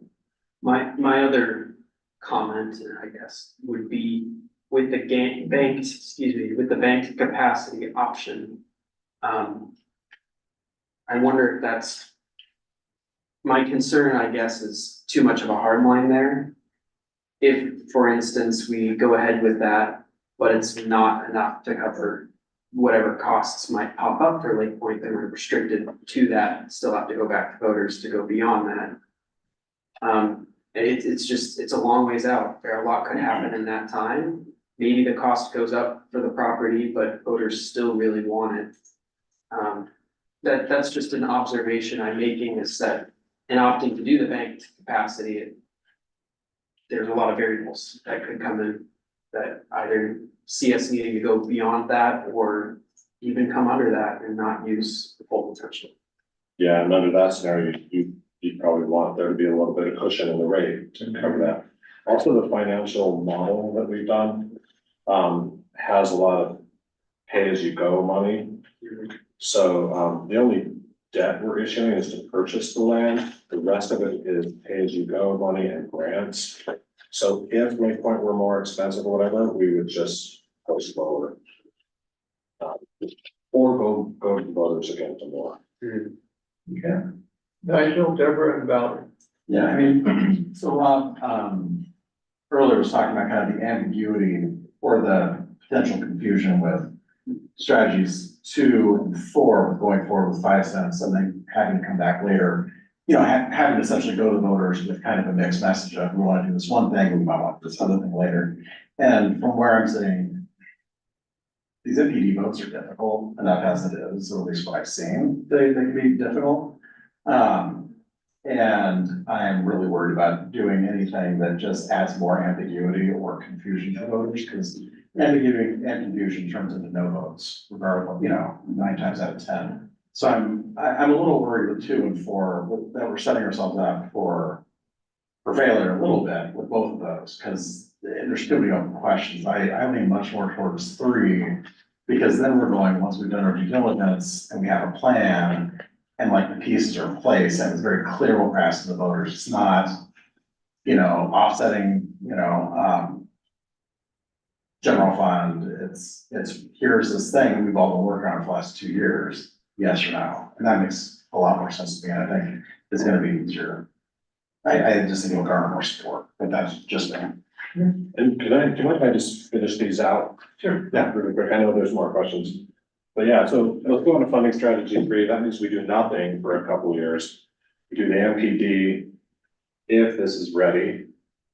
If the Lake Point due diligence things are ready. And then we look at in 2028 of doing a human services levy and public safety levy. But what about all those human services needs in the meantime? Well, we have strategic opportunities funding that could buy us some time. I don't know if we can get us all the way out to 2028, but they could buy us some time. And then the last option is the task force recommendation that just was generated last Wednesday night. And that is going to the, it's like very much like funding strategy 2, where they go to the voters here. They do what you see in 2026 under funding strategy 2. But instead of going to voters in 2028, they're saying go for 2 public safety measures in 2027. One for a property tax levy limit, the 16 cents that you saw earlier this morning. And also a public safety 0.1% sales tax in the same year. You as a council may want to stagger those a little bit, but so those are the 4 scenarios we have come up with. Are there other scenarios? Of course there are. There's what about going to the voters in 2025 or, so, all right, where were we? Deborah and Valerie. Yeah, so I definitely am concerned about confusion, but Val, you always get me thinking. And, Like so express. yeah, so, I wonder in 2 or 4, particularly 2, whether we could really put most of our parks and recreation budget into an MPD, make it more holistic, and that also helps our financial sustainability issues, so we could take off the table some of those things that we're struggling with, like sales tax. Nobody wants to put a more sales tax on. And really, nobody wants other kinds of taxes, but I mean, one of the highest priority things that we saw, right, in our Love Where You Live, public safety was one of them, yes, but, you know, trails, parks, recreation was very high. And we have these two wonderful new parks, essentially new, from waterways and walkways, and the bike paths that go with them.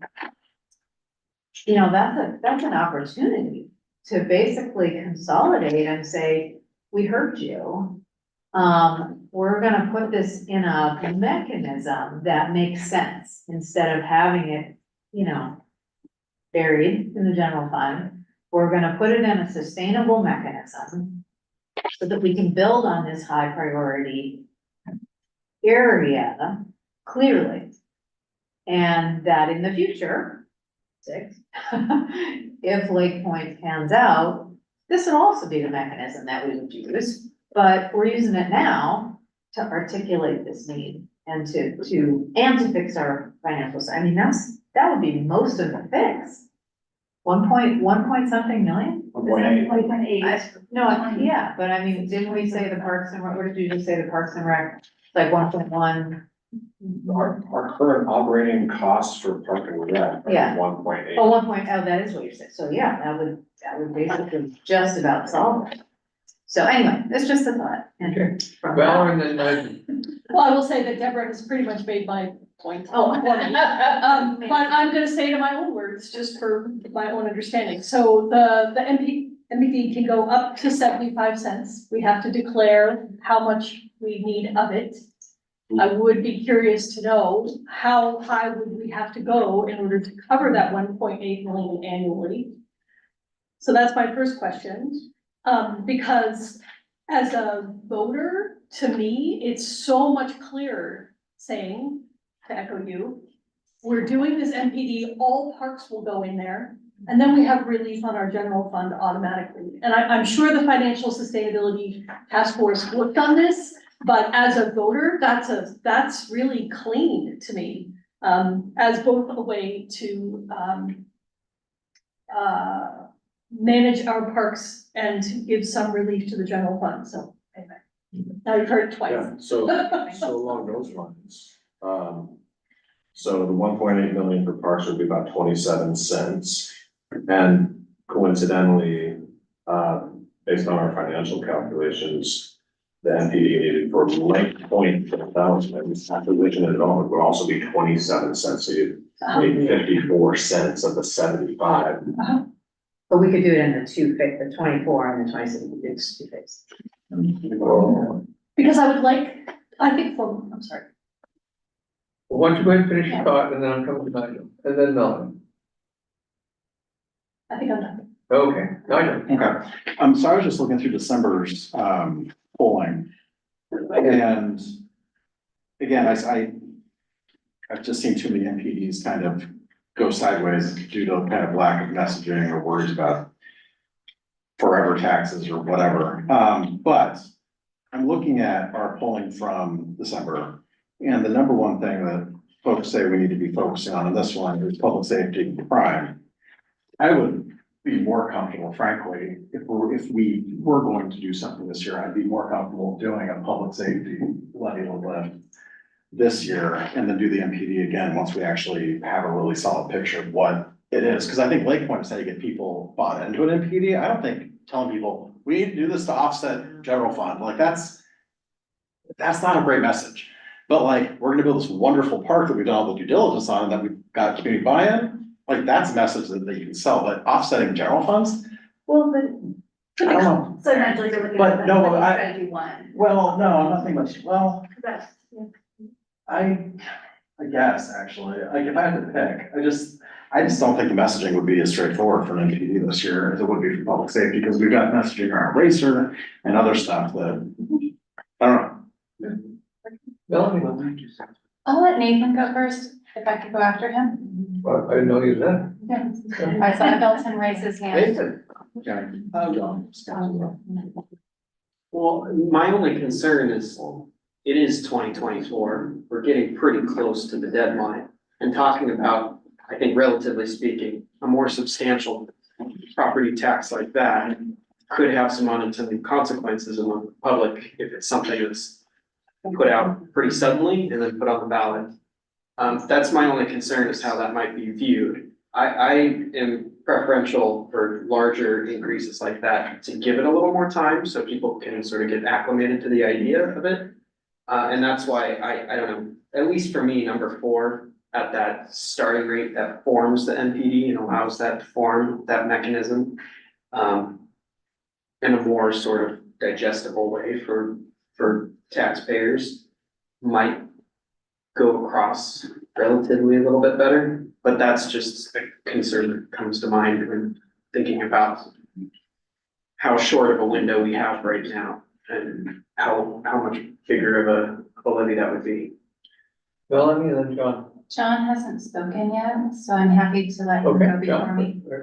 Yeah, I feel some different ways. I want to zoom in on a point Mayor Herbig made, because I haven't looked into this myself. I see the popularity in the polling with parks, but I didn't know MPD specifically struggled. Are there, more prescient examples? Well, I mean, Kirkland has tried a few different times with that, and a lot of it had to do with, originally they went before they were able to cap what they're gonna be asking for, and so everybody goes, oh, it could be as high, there was all of that kind of, concern, I would say. Yeah. I think they're hard on their own. I think you need to have something to tie it to, and I don't think general funds doesn't, but that's just from where I'm sitting. Yeah, I generally agree. I like the idea of delivering, here's this thing, and waterways was great at that, so.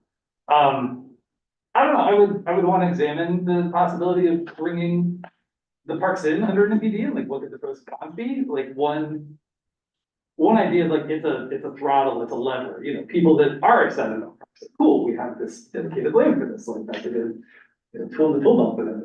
I'm less excited about other stuff, but, that's all I got, so I'll pass. Don? I just need to get back to my comments, just give me a second here. Sorry.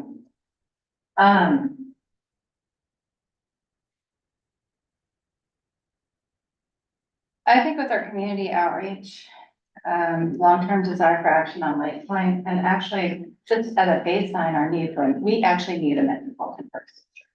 I personally have a sentiment that that is the thing that our city needs. We have an operations department that is overloaded, and we actually do need to offset it. I think 5 cents is very welcoming.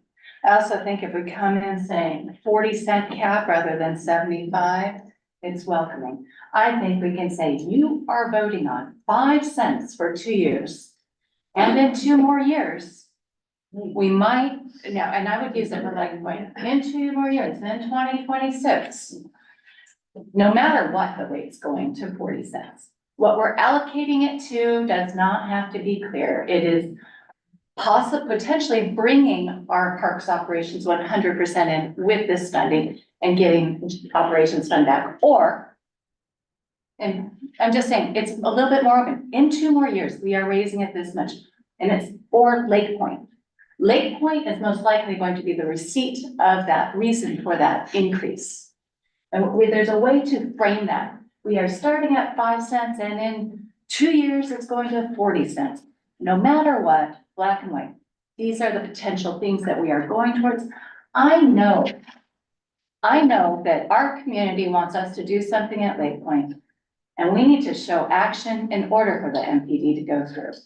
This is a measure to open the door to getting something done, period. And we need to believe in it.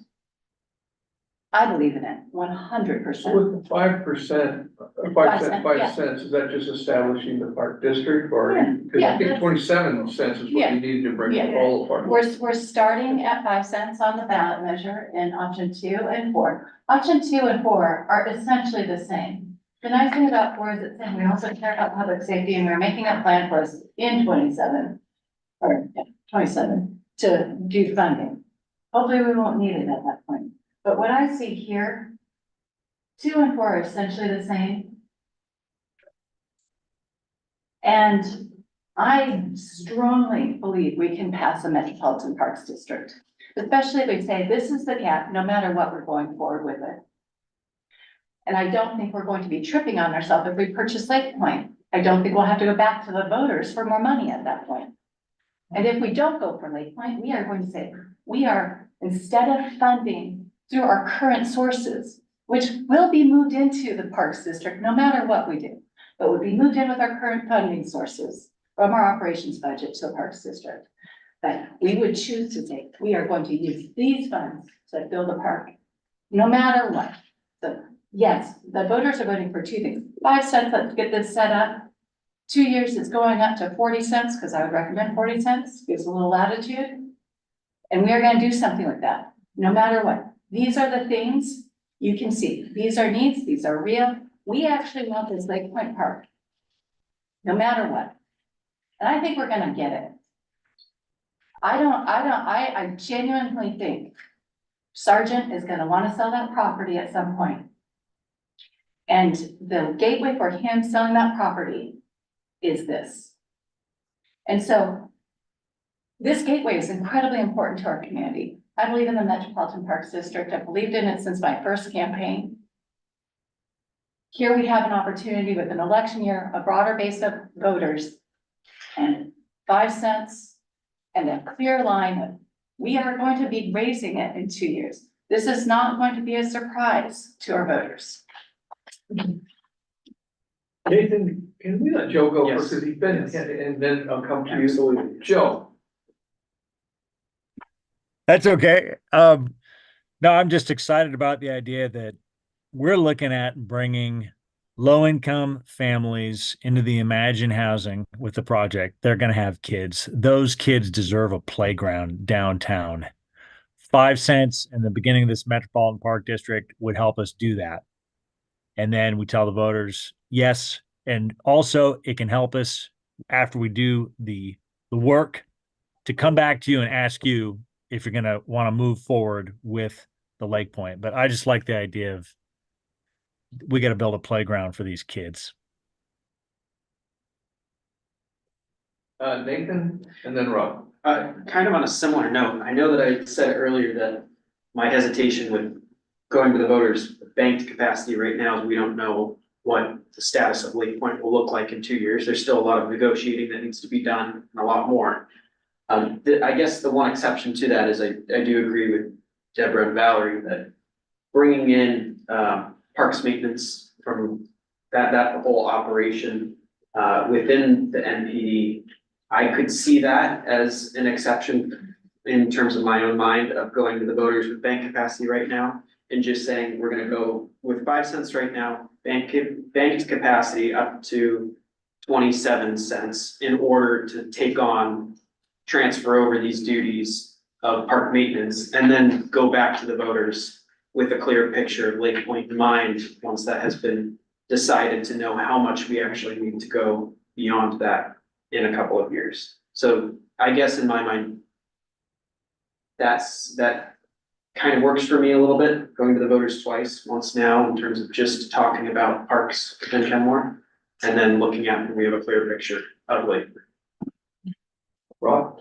Basically, from a process standpoint, if you want to go to voters this year for something, really the latest formal action you need to take is first half of June. That's not the legal deadline, but just for the community to get ready and everything, it's really first half of June. Walkways and waterways, it was May, June when the council took its formal action to put it on the ballot.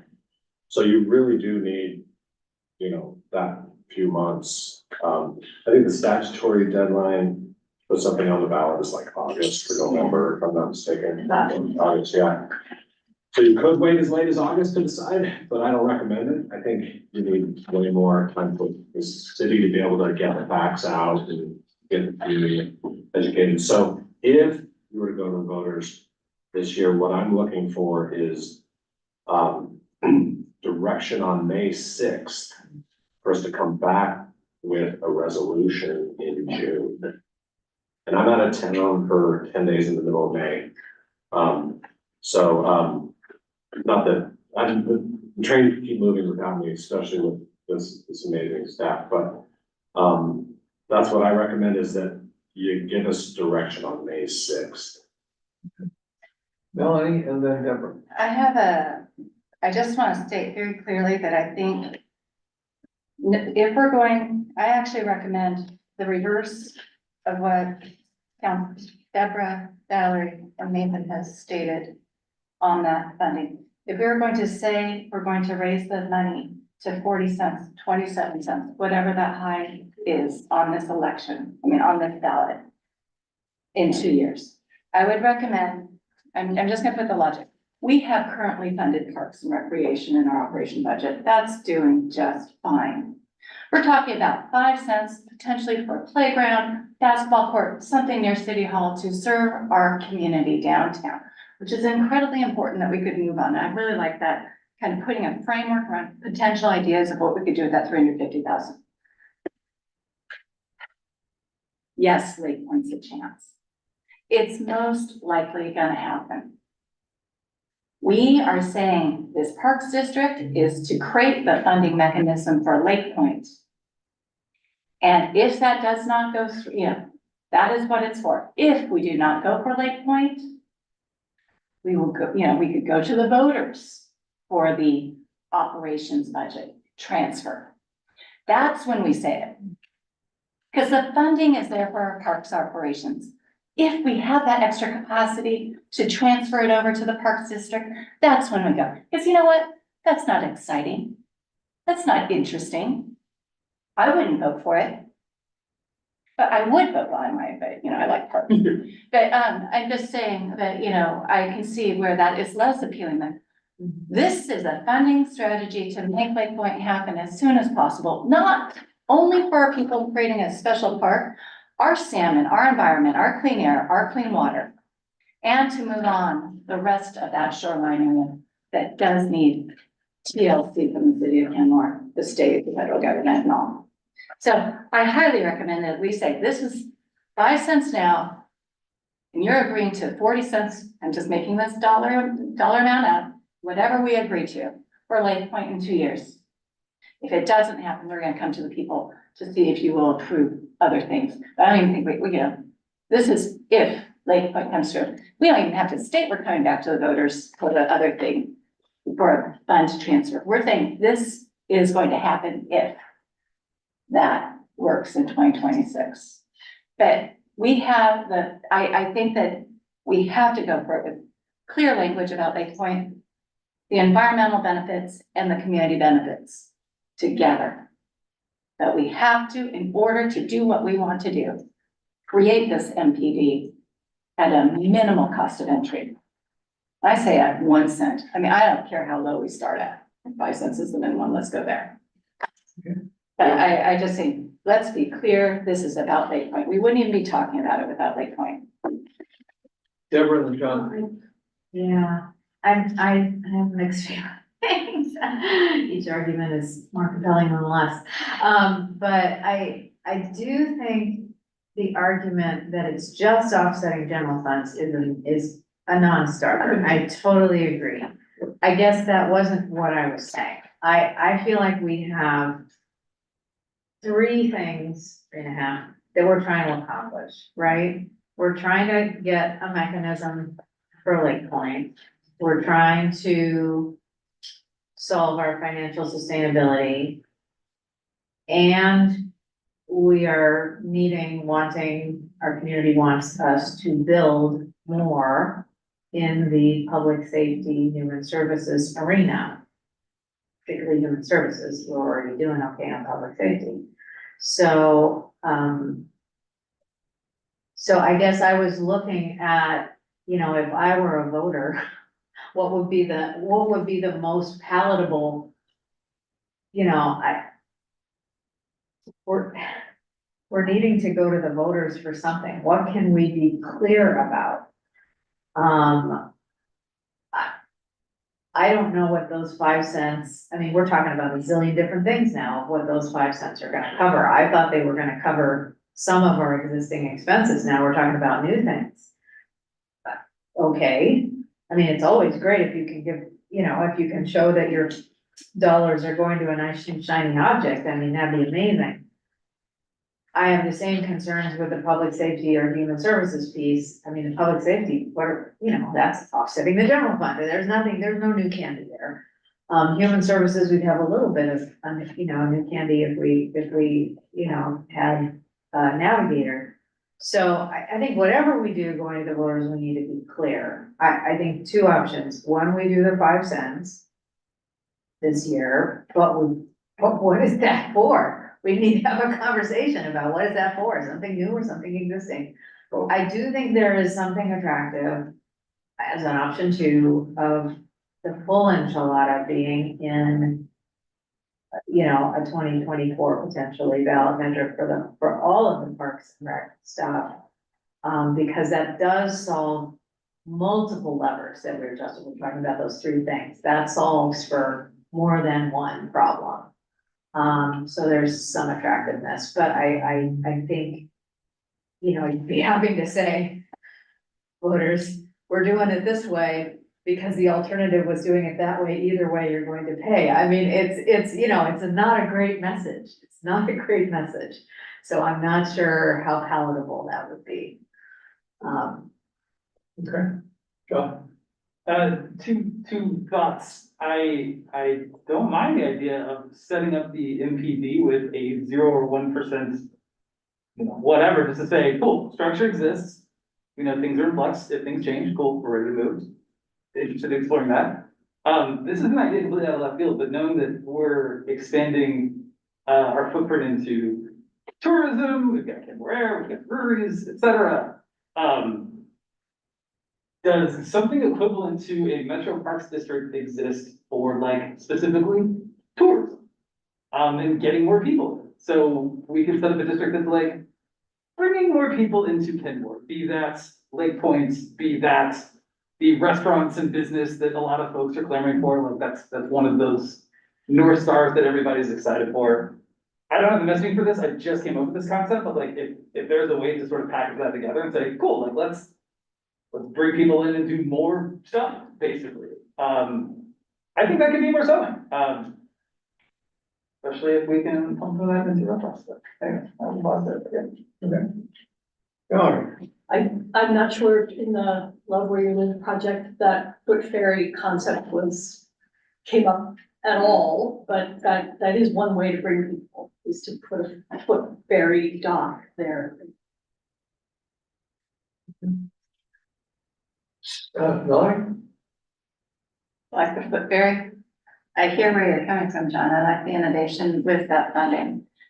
I'm going to say again, and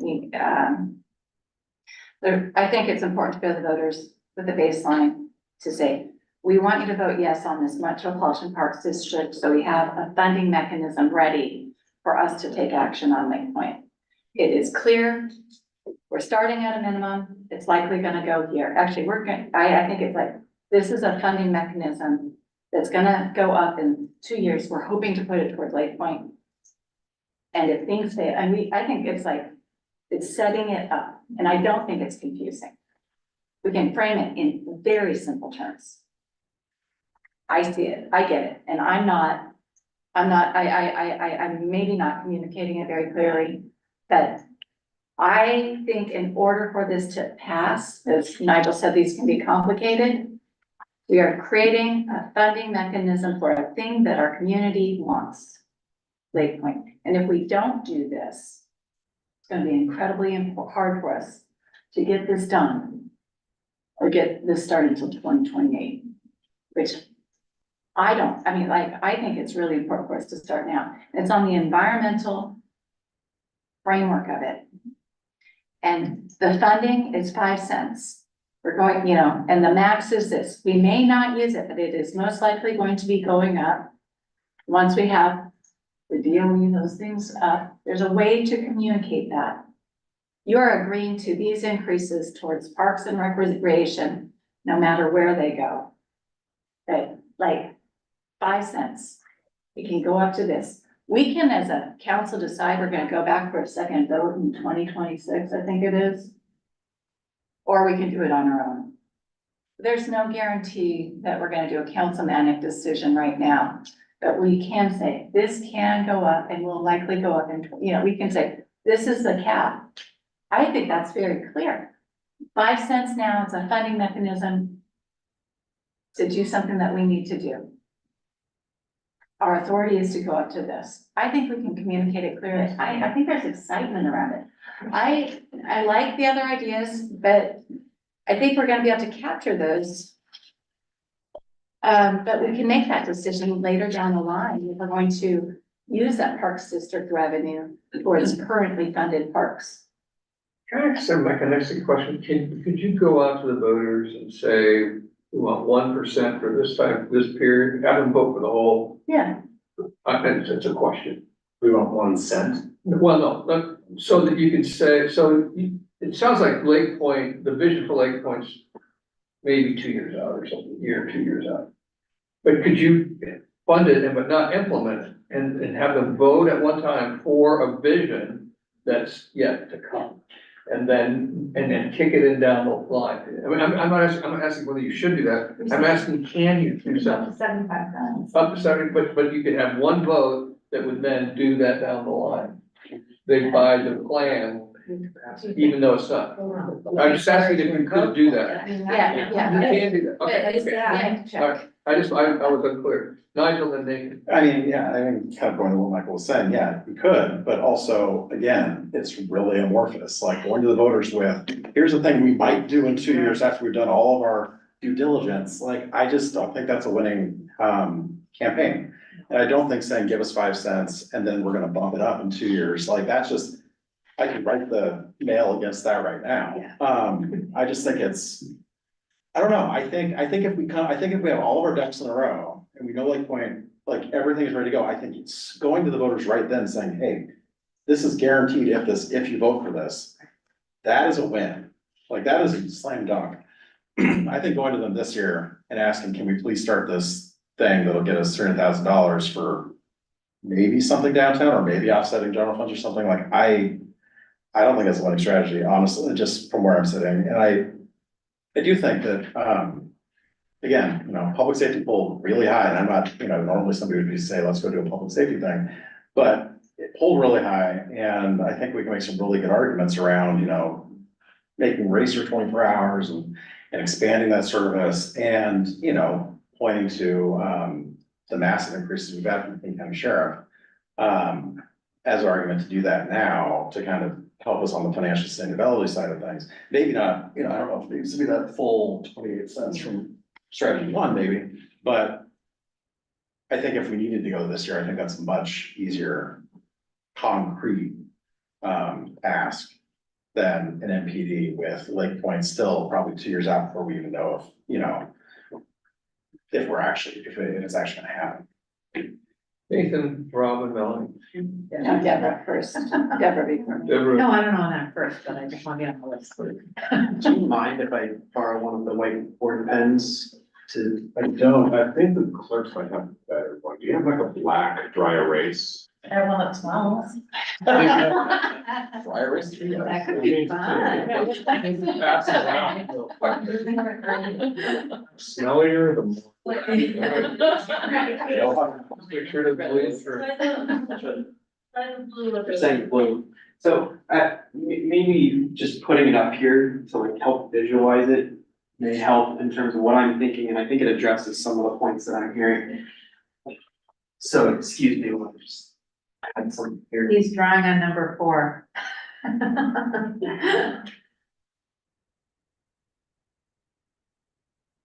Is it a Roman numeral 4?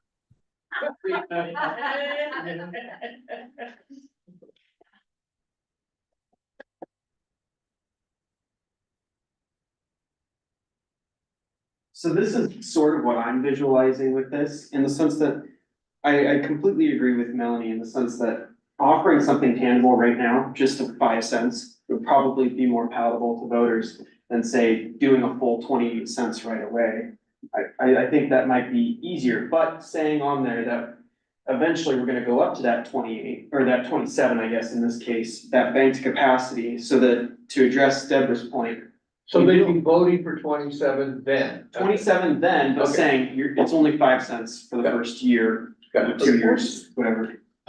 And then, but we can say in that measure, addressing Deborah's point, that eventually all of park ops are gonna come under the MPD. I think that would cover that, and to Nigel's point, I completely agree that it's hard to say we might use this for Lake Point, not knowing how much that's gonna cost in the future, not having this just vague banked capacity limit that may address it, may not, it might have a limit to it, and still going back to voters and keeping everything else the same. At least that's how I'm sort of visualizing getting the best of each little bits and pieces of it in still a tangible way, but I'm happy to continue discussing, and if people can tell me I'm wrong, that's fine. Rob? Actually, yeah, I'm good. Okay, Melanie and then Deborah. I think with that, I would prefer to just go for 28 cents straight off the bat. There's no reason to do 5 cents if our intention is to move over all of our parks into. That's my sense. I'm okay. What I think we're missing in the element of conversation is, do we as a council prefer to go to the voters again for Lake Point in 2 years? I don't. But I hear maybe that is the vote. 5 cents, let's just say it, MPD at 5 cents for this, or 28 cents for this. I personally think if it's a higher dollar amount, we're already working on Lake Point. That was why I raised my hand. We are working on it now. We are diligently making an effort to make this happen.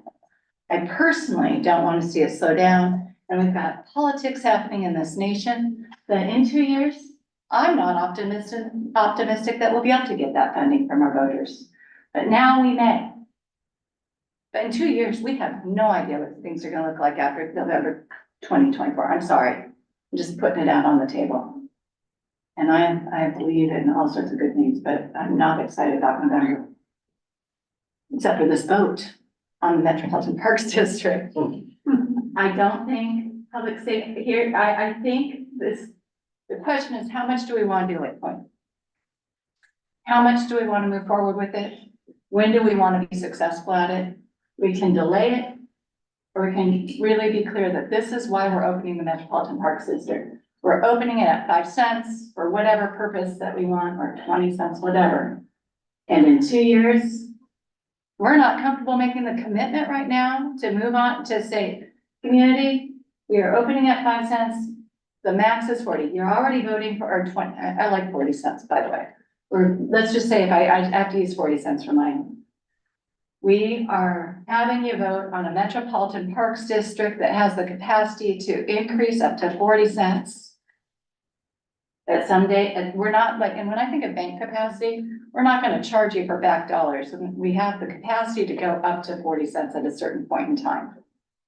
So I like the idea of no matter what dollar amount we enter in at the MPD, we start this year. I think that's what the Financial Sustainability Task Force is saying. Get that going. Open it at 5 cents. It'll go through. We have to decide a cap. That's, I think, what they're saying here. Public safety is important too.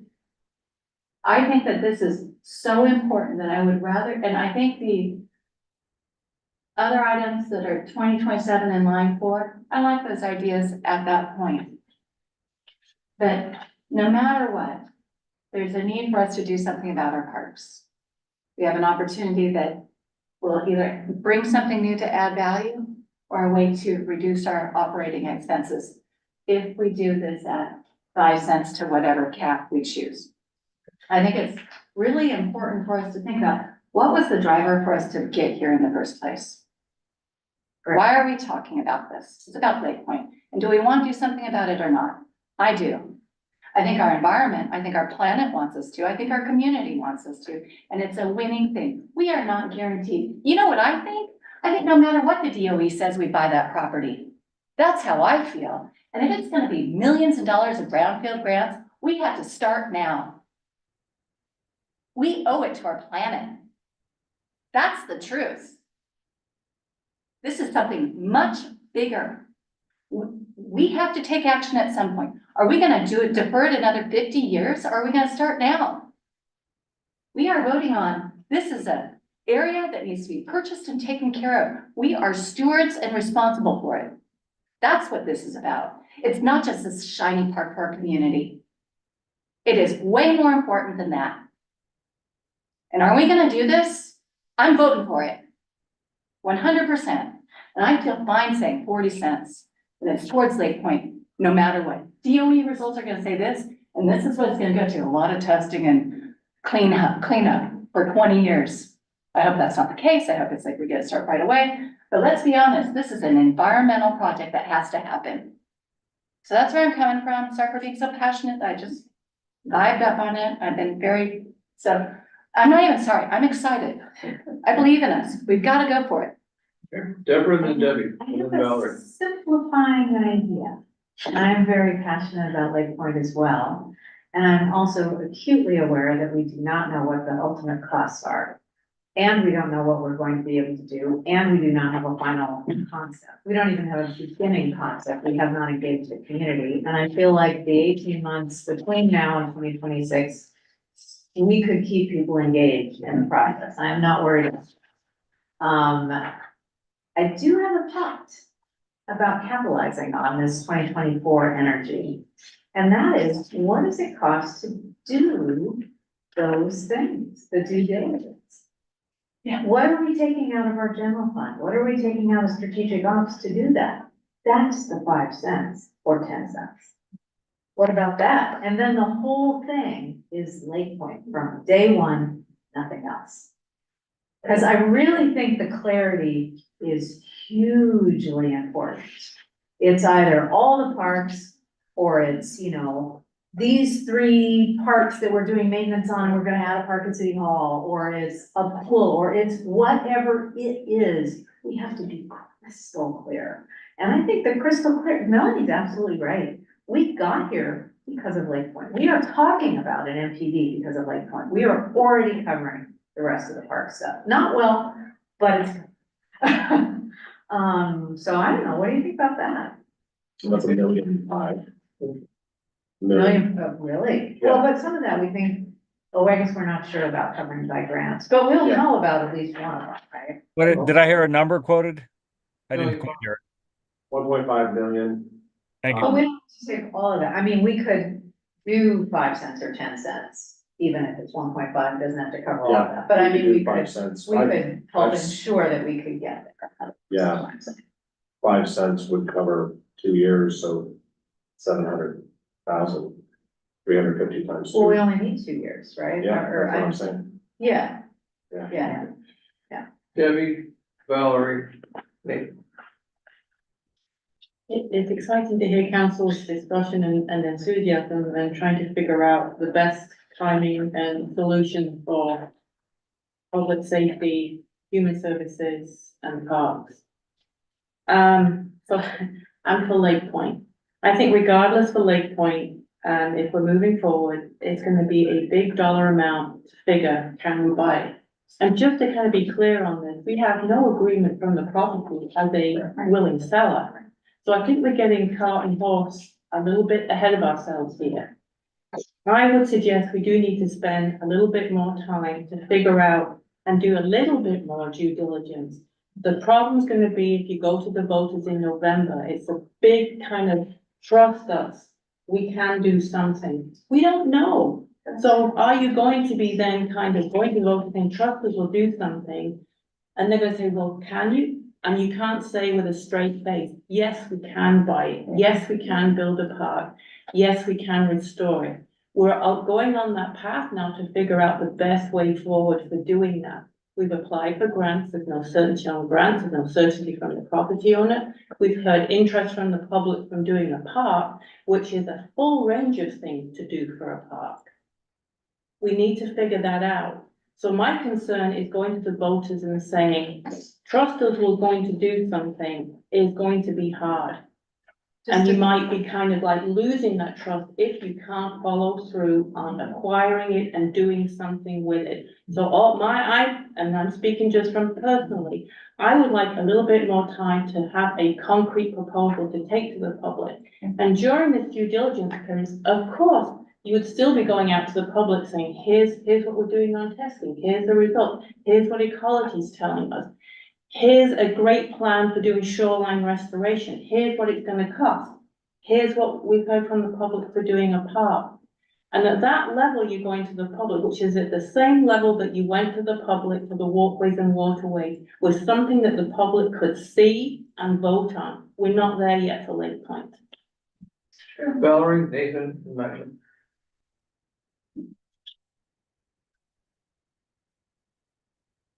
This is very exciting. It's juicy and it's worth coming to Leavenworth for. I don't know where things are gonna fall on this map, but I am in the long term of Kenmore. I am a fan of the MPD. I feel like it adds structure underneath in a way that supports multiple pieces of our city needs. Independent actually from Lake Point. I feel strongly that we do something at Lake Point. I have already spoken to the fact that I think there's a significant cost in doing nothing. However, we want to make sure that what we do is smart and sustainable. I do just want to step off this paper for a second and say that for me, the inspiration for what's possible at Lake Point already exists on the Expedia campus of downtown Seattle. There, for those of you who aren't familiar with that, it's a 40+ acre campus that is on a landfill right there on the very similar to Lake Point, actually, right there in the North Seattle waterfront. And the landscape architects who are responsible for that, you can walk through it online, you can bike through it. It is spectacular public space. And so I feel excited about what was possible in terms of the restoration and the recreation. I feel very inspired by that. But I will also say that I also feel inspired by the possibility of a three-way partnership. Not with Kenmore providing the park piece, with the developer providing the urban village concept, and the third partner potentially being something Expedia-light, a corporate partner who might want to have a lakeside headquarters. Because again, there are very few properties like this available, and I think that a three-way split, if we could potentially work to recruit somebody, could be interesting. That's my point. Okay. Nathan, Nigel, and Rob. Just a brief comment too, that kind of came to mind when we were talking about the focus of the MPD, and if we make it Lake Point, will voters ask sort of what next? Is this just gonna be a temporary MPD? If this is all Lake Point oriented and focused, they might have the mindset that this is only for a few years to pay for the purchase of the park, and then it's gonna be something that goes away. And I can already start to imagine some pushback on that, is maybe it's just used to pay for this, and then you have this open a tax revenue source afterwards, and how that could be sort of construed. And that's why I think I'm more preferential to waiting until we have that clear image of Lake Point. Rob might be able to speak directly to your point. Yeah, so that is a question mark for the voters. Definitely need to make it clear that this levy, MPD levy, would be needed for Lake Point forever. Because even when Lake Point gets done, the model that we have, which shows the rate needing to go up again, in addition to help pay for MNO for Lake Point. So, and so it would need to be a property tax rate that not only builds Lake Point, but maintains and operates it as well. And I think there's so much expense on the front end, purchasing, testing, all that stuff that we need to be able to afford that now. And then afterwards, that might settle down and plateau a little bit too. I can foresee some confusion about if this is a Lake Point oriented focus thing that's being brought up now in order for us to acquire the property. We'd have to be very transparent and clear what our intentions are after the fact and what that's gonna look like for voters and those paying these taxes. So if you look at the attachment B in the memo, it shows a operating plan for Lake Point and then need for an additional levy for operations. Because then you'll have debt service and operations. Nigel, Rob and Melanie. Yeah, And then we're gonna look at our time. Yeah, I really appreciate what Debbie said, and I agree with her on all those points. You know, I think there's obviously a lot of passion around Lake Point, a lot of dreams, a lot of hopes pointed at Lake Point, and I think we all share most of that. I, you know, am not interested though in like, you know, moving forward or purchasing a piece of land until we actually know all the liabilities involved with that. And I am, you know, in a place like that, on a piece of property like that, the opportunity for taking on liabilities that we're not prepared to take on is high. And that's why, you know, we need to do the testing and we need to make sure the DOE, you know, is on board with us, you know, doing what we want to do. You know, as important as that area is on an environmental side of it, I'm not sure if the city, you know, is in a place or necessarily has responsibility to kind of take all of that off of the property owner and to do all of that work on our own. So I think we need to really, I want to make sure that what we want to do is feasible and that the pieces are in place before going forward with MPD. Rob and Melanie. Jen mentioned the idea of that initial MPD rate to help with due diligence. If that was the only message that we were sending, like, we're gonna need to set up 5 cents to do MPD or Lake Point due diligence. I think that's too early because like Debbie was saying, we don't have an LOI with the property owner. And so if we said, hey, we're gonna do a MPD for due diligence and you guys pass the resolution in June and then July, all of the negotiations fall apart with Gary. Then, that's awkward. But you could do a combo though. You could do a combo where you're saying, we needed to help with M&O, especially for 2 brand new signature parks, Longboat and Longboat. The money could also help us leverage impact fees and RCO dollars for playground downtown and a pickleball court at Rhodey. And then thirdly, if we have a deal with Sargent, it can help us with due diligence. I mean, maybe you can do a combination of things and include the due diligence costs if we have a deal with Gary. Melanie? Deborah. Yeah, and I think that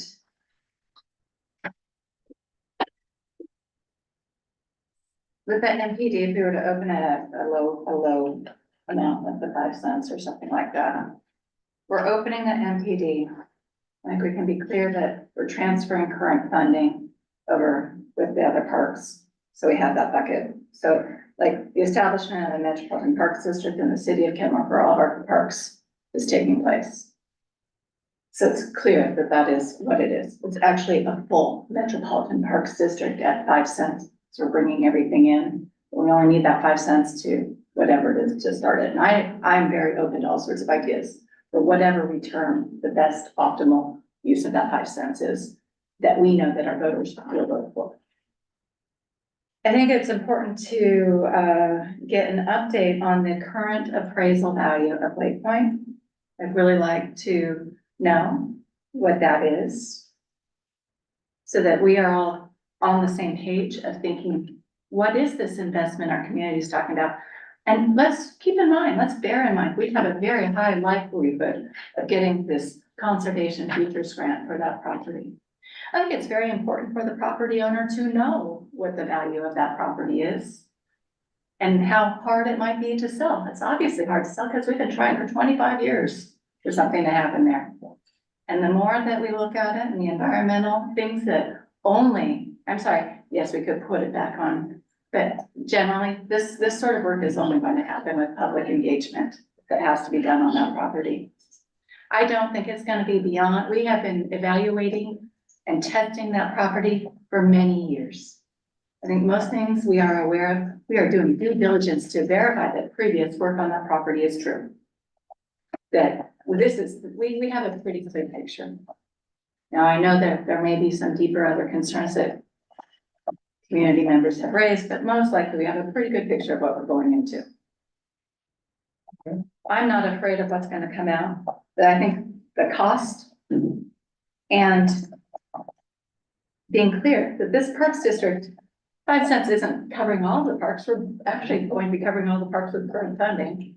And that we have a cap value of what it is. I think I can't express enough how important I think this Parks District is, and that we find a way to get it on ballot this year.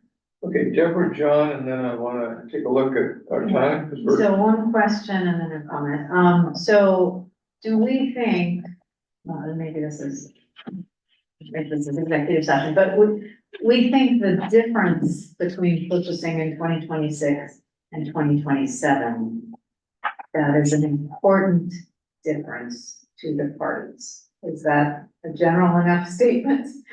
I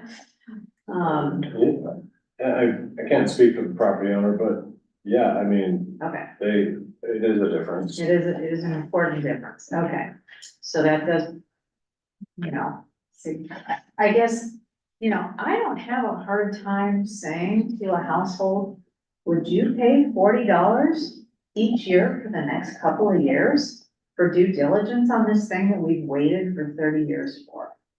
I think that's a pretty easy ask. And if it doesn't work out, you've spent $80 and you either can sunset the MPD or you go to the voters again in 26 and say, well, we have this structure, now we'd like to use it for something else. I mean, why is that a problem? I have a quick question. What do you tax people? You can untax them? Yeah, that's what I Sure, was, you yeah. can always. You could either sunset the That's never happened to MPD me, so I completely, just. or you. Move to Kenmore. So, yeah, anyway, I'm sorry. yeah. Okay, John. Knowing that we've got a few potentially interchangeable options, I'd just be curious to take folks' temperature. It could even be quick.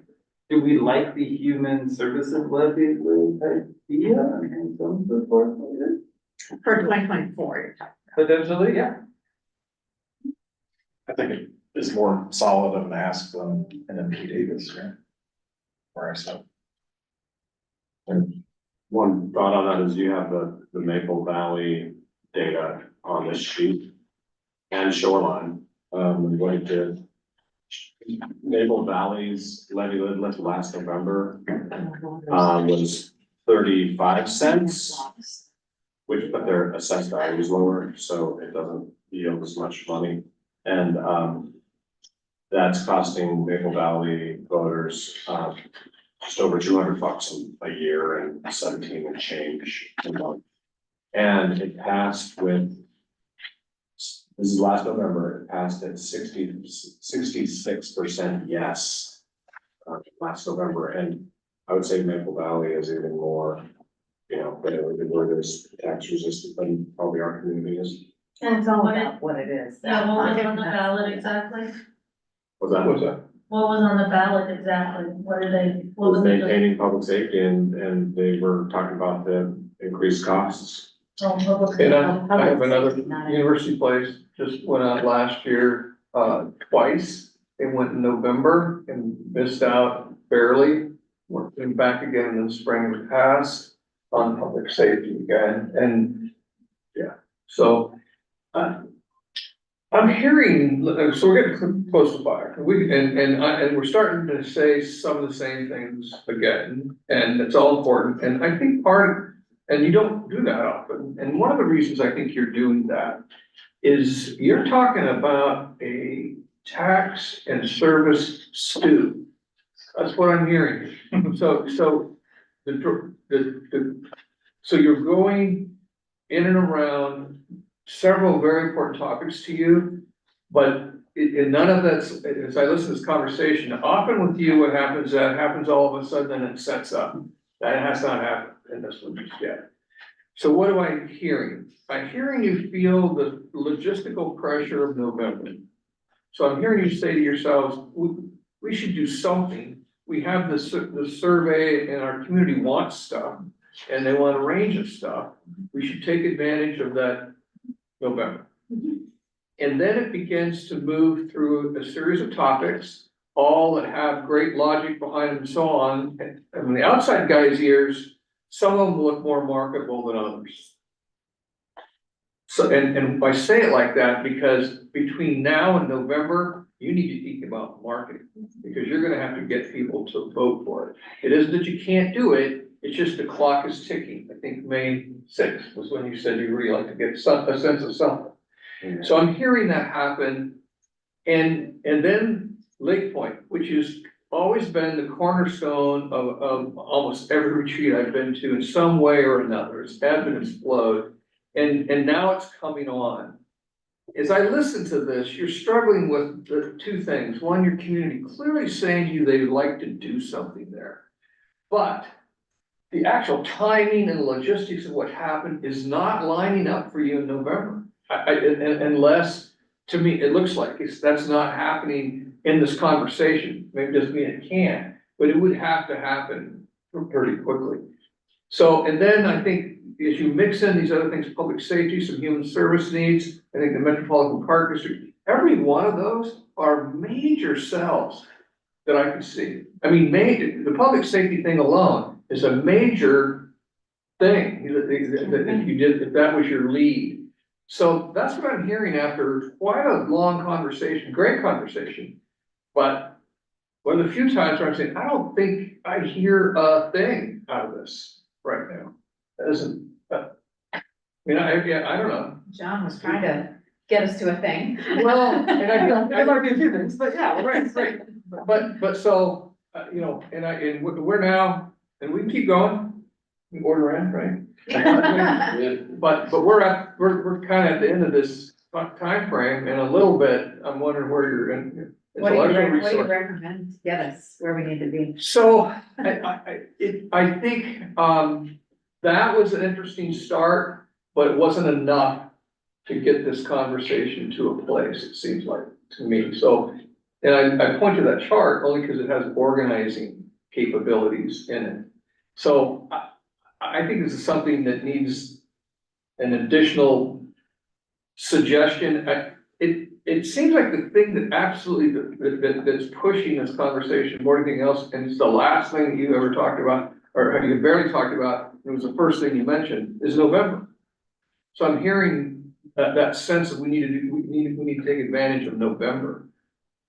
What that means, I don't have anything for you after this conversation.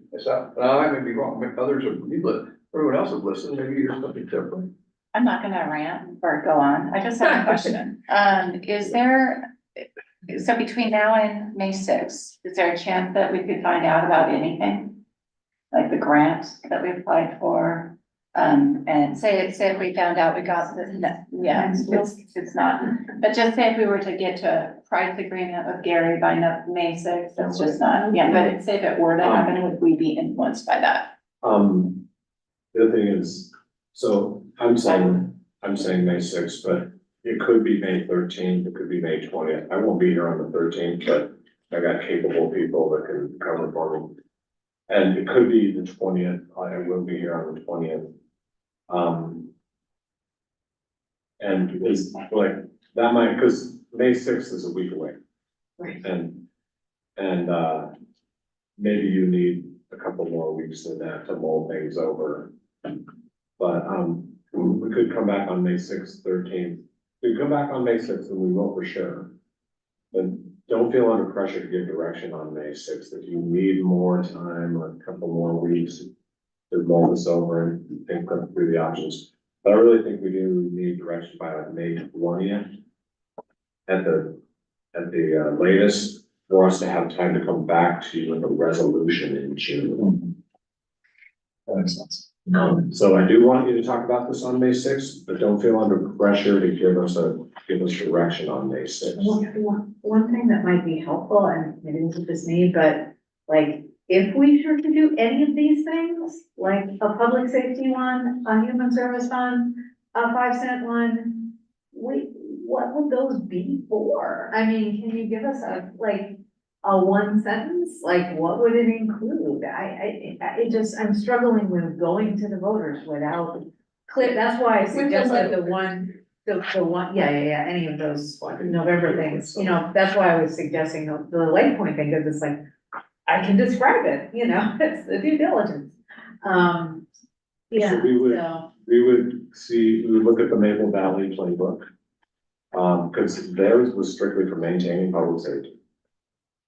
They made the argument about the Costco, they mentioned their school resource officer in the ballot measure, but it wasn't the newest school resource officer. But the public safety would be, hey, we've got a story here. We've got a true story about our public safety costs. And then I would mention Racer, I'd mention community court, and I'd mention the human services needs. I think that's your story. And they're all existing programs, Right. we're not talking No, about. Racer might be expanding. expanding. And we've only been paying with Racer with one-time funds. Oh, okay, so we could make a story there. So it could go away. But we could also expand it to 24 hours. Yeah, expanding Racer. So that's the argument there. And I think public safety, as we saw in the survey results, is super important to people. So that's the message there. On the 5 cents, it's, hey, we just brought these amazing, gorgeous parks online. We do need funding to help maintain them. Plus, we think we can use some of the money to leverage grants for the downtown playground and other amenities. That's the 5 cent story. And what's the other story? We're getting Twin Springs. The human services. Improvements, so thanks to that way.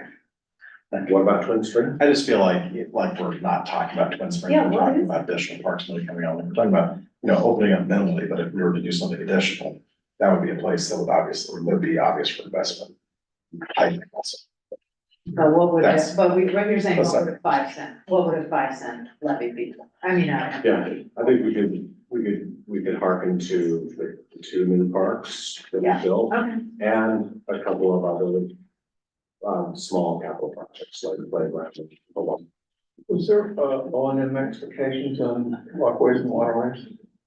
Are you coming back asking me to do something? You said you were already gonna do that. We built O&M for walkways and waterways into our financial sustainability plan. But it's just that our overall costs keep rising, yeah. I have a process question. Personally, I'm feeling like I just want, like at the Kenmore business thing, I want a little orange sticker to go put up there, and I want the people to put their sticker on there, and then maybe we're done. But I am wondering, how do we get from here today to giving direction? Again, I'm unclear about how that happens. How do we do that? Question.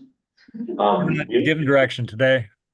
We're not giving direction today, right? We're just discussing. No, we are not, but I want to know what the process is from going from today to giving direction at some point.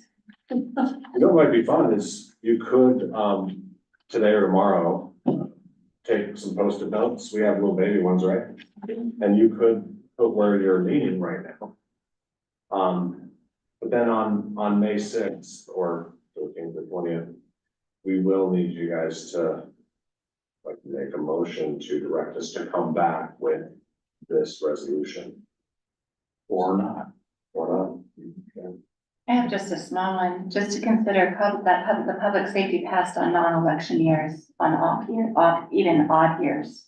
So we could consider the small amount MPD for something as, I liked how Rob framed it. I'm comfortable with that. I like the idea of finding something that public safety will pass, and I think it's something we probably could bring up in an off year. This year might be a better year for the small amount for NPDs. I'm not gonna go much further on it. I'm fine with even 5 cents. It's capped at 5 cents, go to the voters in a few years, but there might be a benefit even to doing that. Okay, that's it. One small note on Maple Valley is, yes, they went an odd year in November, but all of their council members were unopposed. Well, I think So it's, just know. University Place was in on here too. well, I think it's a winning issue for people being opposed, you know, people like public safety. I'm just gonna say, you know. Yeah, you, in an odd year, you make a. Okay, so, Medical. so we're coming to the close of this particular session. The suggestion was somehow you make your interests known as a council person, in one or more of these areas, and maybe it's. Yeah, maybe tomorrow morning when Joe's here, while we're Maybe. Yeah. But you- Okay, taking that. Sure. But Melanie just suggested a fifth option, which is the MPV in 2024 and then the public safety in 2025. Yeah. And very limited. I'm just saying, entity. I I'm just- just talking small, the 5 cents as the FSP. I don't mind if we cap it at 5 cents, but demonstrate what it's for. I might say 10 cents. Sorry. Well, first of all, thank you, for really staying with it and lots of great conversations, deep topics, covered a lot of information. I appreciate all your hard work, and our next steps will be continued conversation, I'm sure, and a bit of a get together probably in the morning. Where we'll figure out some way for you to stick something on the board. How about that? So, Great. all right, Yeah. what's the? We're gonna adjourn, or is there, or Where's that thing? dinner's at 6, and where is dinner? Here. Right by the front, yeah, where you check in the hotel, there's a restaurant. Oh, dinner's here at 6. Joe. No, I'm saying, are we done so I can stop recording? Yeah, how was the pass? So much. Have fun tonight. Money. Too much snow. It's all closed.